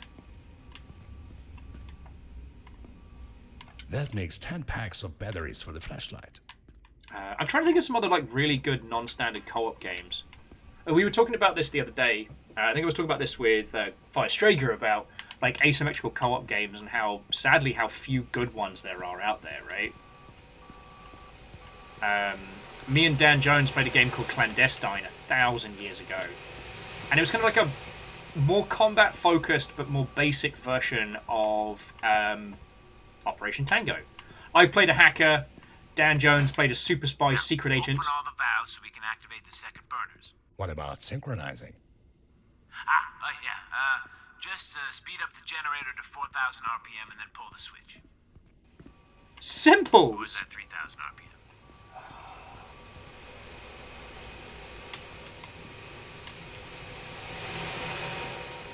Alright, so generator 1 is currently working at around 3,000 RPM at 60 watts. So we need to do roughly the same.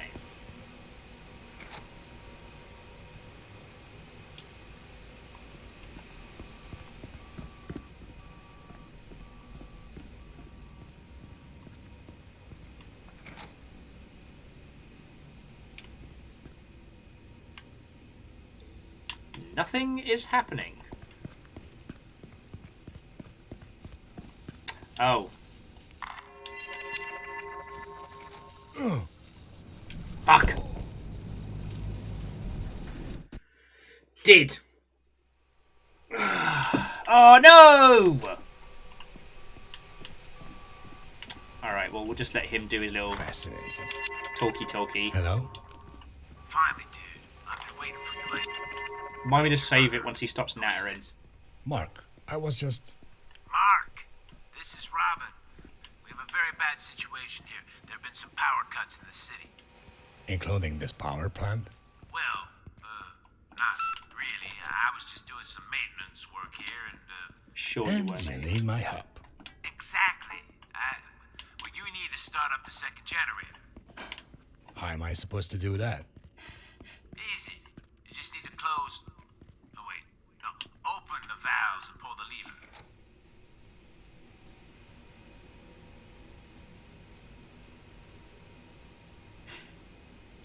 Sorry, Happy Pyro saying it's the irony of going out of steam when you got exposed to some. Alright, so that's closed. So let's start adding some steam.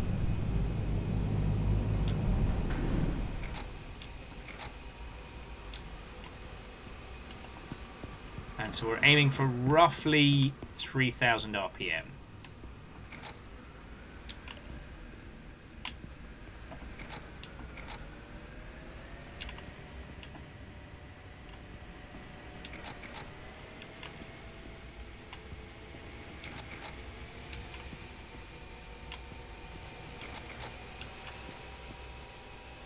Bingo bango!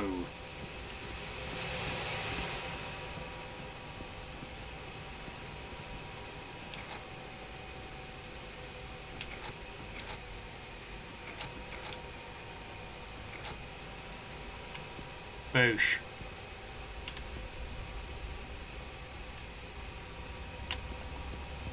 Alright, so how do we get this output going?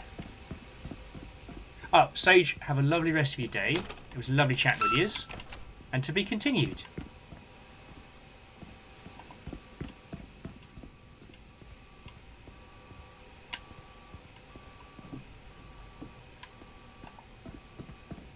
course that door doesn't work. Why did I think that would work?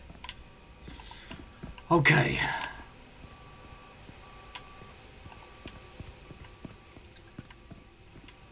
I'm forever pushing buttons. Right.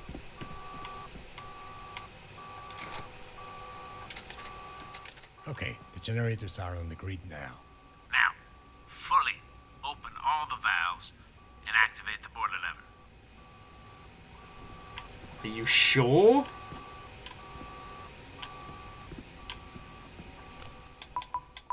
Absolutely gonna save it first. Watch us blow the absolute fuck out of this place. Alright.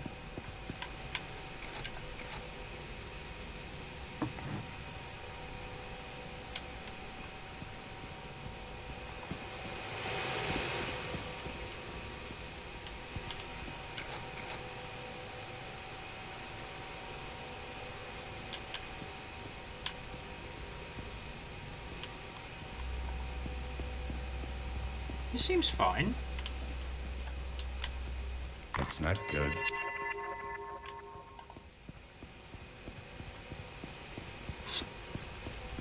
I'm sorry, just... Once again, forever doing battles with doors.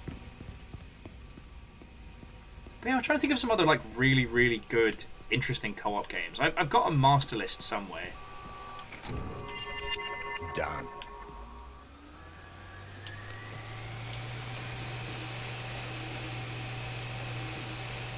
This seems fine. Mark, you're wearing a hard hat, right? Oh, piss. Yeah, why? I might have made a tiny mistake. What did you do? Fuck you!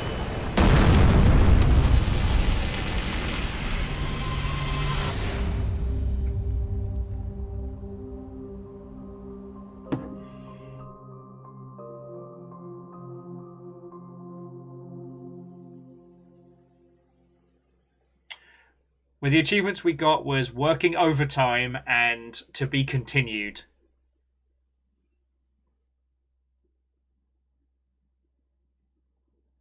You're right. Our character should be used to this by now.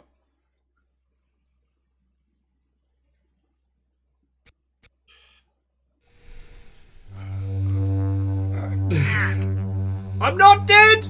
I'm just very badly burnt. You okay? Mark. I never thought I'd see a resonance cascade, let alone create one. Shit, I'm sorry, Mark.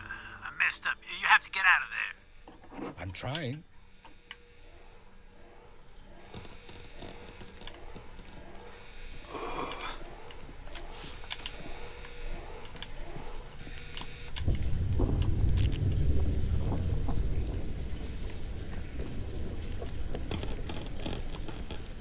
This is bad.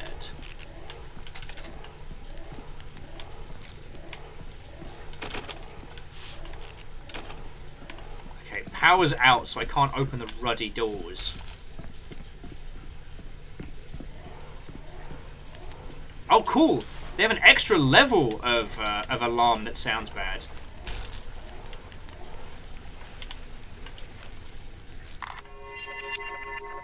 Dear you guys, I'm recording all of this.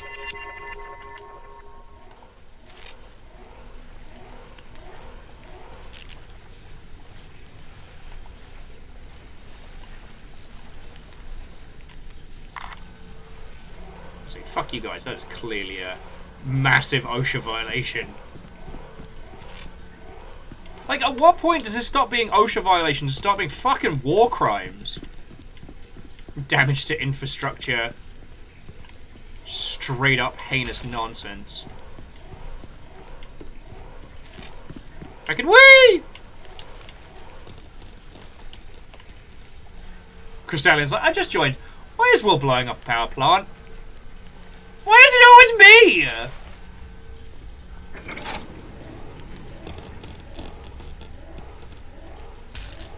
There we go.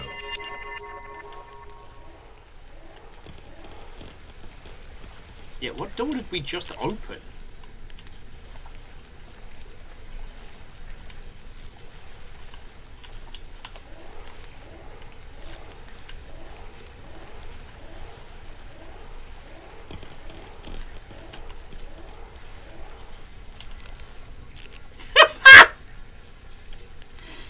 this little fucker!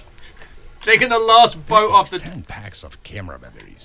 The last fucking boat off the Atlantic. I can't even speak words now! It's the concussion. That makes 10 packs of batteries for the flashlight. Okay.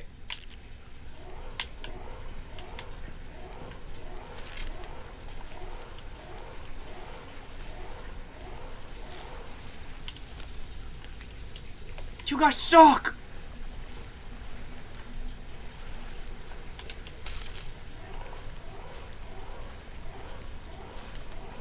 None of these fire extinguishers bloody work.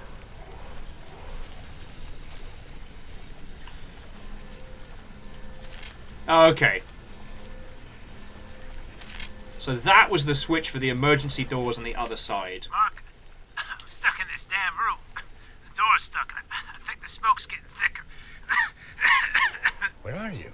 I can help you. I'm upstairs. Just leave me, okay?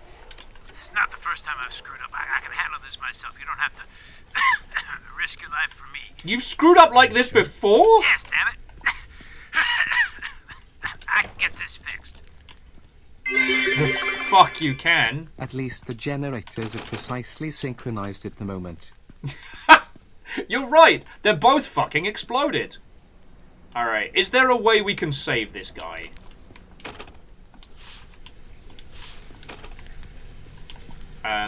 To those of you that know this game well, is there anything I can do? Because while he might be a bellend, I have no intention of leaving him to die on purpose.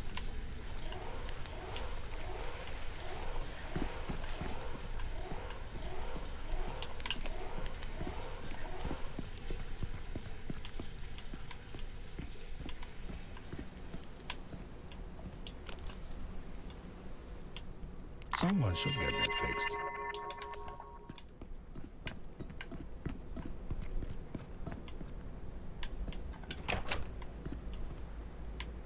Okay, yeah, so here we go. Exit upstairs. Alright, let's see if we can save this dingleberry.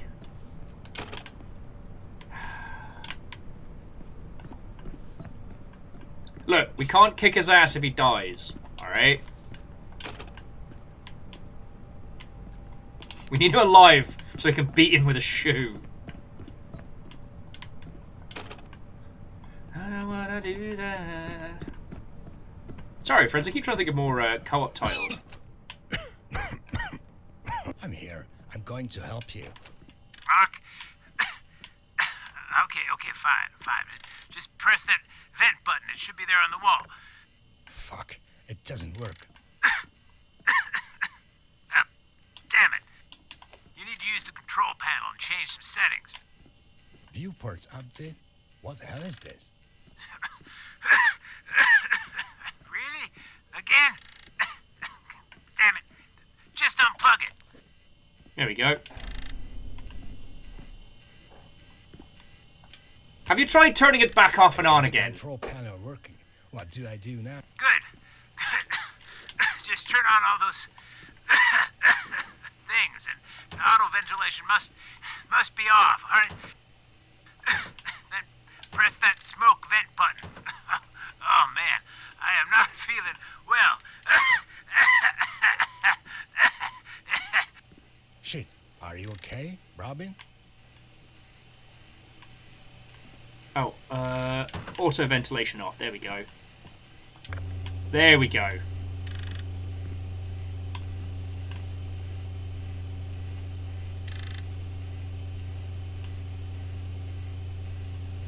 Done. Robin, are you there?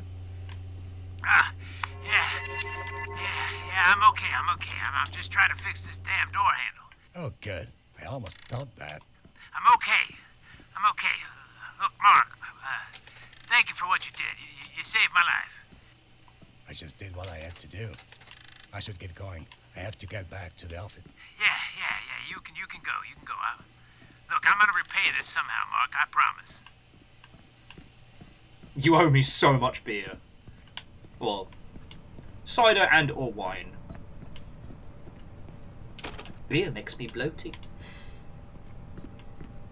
And yeah, Gideon, I didn't get the feeling that it was a murder attempt. I get the feeling from reading that back and forth between Robin and Eric that they're both just doofuses who somehow ended up in charge of a fucking power plant. But I don't think they tried to kill us. Always check under the stairs. Can't carry any more of these.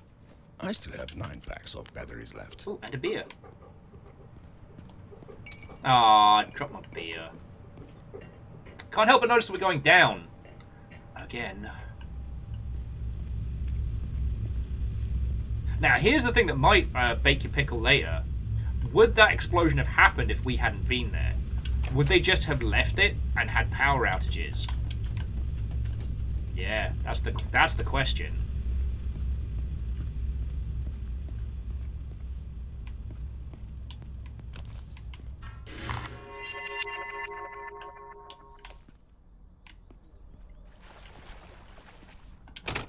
Oh God. Gideon was saying they once knew a electrical engineer that got busted down to apprentice. That makes 10 packs of camera batteries. I get the feeling that's a hell of a story. Probably not one you can tell on twitch.television. Hey, Happy Pie.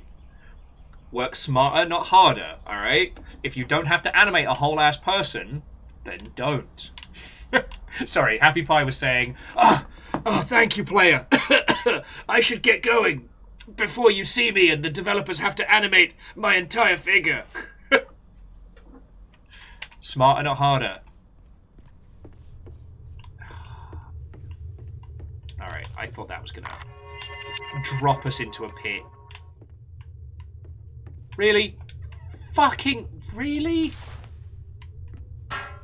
Shit. I knew it! I pissing knew it!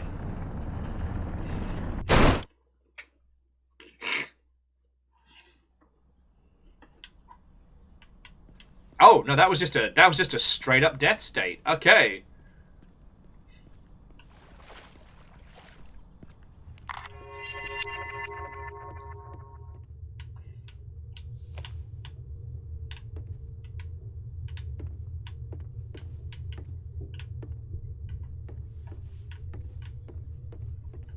Is there anything we can drop on it to set it off? Like a brick or something? That makes 10 packs of camera batteries.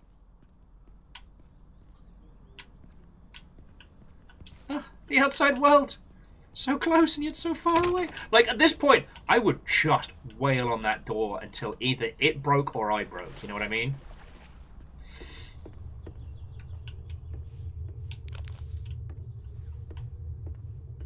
Oh, that's fucking Ravenholm type shit. This was made in, I want to say Source 2, right?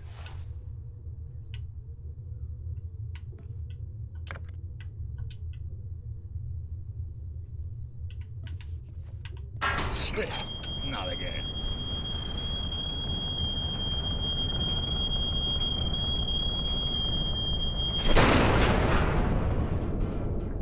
Well, I saved our life, but now we're back in Glowy Mushroom Town.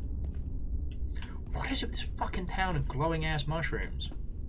Feels like we just fell into bloody Metro 2077. Wait, no, that's Cyberpunk 2077. I don't think I can fit these in my pockets. I still have 9 packs of batteries left. Yeah, hey, Keldra, you're right. No death this time. We're doing well. It's just... this guy's having the worst day at work. Though it's killing me not knowing what the government was up to.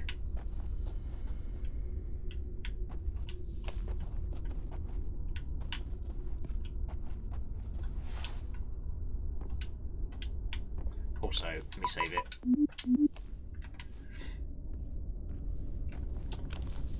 That's not good.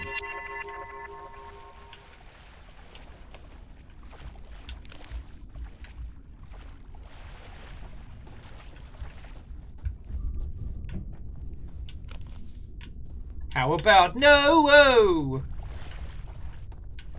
So Raina says it's a private company that owns the utilities for this town. Yes. Though they got bought out by what's potentially a government front. which is what's led to a lot of the disrepair. Now, no one knew it was a government front when they made the initial purchase. That's something we only learned later on. And whatever it was that they had set up underneath this feckin' town... Feckin' hell. Yeah. And Happy Pie, I don't disagree with you. This feels like we're going to get jumped by something at any second. But I think that's also why this game's having such a powerful effect. Because... Oh, blasting charges. Explosions? Oh, now I have some fun. Interesting. Alright. This mine is full of damn dynamite. It's not safe here.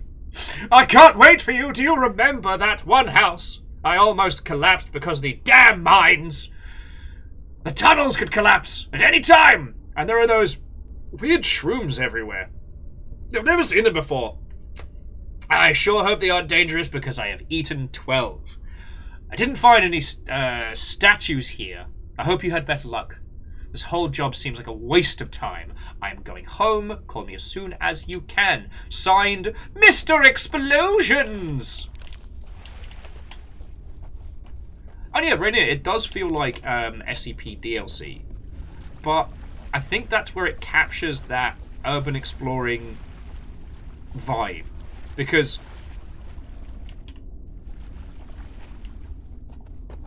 it does feel like at any point things could go feckin' sideways.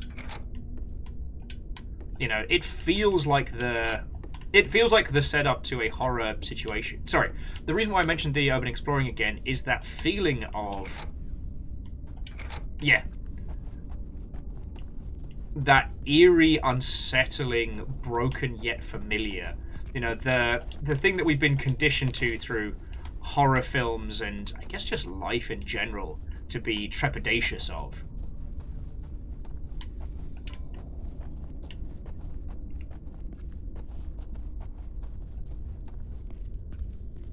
Oh, Crystallian, I won't dig too deep into it thematically, but I can completely understand.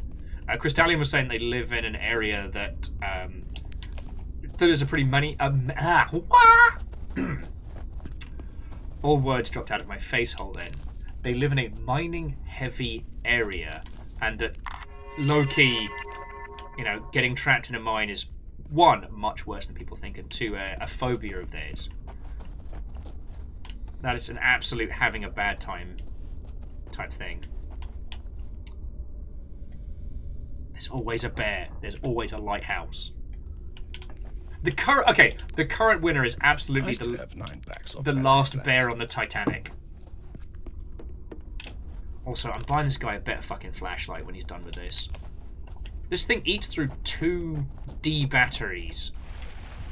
Like, fucking Doritos. I almost said the forbidden thing there, and I didn't. So, yeah. Dinosaur sticker for Will. Didn't name the forbidden snack. Oh, your Mushroom Bear was definitely a winner.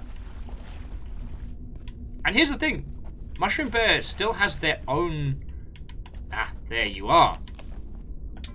Mushroom Bear has their own train now. Like, they're just living their best life, a tiny train life, and I respect that.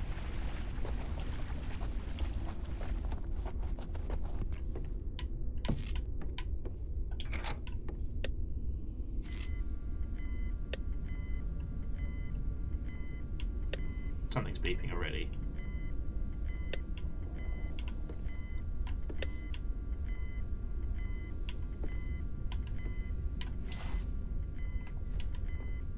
That makes 10 packs of batteries for the flashlight. Okay.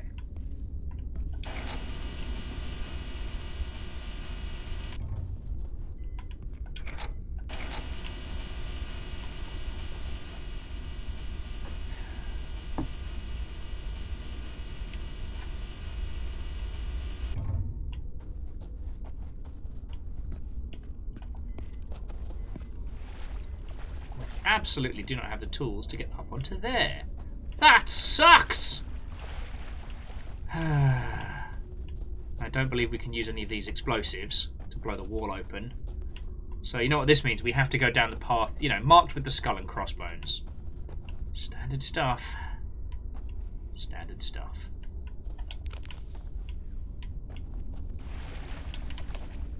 Absolutely can save it again.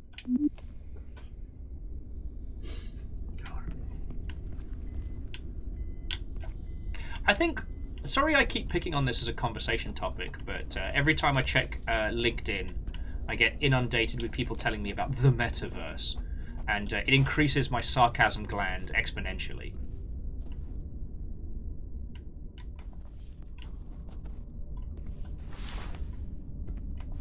Oh! Lost flowers. Wait a fucking spot. I'm glad one of us is paying attention. I would have fucking missed that. Thank you, Lost Flowers.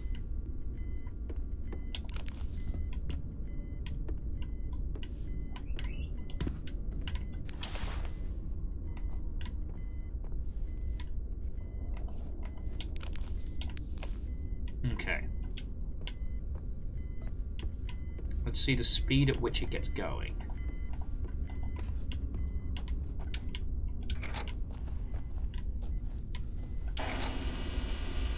Yeah, unfortunately that's kind of immediate, so we don't have a way to use that just yet. But I have a feeling we're going to work it out. Anyway. Oh yeah.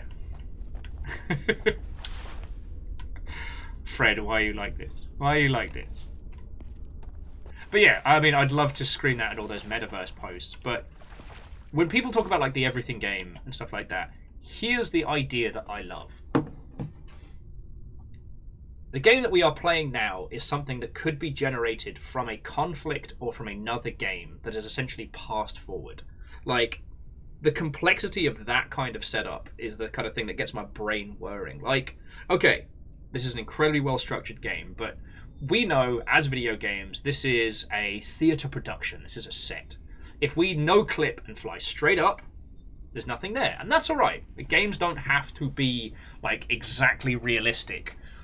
But the idea that they could be a working, functioning city, and that the events that we're doing right now could be directly affecting other people in strange and weird ways, like that shit I find fascinating.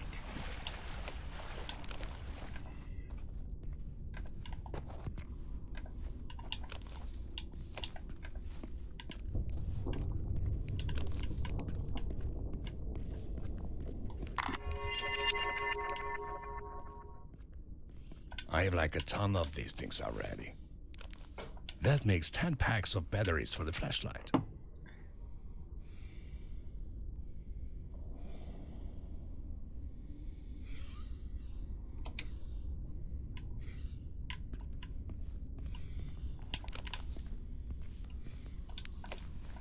I still have 9 packs of batteries left.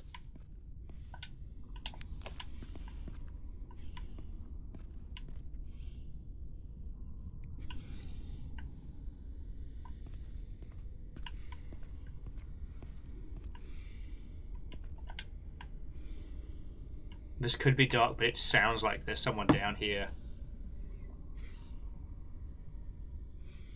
I feel like someone's watching me. I can hear it breathing behind me when I'm not looking. I don't believe in ghosts, but this is too much. Has to be the damn shrooms.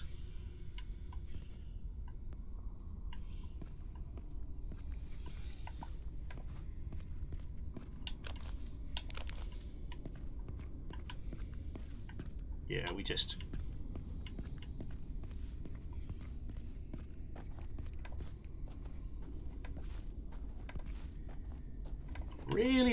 I really fucking hope this isn't zombie mushroom time.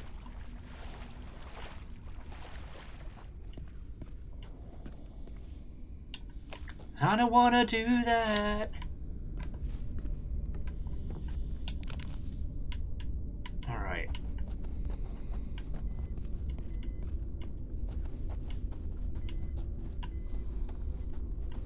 So there's something above us. We know there's explosive holes in the wall. Okay, think. There's space for dynamite in the wall. We found someone who claims to be hearing shit, and that's fucked up. We've got a lever to control something that will bring an thing up and down. I'm hearing the breathing now. I don't like it.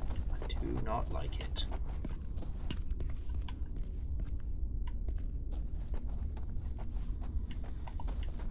The fucking binaural audio's got the breathing always like just behind me.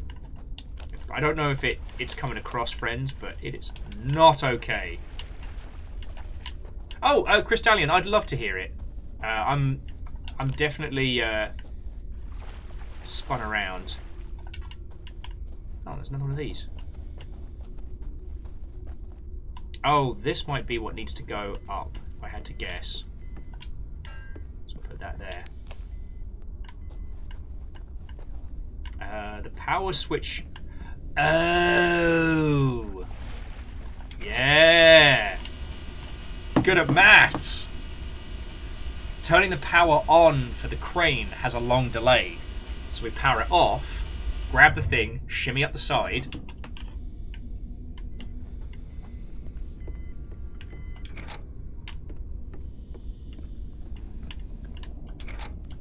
Shift the handle into the up position. And skadoosh.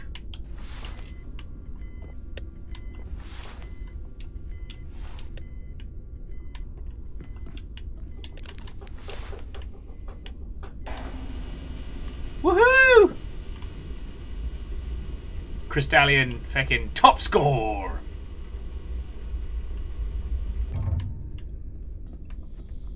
No one knows how cool we are.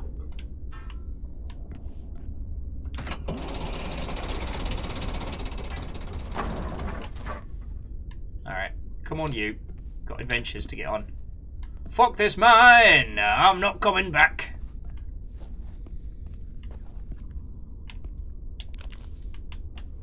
Oh, this seems bad. What do you reckon, friends? I'm pretty sure that's not meant to be like that. Boulder being barely held in place by,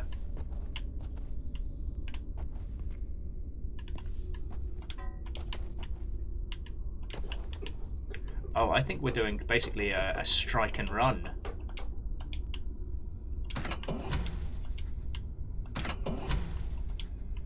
Oh, okay, cool. So we can't make it cave in any worse.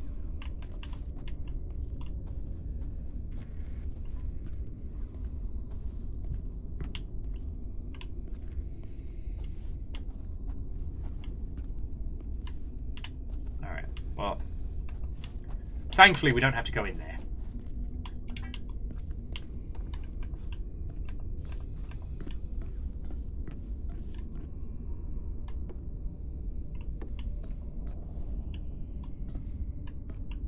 Well, guess we've got to get up to get down.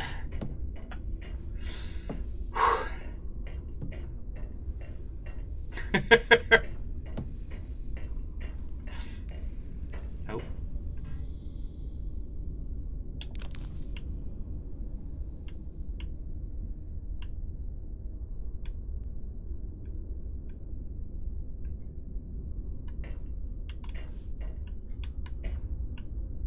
Are you fucking me right now?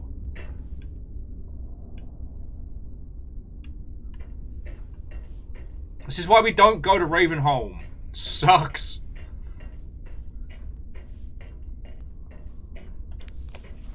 Still 8 packs of batteries left.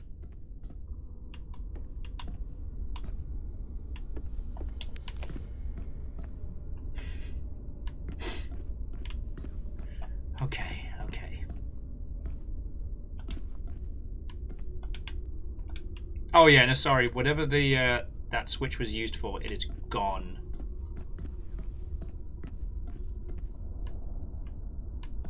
And that switch isn't reusable. We already used this for whatever its intended purpose is. Oh, here we go. Do you know that thing? You know that thing that was blocking the boulder that may roll down and kill us all? Yeah, I just left that. I thought it was dumb and stupid to have safety measures in. It's the OSHA way. I'm surprised we didn't Indiana squish ourselves at that point. Okay. One thing I will say that contributes to the horror feeling of this is that because this is a built-in Source engine, every time I'm like, fuck Ravenholm, it's because aesthetically it bears more than a striking resemblance. I still have 9 packs of batteries left.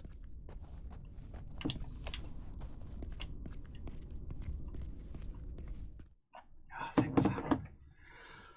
Okay.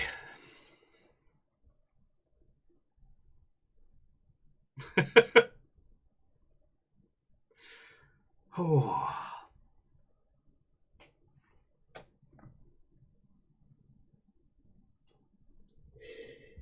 Feck off.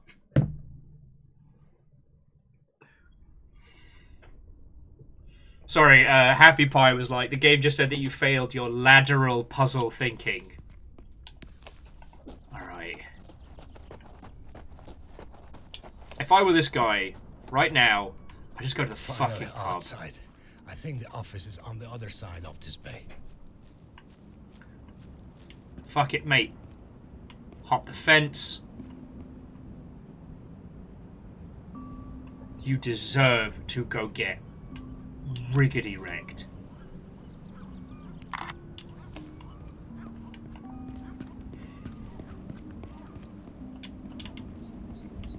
Let's say, don't you dare tell me on either of these that I am not allowed.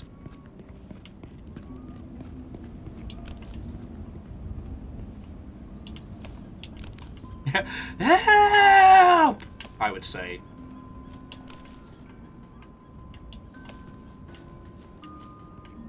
Also, it's something we commented on earlier, that this game has been very sparing with when and how it uses music.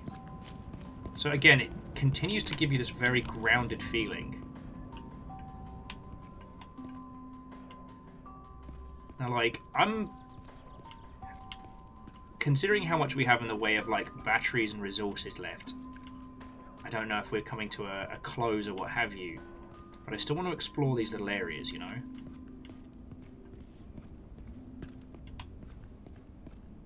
Oh yeah, and sorry, you know what?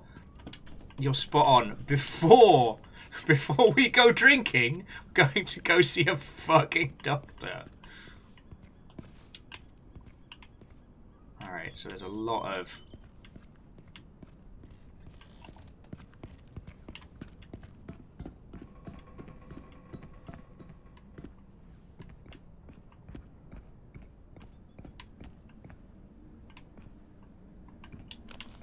There's like nothing here.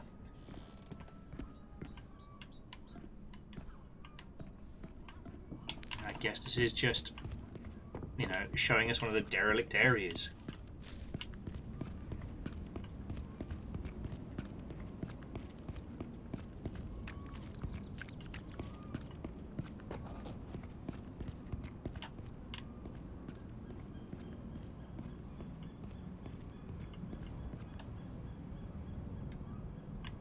Oh, and Happy Pie and Crystallian, like I wholeheartedly agree. The cars moving around the background showing our kind of return to civilization.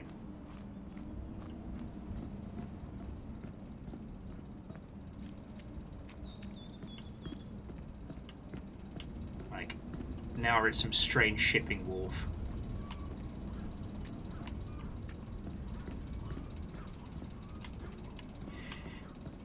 As the game throws yet more puzzles at us. Big train's up there, big train.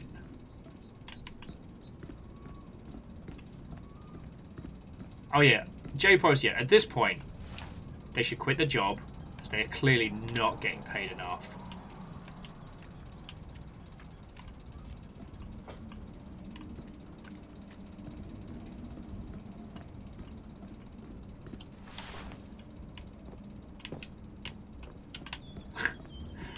There's always a fucking lighthouse. More puzzles! He thought he was out. They drag him back in. Dun dun dun dun dun dun dun. I don't know why I keep doing the Captain Scarlet noise every time we encounter a problem. It might be some kind of condition. I should probably see someone about it, you know.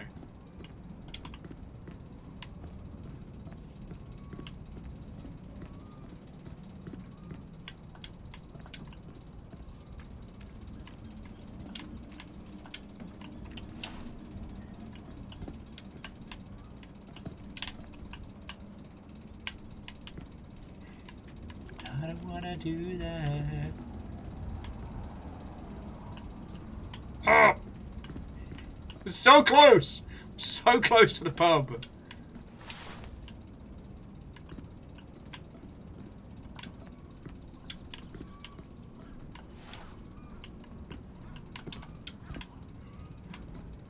Why? How did this happen to me?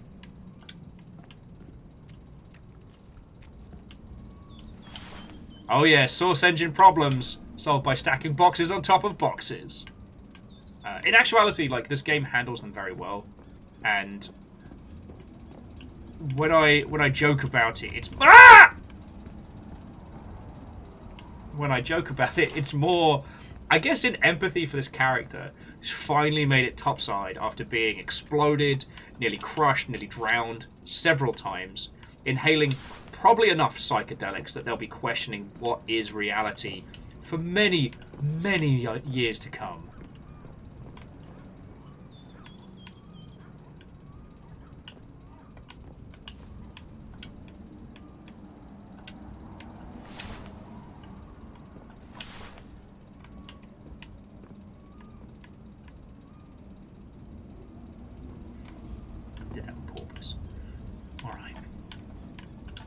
I've got to stop saying did that on purpose. People are going to think that is... People are going to think that's how I talk! Look, you could do it! You could do it! I believe in you!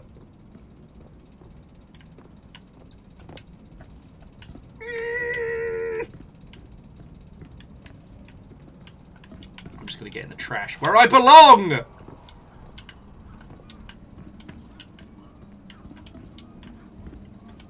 In the trash where I belong. Which can't even do that.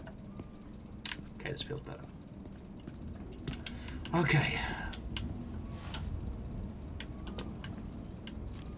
Okay, so this is a weird one.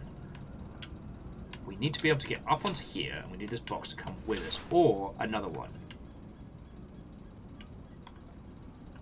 Now, when we've done this puzzle before, I've been able to lean down and pick up the box, but it's just ever so slightly out of reach.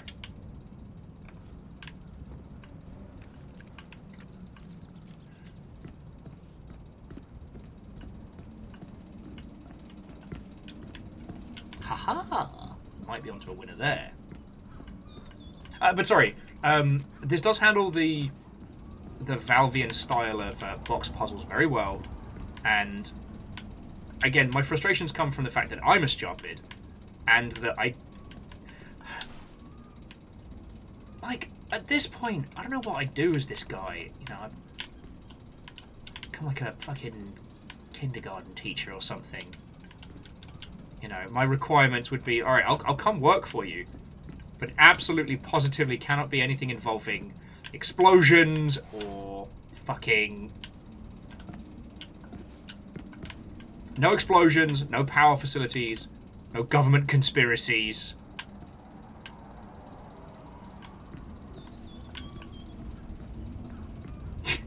The idea that our character might starve to death out here across from civilization because he couldn't find one extra bin. Oh, I'm going up the river.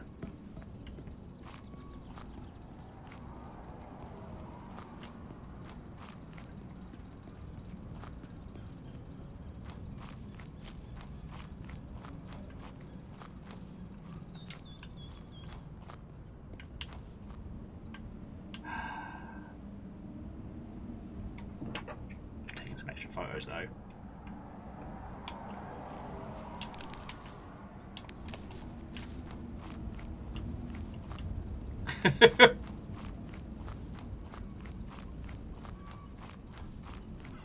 Crystallian, the differences in the boxes you can and can't pick up is denoted by like the blue outline. That shows you what you can use. So I think it's meant to signify that, you know, the boxes we can't lift are the ones that don't have anything in them.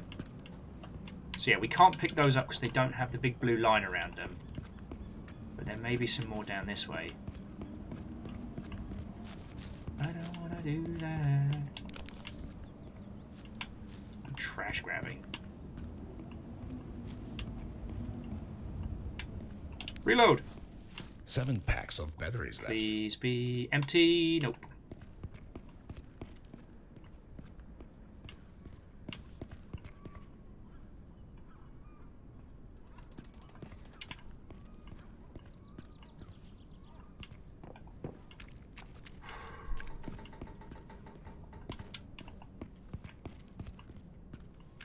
Pushing me over the fucking line.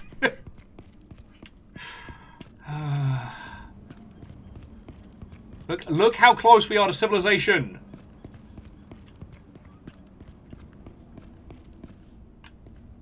Happy Pie says, I think the solution might be easier and closer than where you were, right? I mean, if you think you know it or something, like, hey, feel free to tell me. I have not been getting good sleep of late, so I am batting at about a 7 IQ. A generous 7. Because basically if you rub 2 brain cells together, you can double their power. So that's how I get 7, because it's like, 6.5.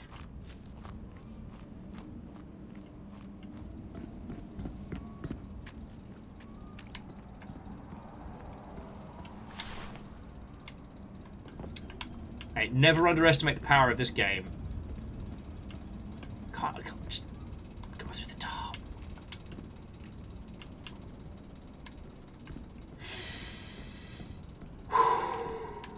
You know what, friends? I'm going to leave it on a lovely little vista view for you. I'm going to take a quick break, nip to the loo, so I don't rage pee myself. If you do want to look up the solution to this, I won't be offended, because it's... Like, Crystallian, if you and Pew Pew are correct, then that means that I'm just missing the absolute basics. Is the forklift not interactable? Okay, let me try when I come back. And I'll be back in just a second.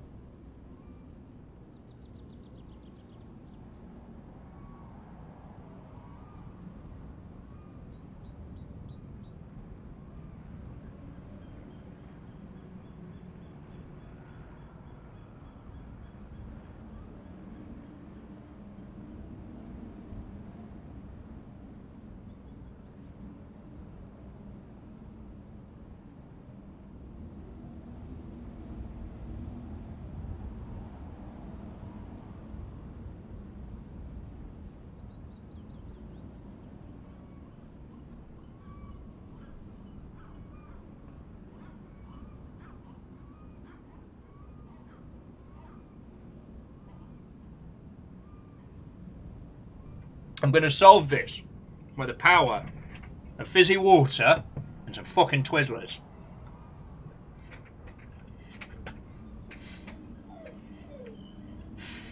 Dorothy, why are you like this? It was a part train, part spider monster. I'm the fucking hero of that story. And Samwise Smokestack is also a hero. That the power of Twizzlers compels me! But I do think that Happy and Dorothy, Happy and Crystallian are probably onto it with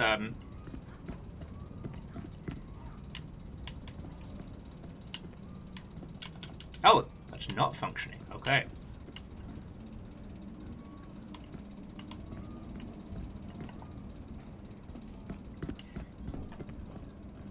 Thank you, Greybeard. Man, we've never had a topic split the group quite like this.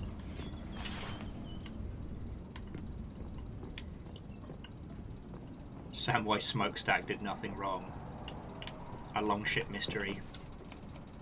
Yeah, get fucked, physics! All it took was the power of Twizzlers.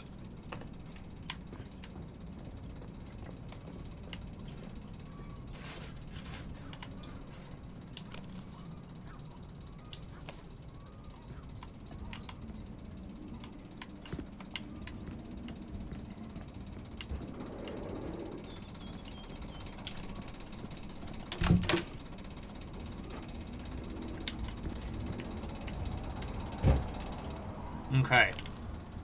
Intriguing. Let's see what it says. Alright. The city of Stolberg, of the Stolberg Construction Group, Castle Rock Bridge renovation site report. August the 5th, 2016. That's halcyon fucking days. God. Anyway. Now, there were some complaints about the quality of the concrete, but the results of the survey say otherwise. Even though the concrete is not of the finest quality, it's good enough for the bridge. We're already behind schedule, so renovation of the bridge has to be finalised quickly, even if this means using slightly cheaper materials. And then the response, this is bullshit! I know that concrete is useless sludge. It's not going to take long, for we have to renovate this bridge again. You can sometimes see our chunks of concrete fall into the sea when the thing goes across the bridge. At least there's more work in the thing. I'd like to do my job properly, though. I also called the police about those hobos under the bridge. I haven't seen them again.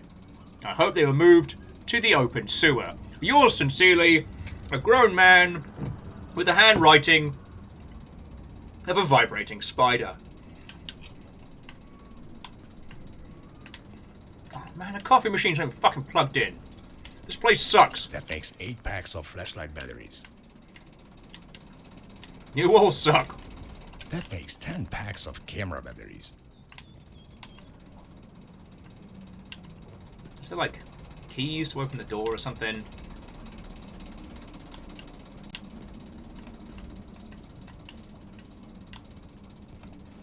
Oh, good boy. Ah, there we go.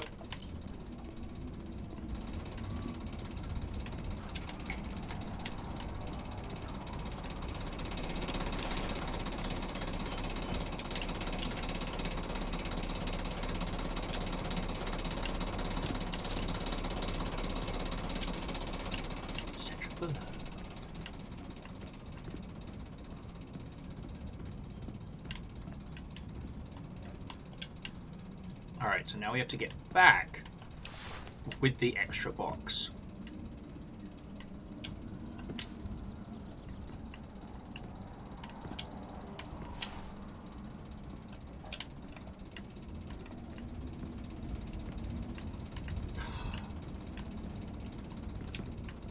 Someone in the Stolberg Planning Committee is getting stabbed in the eye.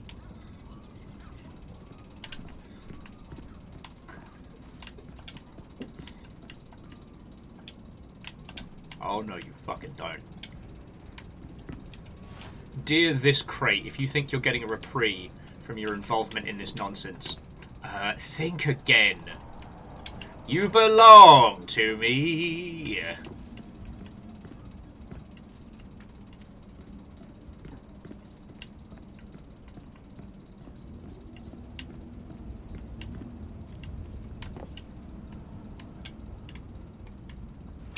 Okay. Oh, Novalis was saying this reminds me of how an IRL underground lab, which was initially built with low-quality concrete a couple years later, the whole thing collapsed and they had to redo most of it, which they actually went to visit. Yo, that's fucking cool. There's a cool site in, I want to say Poland, which is like an underground mining gorge. It got renovated as like an event space. It's pretty fucking metal.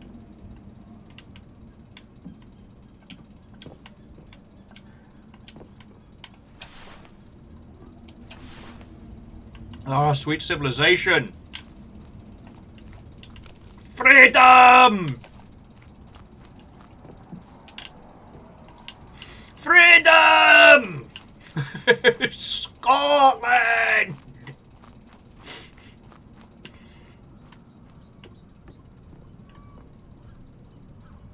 Don't you dare be more puzzles. Don't you fucking dare be more puzzles. Sorry, that came across real mean. As I said, I am enjoying this. I'm so empathically invested in our characters getting the fuck out of here that I want them to go home. I want them to be able to have a fucking shower.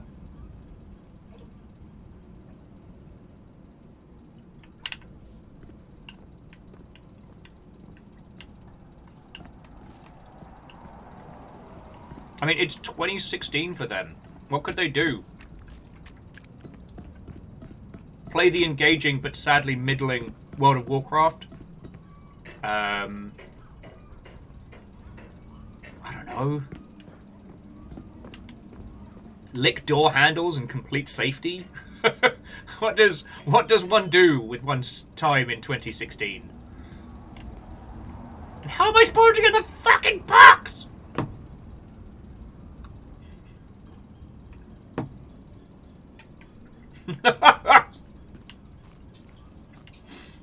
Darthy's like, hey! Dragonflight's pretty good. No, I am hearing very good things about Dragonflight. I got clean a few years back, and at least until they add the ability to do region transfer, I'm probably safe.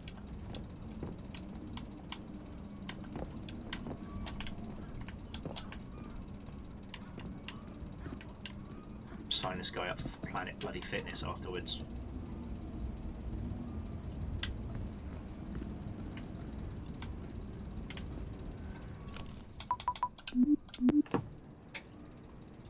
Nothing but pull-ups. All day, day pull-ups.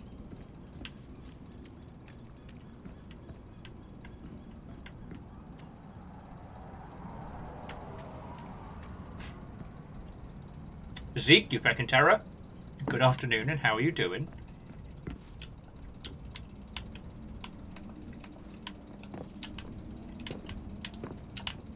I'm just trying to remember what the expansion in 2016 was for World of Warcraft.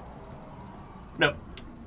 I'm trying to make jokes topically themed around 2016, and I'm not succeeding.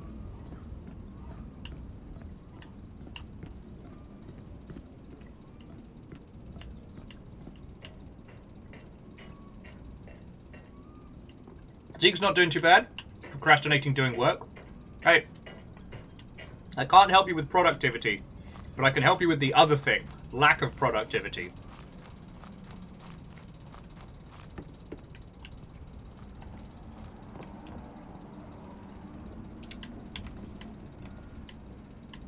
Yeah, see, we can't do the cheeky... Why can't I just run this shit over with a train? Darthy says 2016 was Legion, was actually a pretty good one. Was it Legion that added the custom legendary weapons?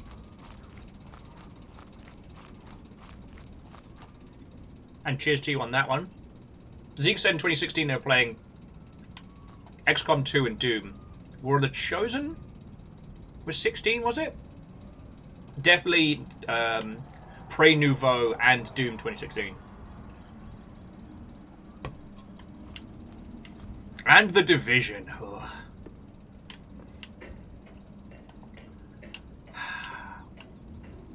Sorry, The Division isn't a bad game, but oh boy. Okay, and I promise I'll do this as a teeny tiny truncated version, because we talked about this yesterday. We don't need, what about Will rants on repeat? Sorry, I've been watching a lot of Alan Partridge.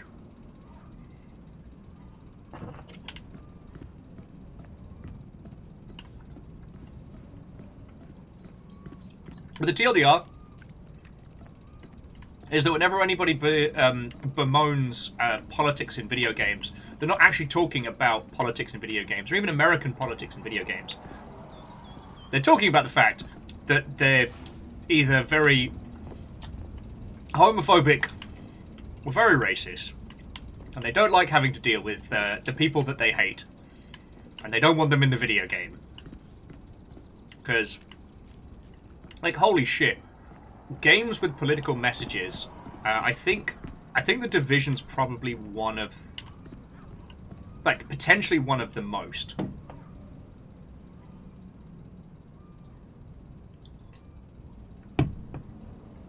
And oh god, I will say, the introduction to The Division 2 wasn't actually done, to my knowledge, wasn't actually done by the dev team initially.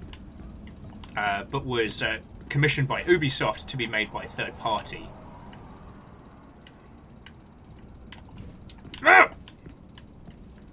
Which is why it has such a weird vibe. But if you haven't seen the introduction to The Division 2, it's basically like an NRA advert. It's very No! Settling.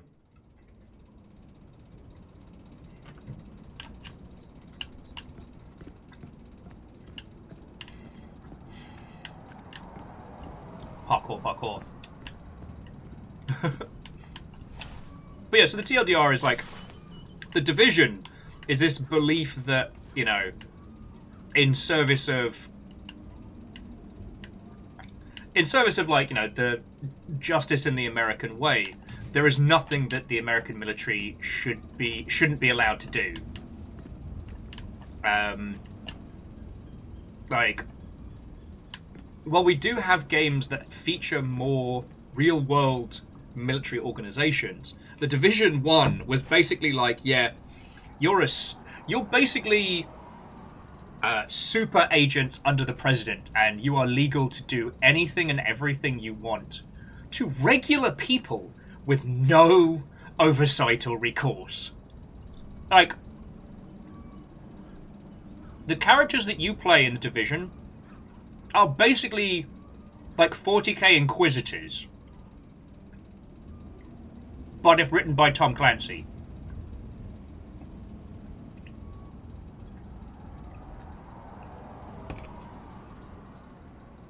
The Division 2 is actually a little bit better about its like discussion and elements, but The Division 2 opens with this NRA-style advert about how, you know, your neighbor owns a gun. Do you own a gun? Because your neighbor does, and they're gonna do you a damage with a gun. Like, it's fucking wild.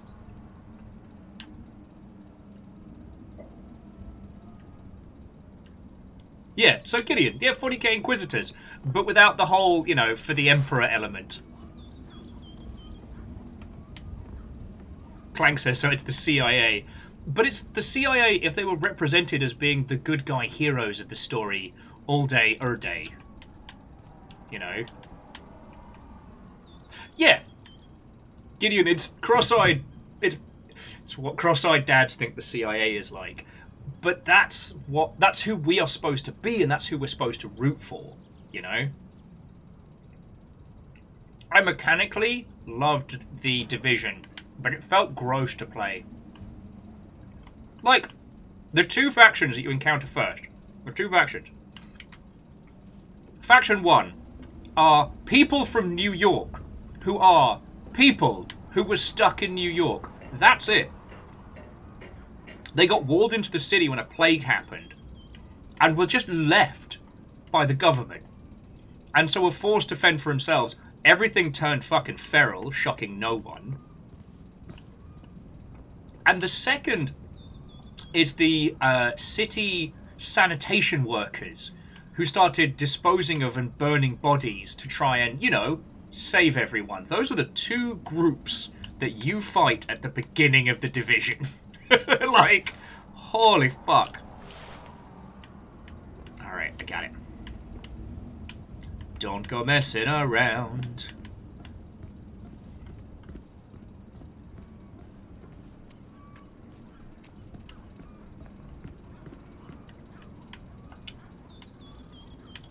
But yeah.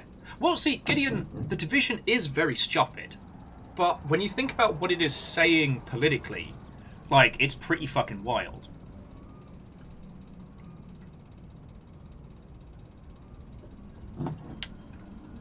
Because even things like Far Cry at least said CIA bad. I guess the Tom Clancy games do have a history of doing that. I forget the one which was one of the open world Tom Clancy games where you go to Mexico to kind of destroy drug cartels and things like that. You know, once again, you just go in because of reasons.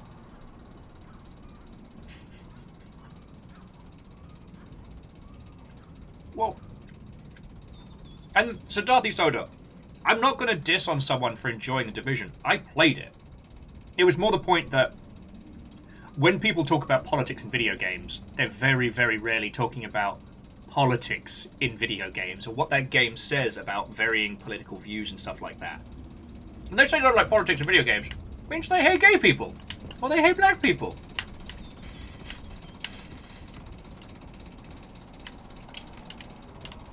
Alright, get this turned on, get this going.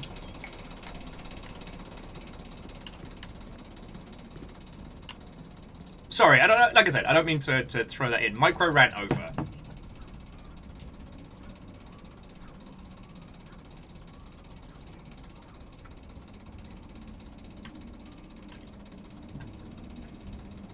Because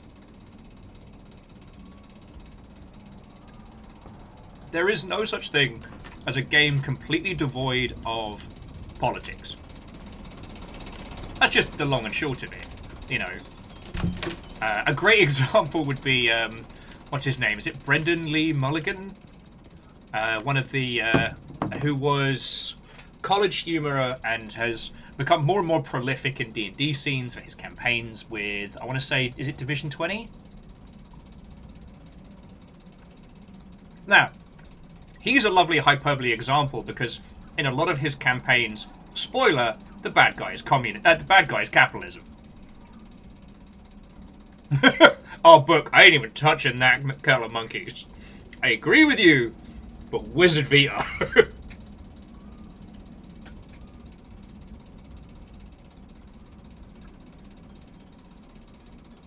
So Crystallion, trying to think how to phrase. So I haven't played through all of Barbara's You, so I couldn't tell you the meaning of that game. It's a fun kind of like visual programming light as a concept, but no doubt there is something of the creator's feelings and personality and intent in that game in some degree. Do you know what I mean?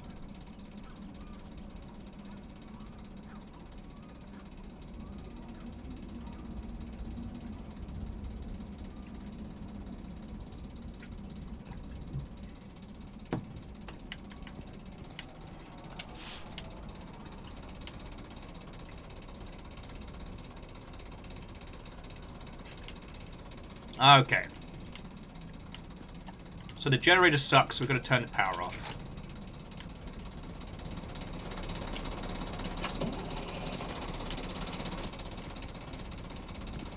There we go.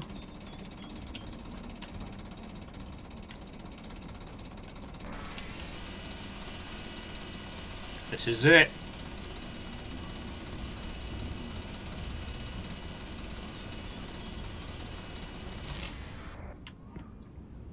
So Happy Pie, again, this is one of those ones where like I'm not gonna like throw rocks at someone who really enjoyed playing the Division. I played Division 1 and 2. In terms of numbers go up, shooty gunbang, it was fun. But like, you know, replace magical swords for Mosin Nagant. And there you go. The cover shooting, fun. The weird drone robot powers, fun. And I'm still gutted it wasn't something streamed or recorded. But myself and Camille played, God, years back, and had so much fun.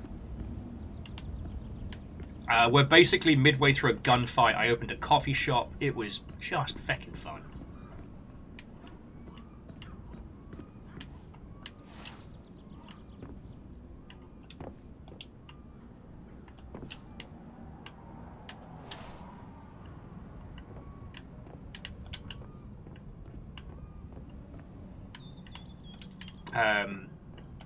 But it's one of those things that, like, it's okay not to engage with the topics of it, but it's important to know that they're there. Is that... you know what? I don't think that's even what I'm necessarily saying. I guess the TLDR is that it's something that only gets bemoaned when it's a thinly veiled comment. It's a thinly veiled hate comment is the only time it really gets brought up in discussion, you know? Now, if I had a better understanding of like international and American politics, I might be able to start like deconstructing a few more titles into where they, you know, do and don't affect. Do not tell me I can't just go around this. I can climb this. So close. We're so close. Battery dead. I wired this to the workshop lights. Make sure the generator is on. I'll fucking kill you! Whoever made this building site, a curse upon your house!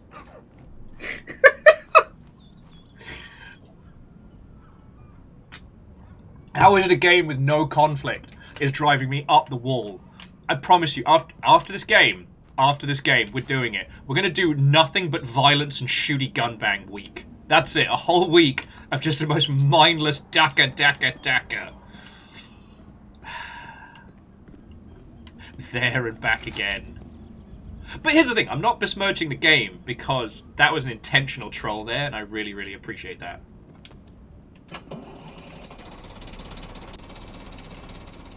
Oh yeah, and Gideon, I'd love to get into that, but I'd need to sit down with someone who understands like the history of how like American culture has really affected the narrative when it comes to art, how that art then influenced video games and so on and so forth. But that is me way out of my depth.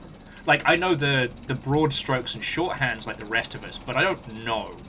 And again, it's one of those topics where it's hard not to get into the paint of it, you know? That's something for another day. But yeah, just suffice to say, like, if you've played a shooty gunbang where it's like, yeah, America, that doesn't make you a horrible person. And playing a game, unless it has some serious additional elements, like playing a game or streaming a game doesn't necessarily denote support of that ideology. We're not going to do it today, but at some point I do need to make a video about why I am absolutely not covering the Harry Potter game, because that does come into like support of ideology, but that's not something I'm equipped to talk about tonight. I'm going to make a proper like sit-down video about it, but that's another story.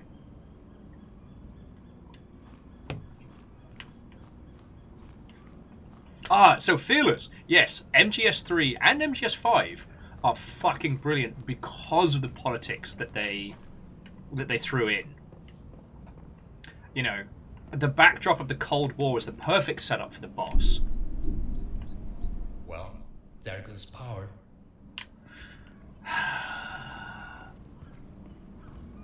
I have like a ton of these things already. I still have 9 packs of batteries left. And Darthy, I think a week long of Darktide might break my hands, but it would definitely be fun.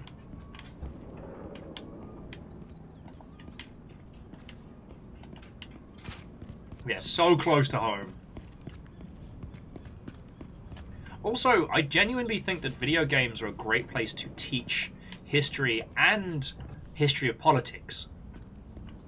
I don't think it's something we should shy away with in video games. In fact, I think we should embrace the fuck out of it.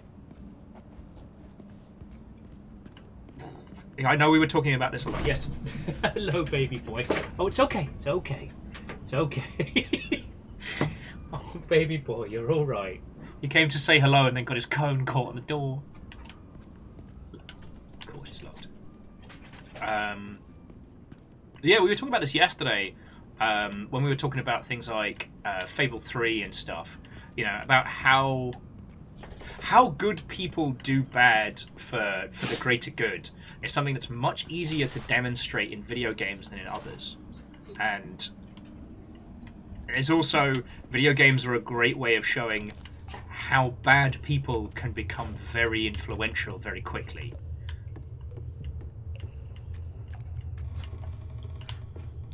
Never wanna do that. Oh, Amos, you're okay, baby boy.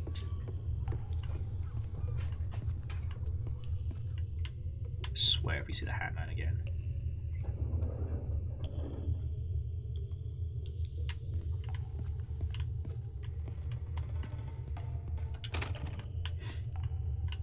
Oh, Verdant Flow, always pet to the doggos.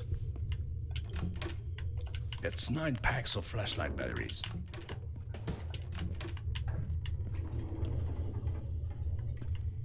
Oh yeah, like I know it's another good hyperbole example, but like Gideon was mentioning No Russian in COD 2.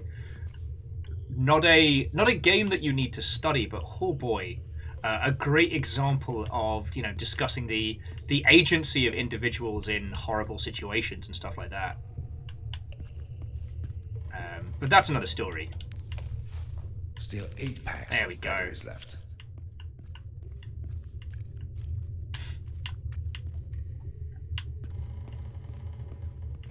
You know what, Crystallion? I'm half expecting an 11th hour twist. I mean, the power's gone out, which is why we couldn't open the gate to just get out.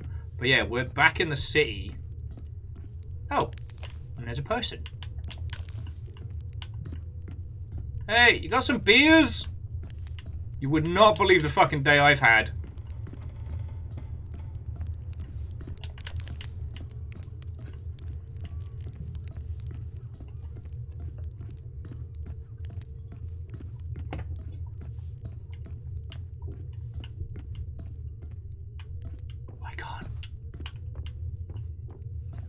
Of course, there's no regular stairs. Regular stairs would be for nerds.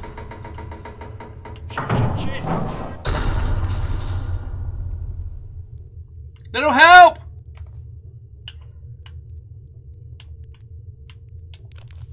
Little help.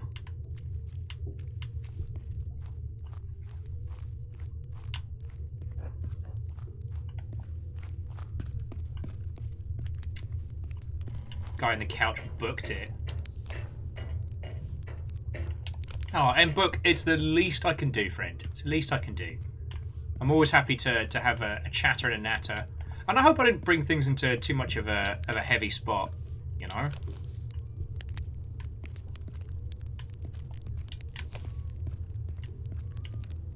You know, I genuinely do believe that video games are a really good place to explore like complicated ideas, because we ask not for people to simply observe, but we ask for them to engage. We ask for them to be in the... I don't think I can fit these in my pockets.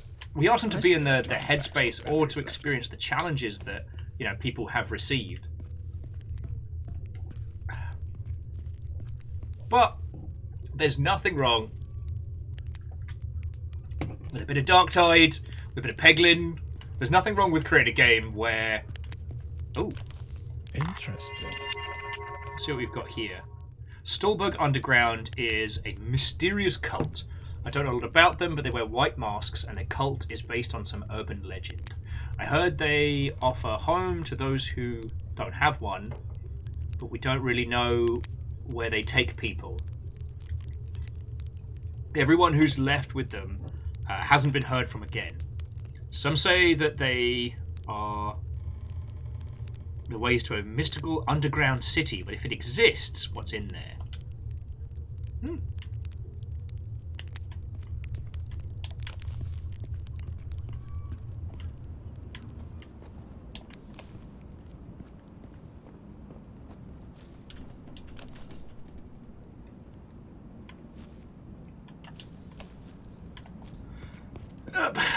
Mushrooms!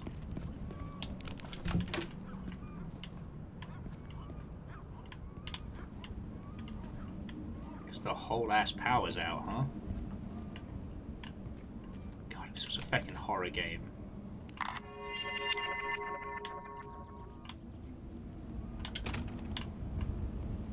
So help me.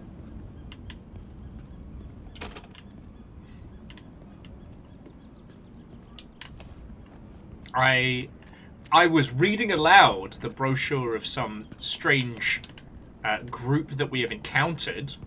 This right here is not a cult. But apparently underneath Strasbourg there is.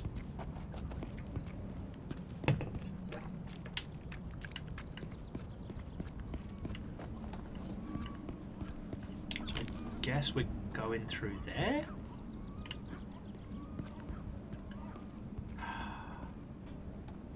Like, honestly, friends, at this point, I just scramble the fence, head up into civilization. I mean, you could still call an Uber in 2016. Throw rocks at that window up there until someone, like, called the police for me. We've done our time. Yeah, when's the dog ending? As we know, that is what's going to happen. We get to the end of this, and the big reveal is a Shiba Inu with a headset. Because if you are wondering, that is the true canonical ending to Silent Hill. Not a lot of people know that. Alright, so I think we've got to head out this side route here.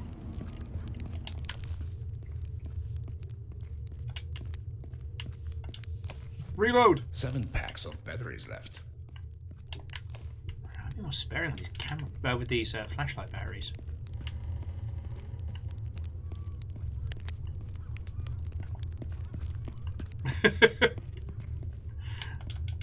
Darthy's ready to form an army of one, prepared to go back into this nonsense, having survived it.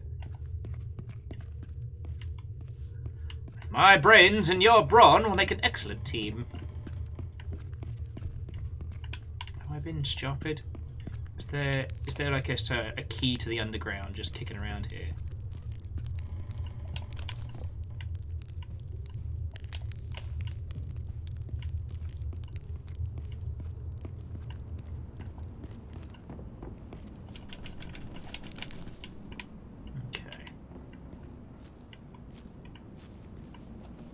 Seem to be the only way to go, apart from this dodgy little shitter. Alright, let's check it out.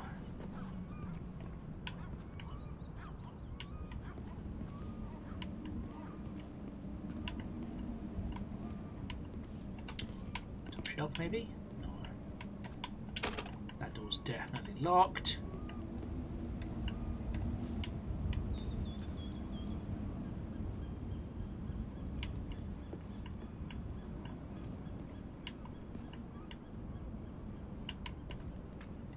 Aha! Couldn't see it because... Oh. I was going to say we couldn't see it because it's too busy.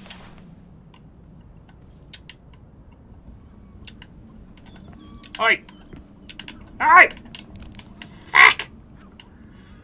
Okay, well, breathe, breathe, breathe. Okay. Let's try that again.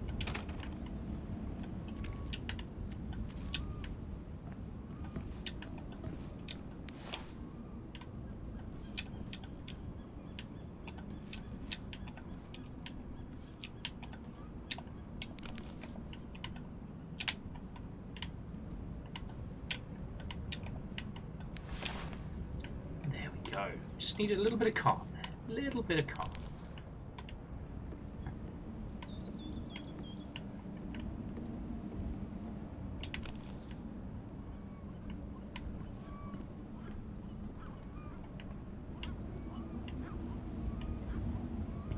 Okay. Key to the gate. That makes 8 packs of flashlight batteries. Flashlight batteries are plenty. These weak. Oh, spaghetti.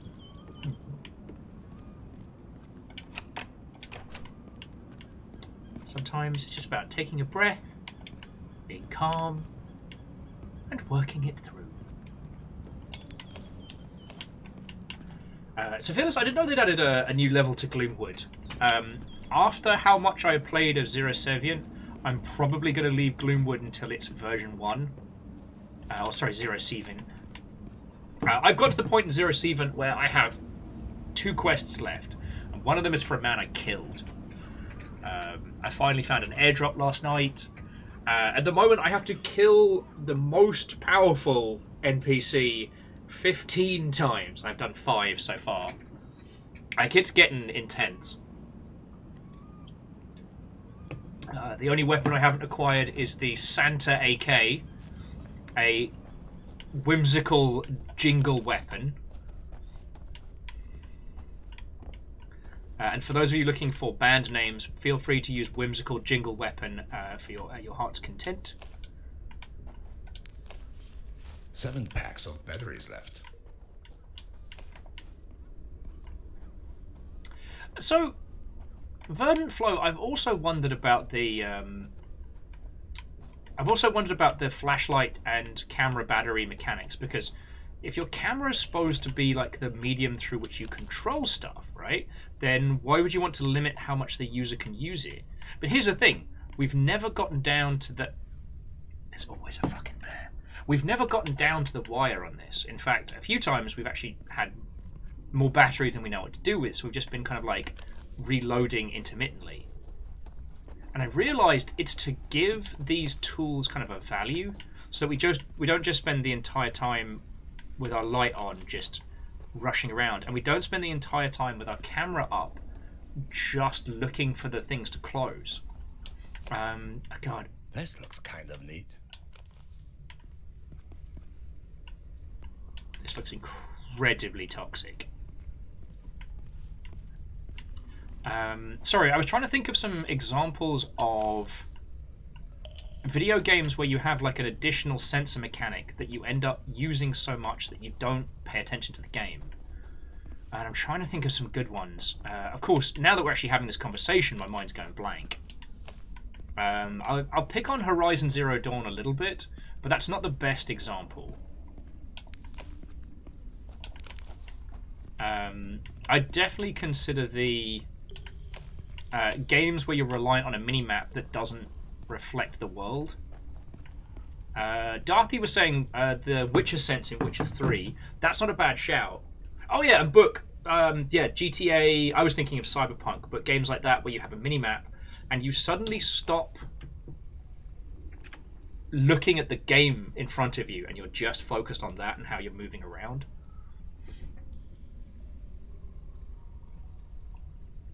And Phyllis, you're right that also acquisition of more batteries feels like a reward. Like, you explored an area and the game went, well done, champ, have some batteries. Do you know what I mean? Sorry, bear with me just a second, dear friends. We are good.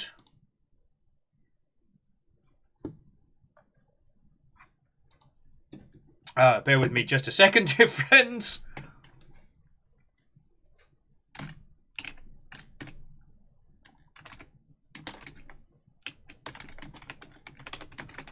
Okay, and I'm back. My apologies there.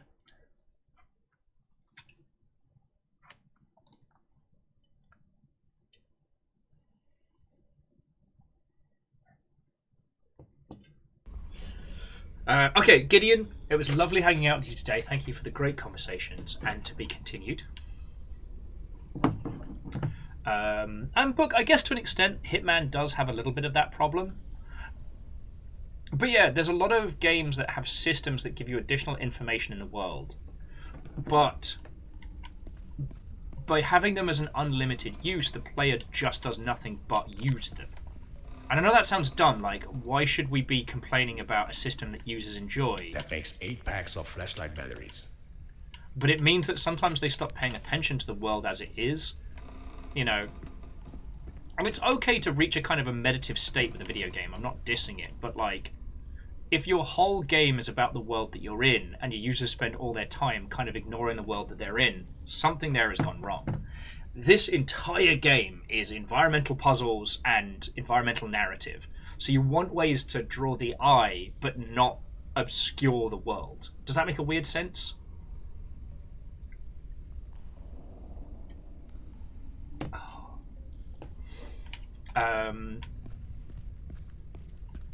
Because there are different ways in which this can pan out. Like, this isn't a one problem, one solution type thing. The A button mashing of the Resident Evil games was an interesting one that resulted in the glint and the sparkle. But then users stopped looking around and just would only pay attention to glint and sparkle. It's kind of fascinating when you sit down and actually unpack it.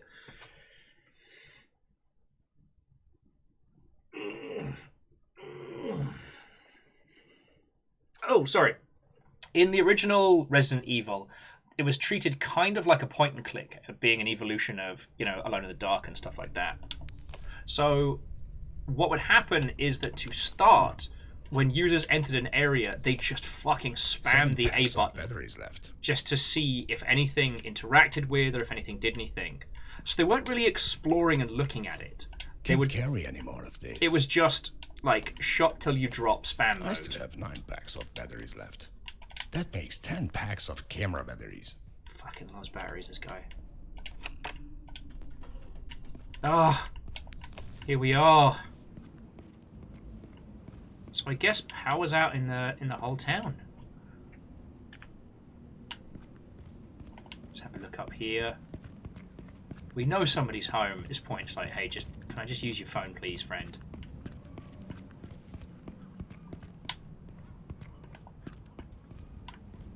I need to commandeer this motorcycle. And it was at this point we heard the choo-choo from across the way. Hopefully I can stay on the streets from now on. Please. Oh, look! A dark hostel. Not a fucking chance.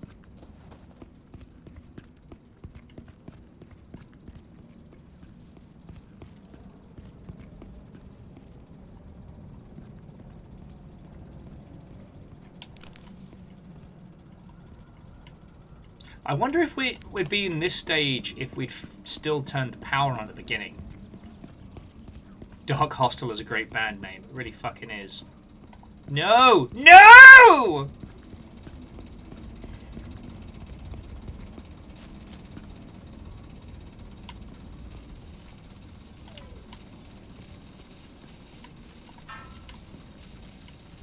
That guy's engine fell out.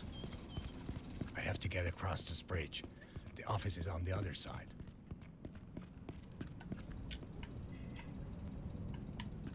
Ah! It was at this point that Will began to ugly cry. Okay, so we've got to drop the bridge to get back home. Fucking hell. I just love the idea that the bridge has been down so long that everybody queuing here has just given up on their cars.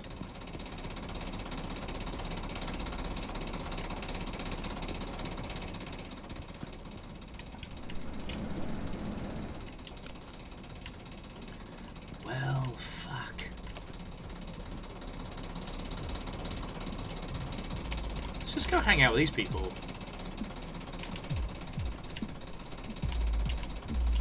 Oh, they won't let me into their party! You guys suck! Just let me have some fucking... like a cup of water or something. That makes 8 packs of flashlight batteries. I will fuck your windows! Piss.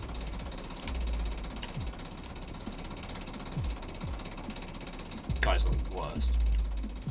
I wanted to go to the cool party with the cool kids. Bit mean to me.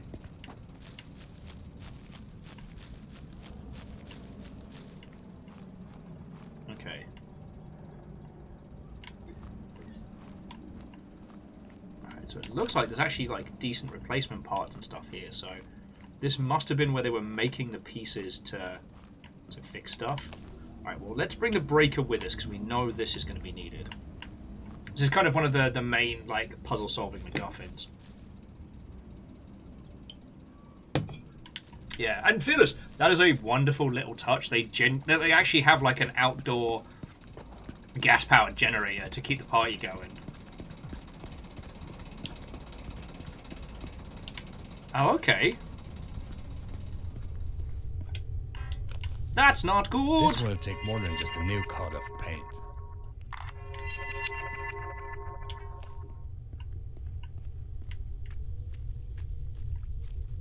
Well, fuck sticks. Alright, generators. Will makes an odd threat. Look, alright? It has been a day. Our character has been to fucking hell and back.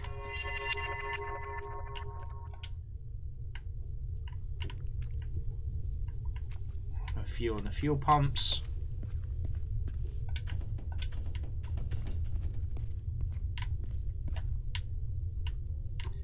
Criterion says, curious again, what exactly is MC?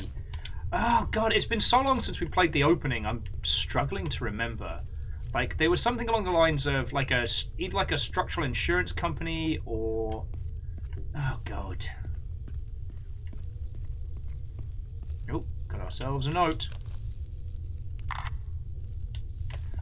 You owe us. Pay now and never see your button again. Pete, you seriously need to stop drinking that moonshine stuff you buy from the moonshiners residing in the old castle. Please pay attention to your drink. They've broken in here, and now these parts are all over the island.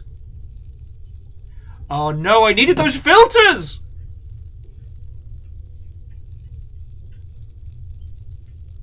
Okay, so... What if, hypothetically, naming no names, one of us had tried to use one of those air filters to smash a car in? What if, hypothetically, that had happened?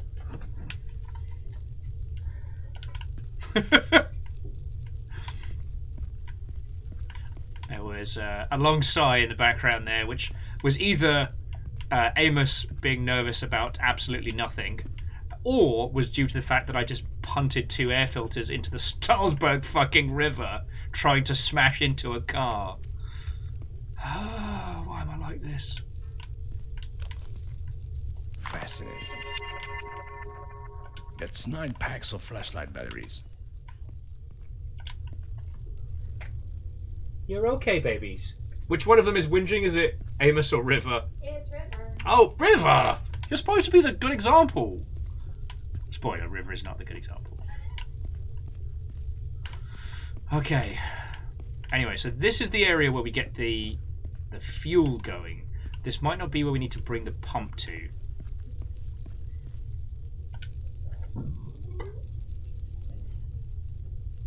Okay, now they've broken in here.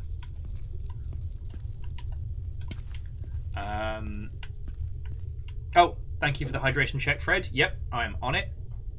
Seriously, this liquid death stuff's been great. I think it's just because it's a combination of being like a decent design and being a tall boy. Plus, it's got that carbonation taste. Like, it actually feels like it's Alright, well, I didn't biff the first one too far. It's been helping me with staying hydrated and drinking less. Okay.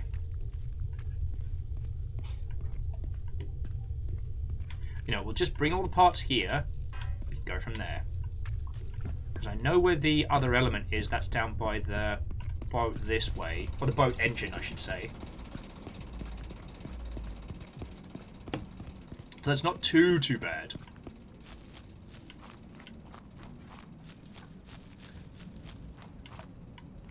And yeah, so, and Happy Pie, I don't disagree with you. By game design logic, we should be able to get that back. But if I've buzzed it in such a way that it's still in play, but I can't either see it or access it, that's where things might suck. Worst case, we'll reload this section, because I think we can reload by chapter, and then that can be a good place to bring our adventures to a close. I'm not quite ready to call it yet, if you know what I mean. Because if we just need to get across here, if this is our last little, like, truncated puzzle. Haha! Fucking love it. Yeah, you were right, Happy Pie. It was not buzzed into the water. So Fred, I will try. It's unlikely. Ha ha. Ha. Ha ha ha. Incoming. There's something about how the Welsh robot voice does maniacal threat. No!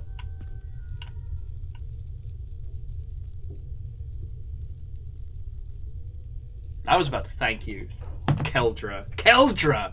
I was about to look dead-eye in the camera and with genuine sincerity thank you. Because, you know, bits are what keep us going. That's 200 bits for maniacal cackling there. That's $2 to keep us going, you know? That's very kind of you. And then you do this. I invite you onto my home on this, the day I fix a fucked up bridge. And you're like, you know what? I'm gonna make that man stand. I'm gonna make him make an arse of himself. Oh! Although wearing a light t-shirt under this does make me look like I'm doing some like Superman 2 Kal-El bollocks, but alright. So Keldra, this one goes out to you and does this.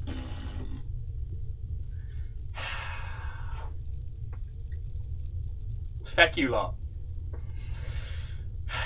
Puppetry! Such assholes.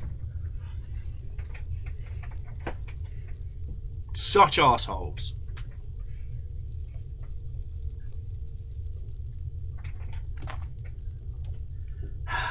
Right. Oh yeah, Regina Viper, is it good to stretch after sitting for a long time, is it? Oh yeah, that's great. That's great. Right. Okay, so let's try and find out where all the broken pieces are. Because we've got 2 filters now. I can die happy now. Oh no! Oh no, you can't. Getting off the hook that easy.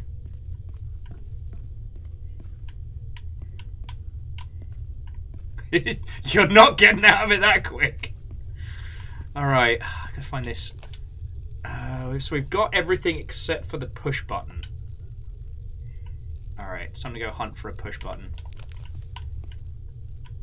Walkie-talkie. Alright, so we'll do a quick sweepy sweep down by the docks. I don't know where this all goes yet, so we're still working that out.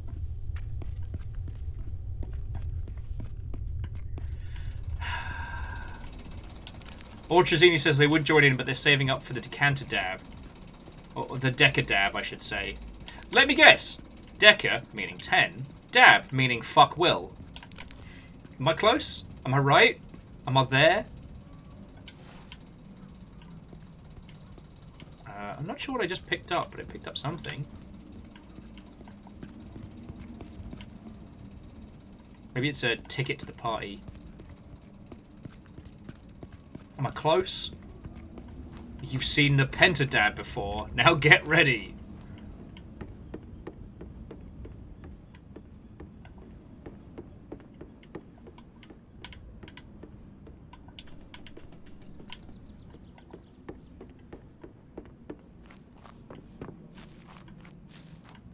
From the people that brought you Will's arm strain comes a new flavor of dabadry. I don't think I can fit this in my pockets. That makes 10 packs of camera batteries. Okay. So it's not here. Let's check up there.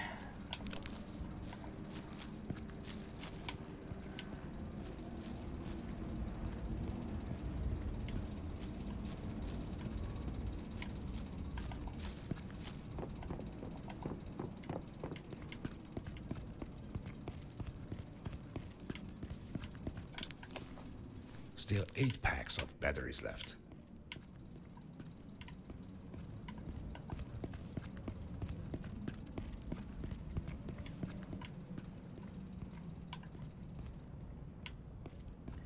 Everything is interconnected. All is weird and strange. Are we dead? Or is this Ohio? How was the Animaniacs so good?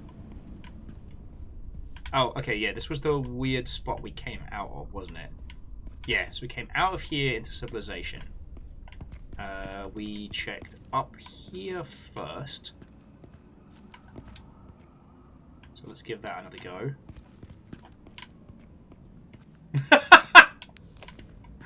I get the feeling, Red Bolt, that it was the laughter that brought you in here. And you need not apologize. I am the one that laid forth the rules and tools of this. The irony being is that... What the fuck? What the fuck?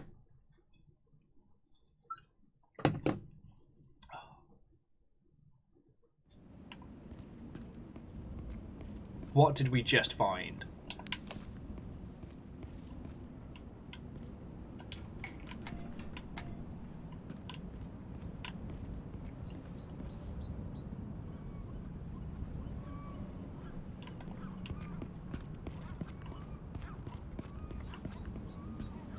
Where the fuck are we?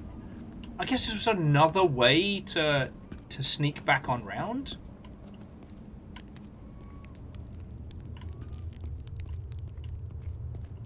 Okay, so if we didn't do the puzzle, we could have gone up and over. Check this. This is not a child spawning ground. Kel's just like, I apologize for nothing! See, the irony is that, yes, I am the one that put the dab economy in place. But mainly because I would feel super guilty if someone spent a large amount of time and effort saving up for a dab, only to have that dab then taken away. Which is why it hasn't been removed, because the amount of time it takes to get.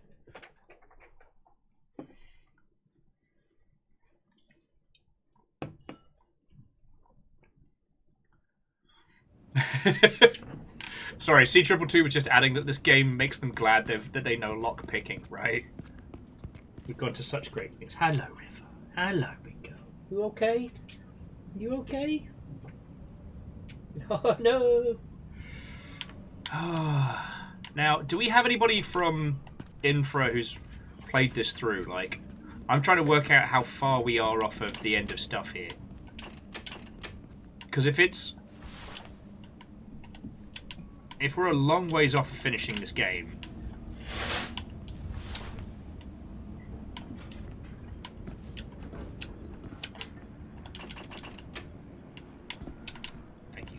If we're a long ways off of finishing this game, then I should probably bring this to a close, because River's giving me the look of, pay me attention! And of course, you know, River is the best. River gets what River wants.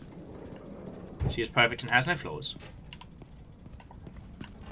But if we're only, like, fucking 5 or 10 minutes away from finishing this game... Sorry.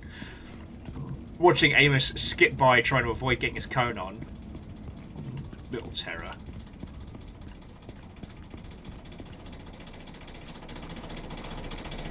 Alright. What the fuck is this place? Like, now we know that Stroudsburg is just absolutely rammed up the wazoo. Oh. That's 9 packs of flashlight batteries. Yeah, it's absolutely rammed up the wazoo with hidden stuff.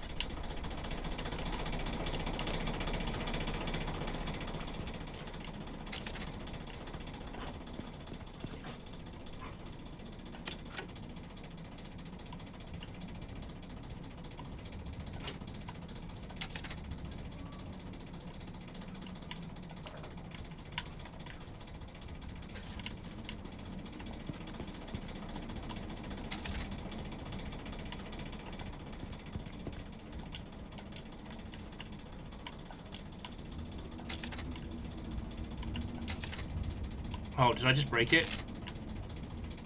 Okay. So power's on there. So we say keep on. Oh. Castle. Okay. So power's on. Keep on kills it. Alright.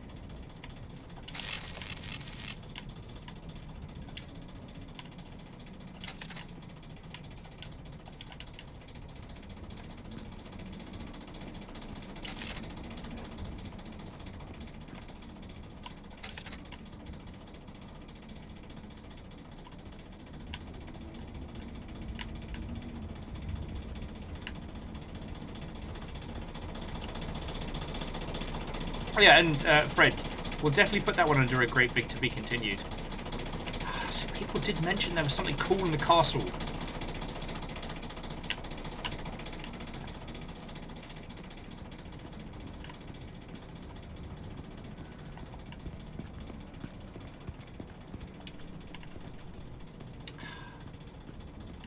There were no other hints in here, but we did get somebody's key card.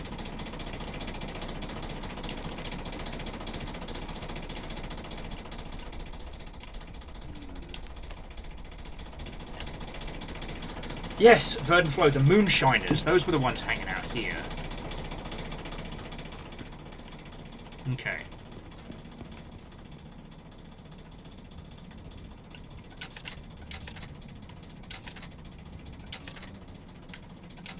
So we turn off the houses.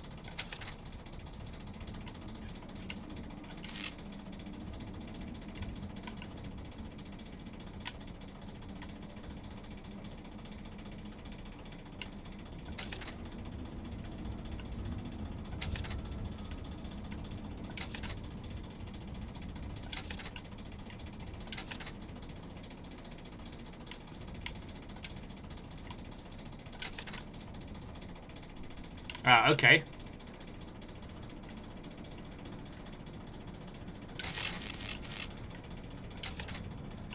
That's too much.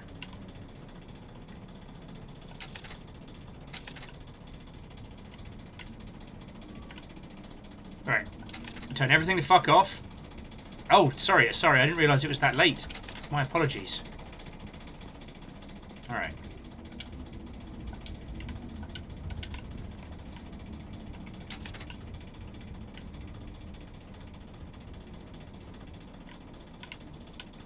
So we've got the castle turnstile and the castle, houses and the courtyard gates.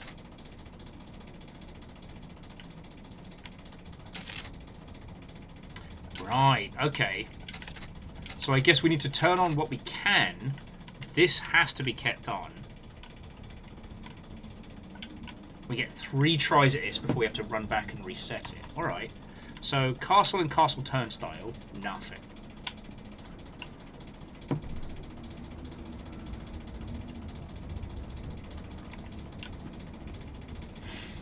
Okay, so Lost Flowers, I'm going to take your advice, as we are reaching the 6-hour mark, and I've got to be responsible.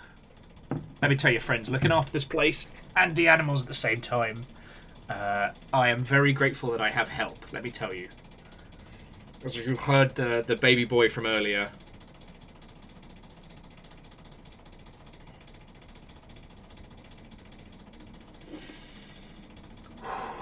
Okay. Out of infra puzzle mode. Yeah, Immortal End. It does happen. It does happen. But I've got 2 saves, both at the same place.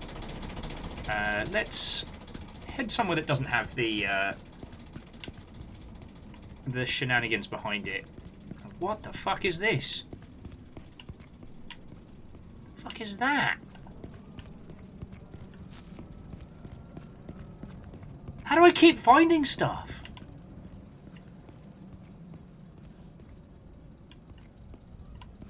My children need wine. Alright, I'm heading out to the waterfront. And we'll find a little... It's a battery store. Oh, the irony. I guess that's one of the things we need to turn on.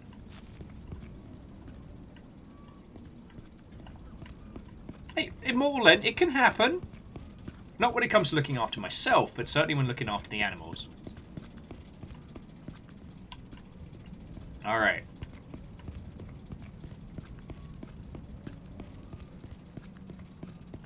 That way we can gaze out across the water, know where we'll be next time.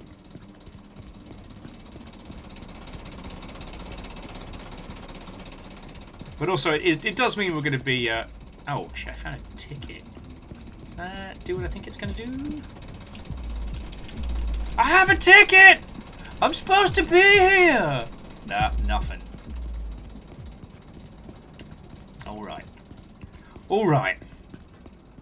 So there's where our game began.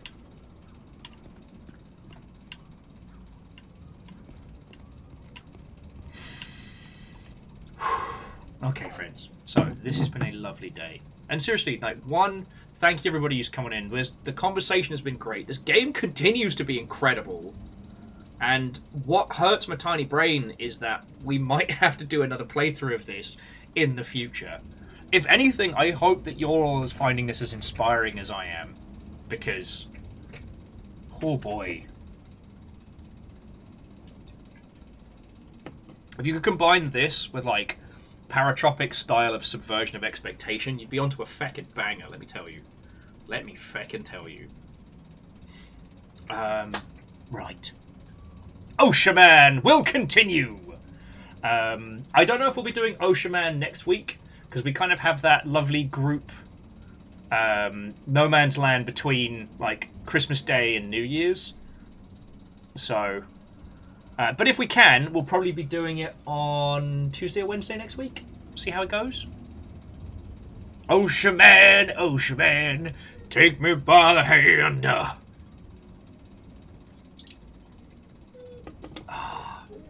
And Keldra and peeps, if you didn't see the start of this game, I really do recommend it.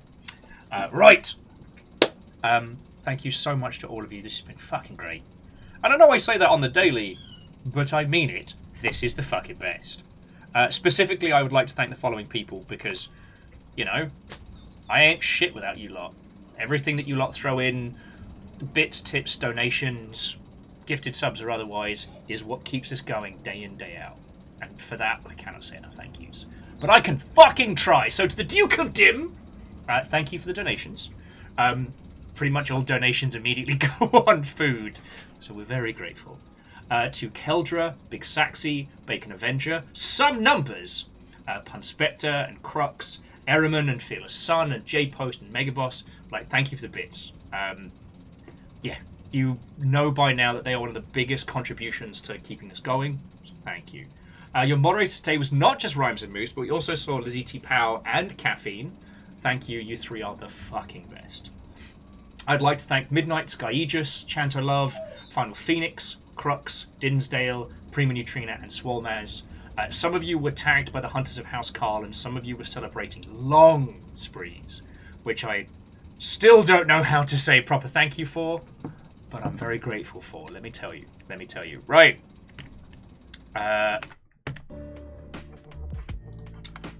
As streamer etiquette dictates, let me find someone for you all to go hang with.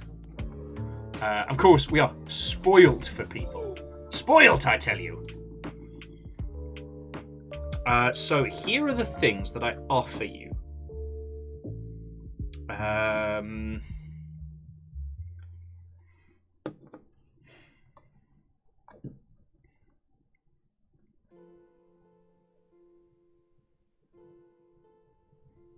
Okay. I have 3 offers for you, friends. I have 3 offers for you.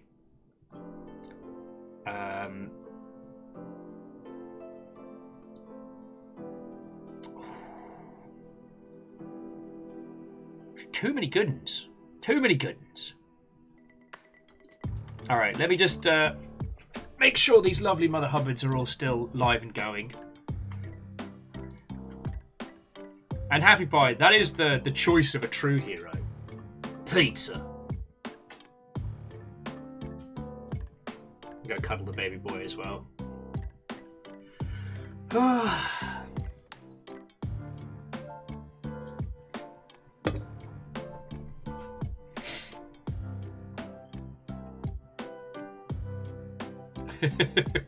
Sorry, I'm just remembering my agreement that we're not going to check on the Great Bezos heist until Christmas Eve.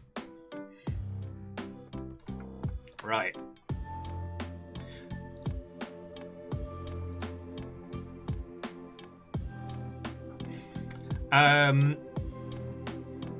So we're not going to go into Jocat, just because Jocat is right at the end of Potionomics, like the ending.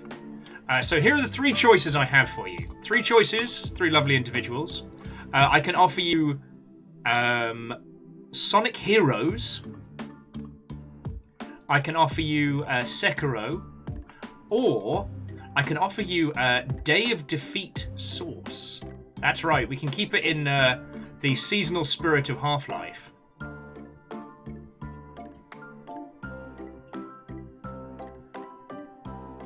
Pizza is sadly not one of those options.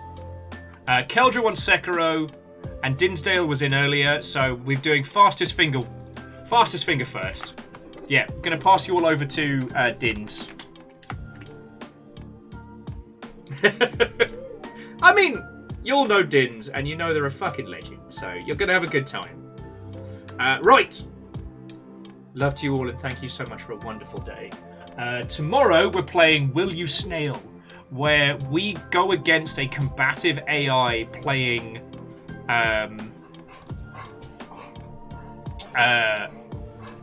we go into combative AI trying to murder us in a Kaizo Mario I want to be the guy kind of way. And it's going to be unhinged, but in a fun way. Alright? So, yes, thank you all for a fucking lovely day. Yeah, I think that's it. Peeps, if I am able to make it onto Discord later, we'll have a natter and a hangout, but it is unlikely. I'll try, but it is unlikely. Right.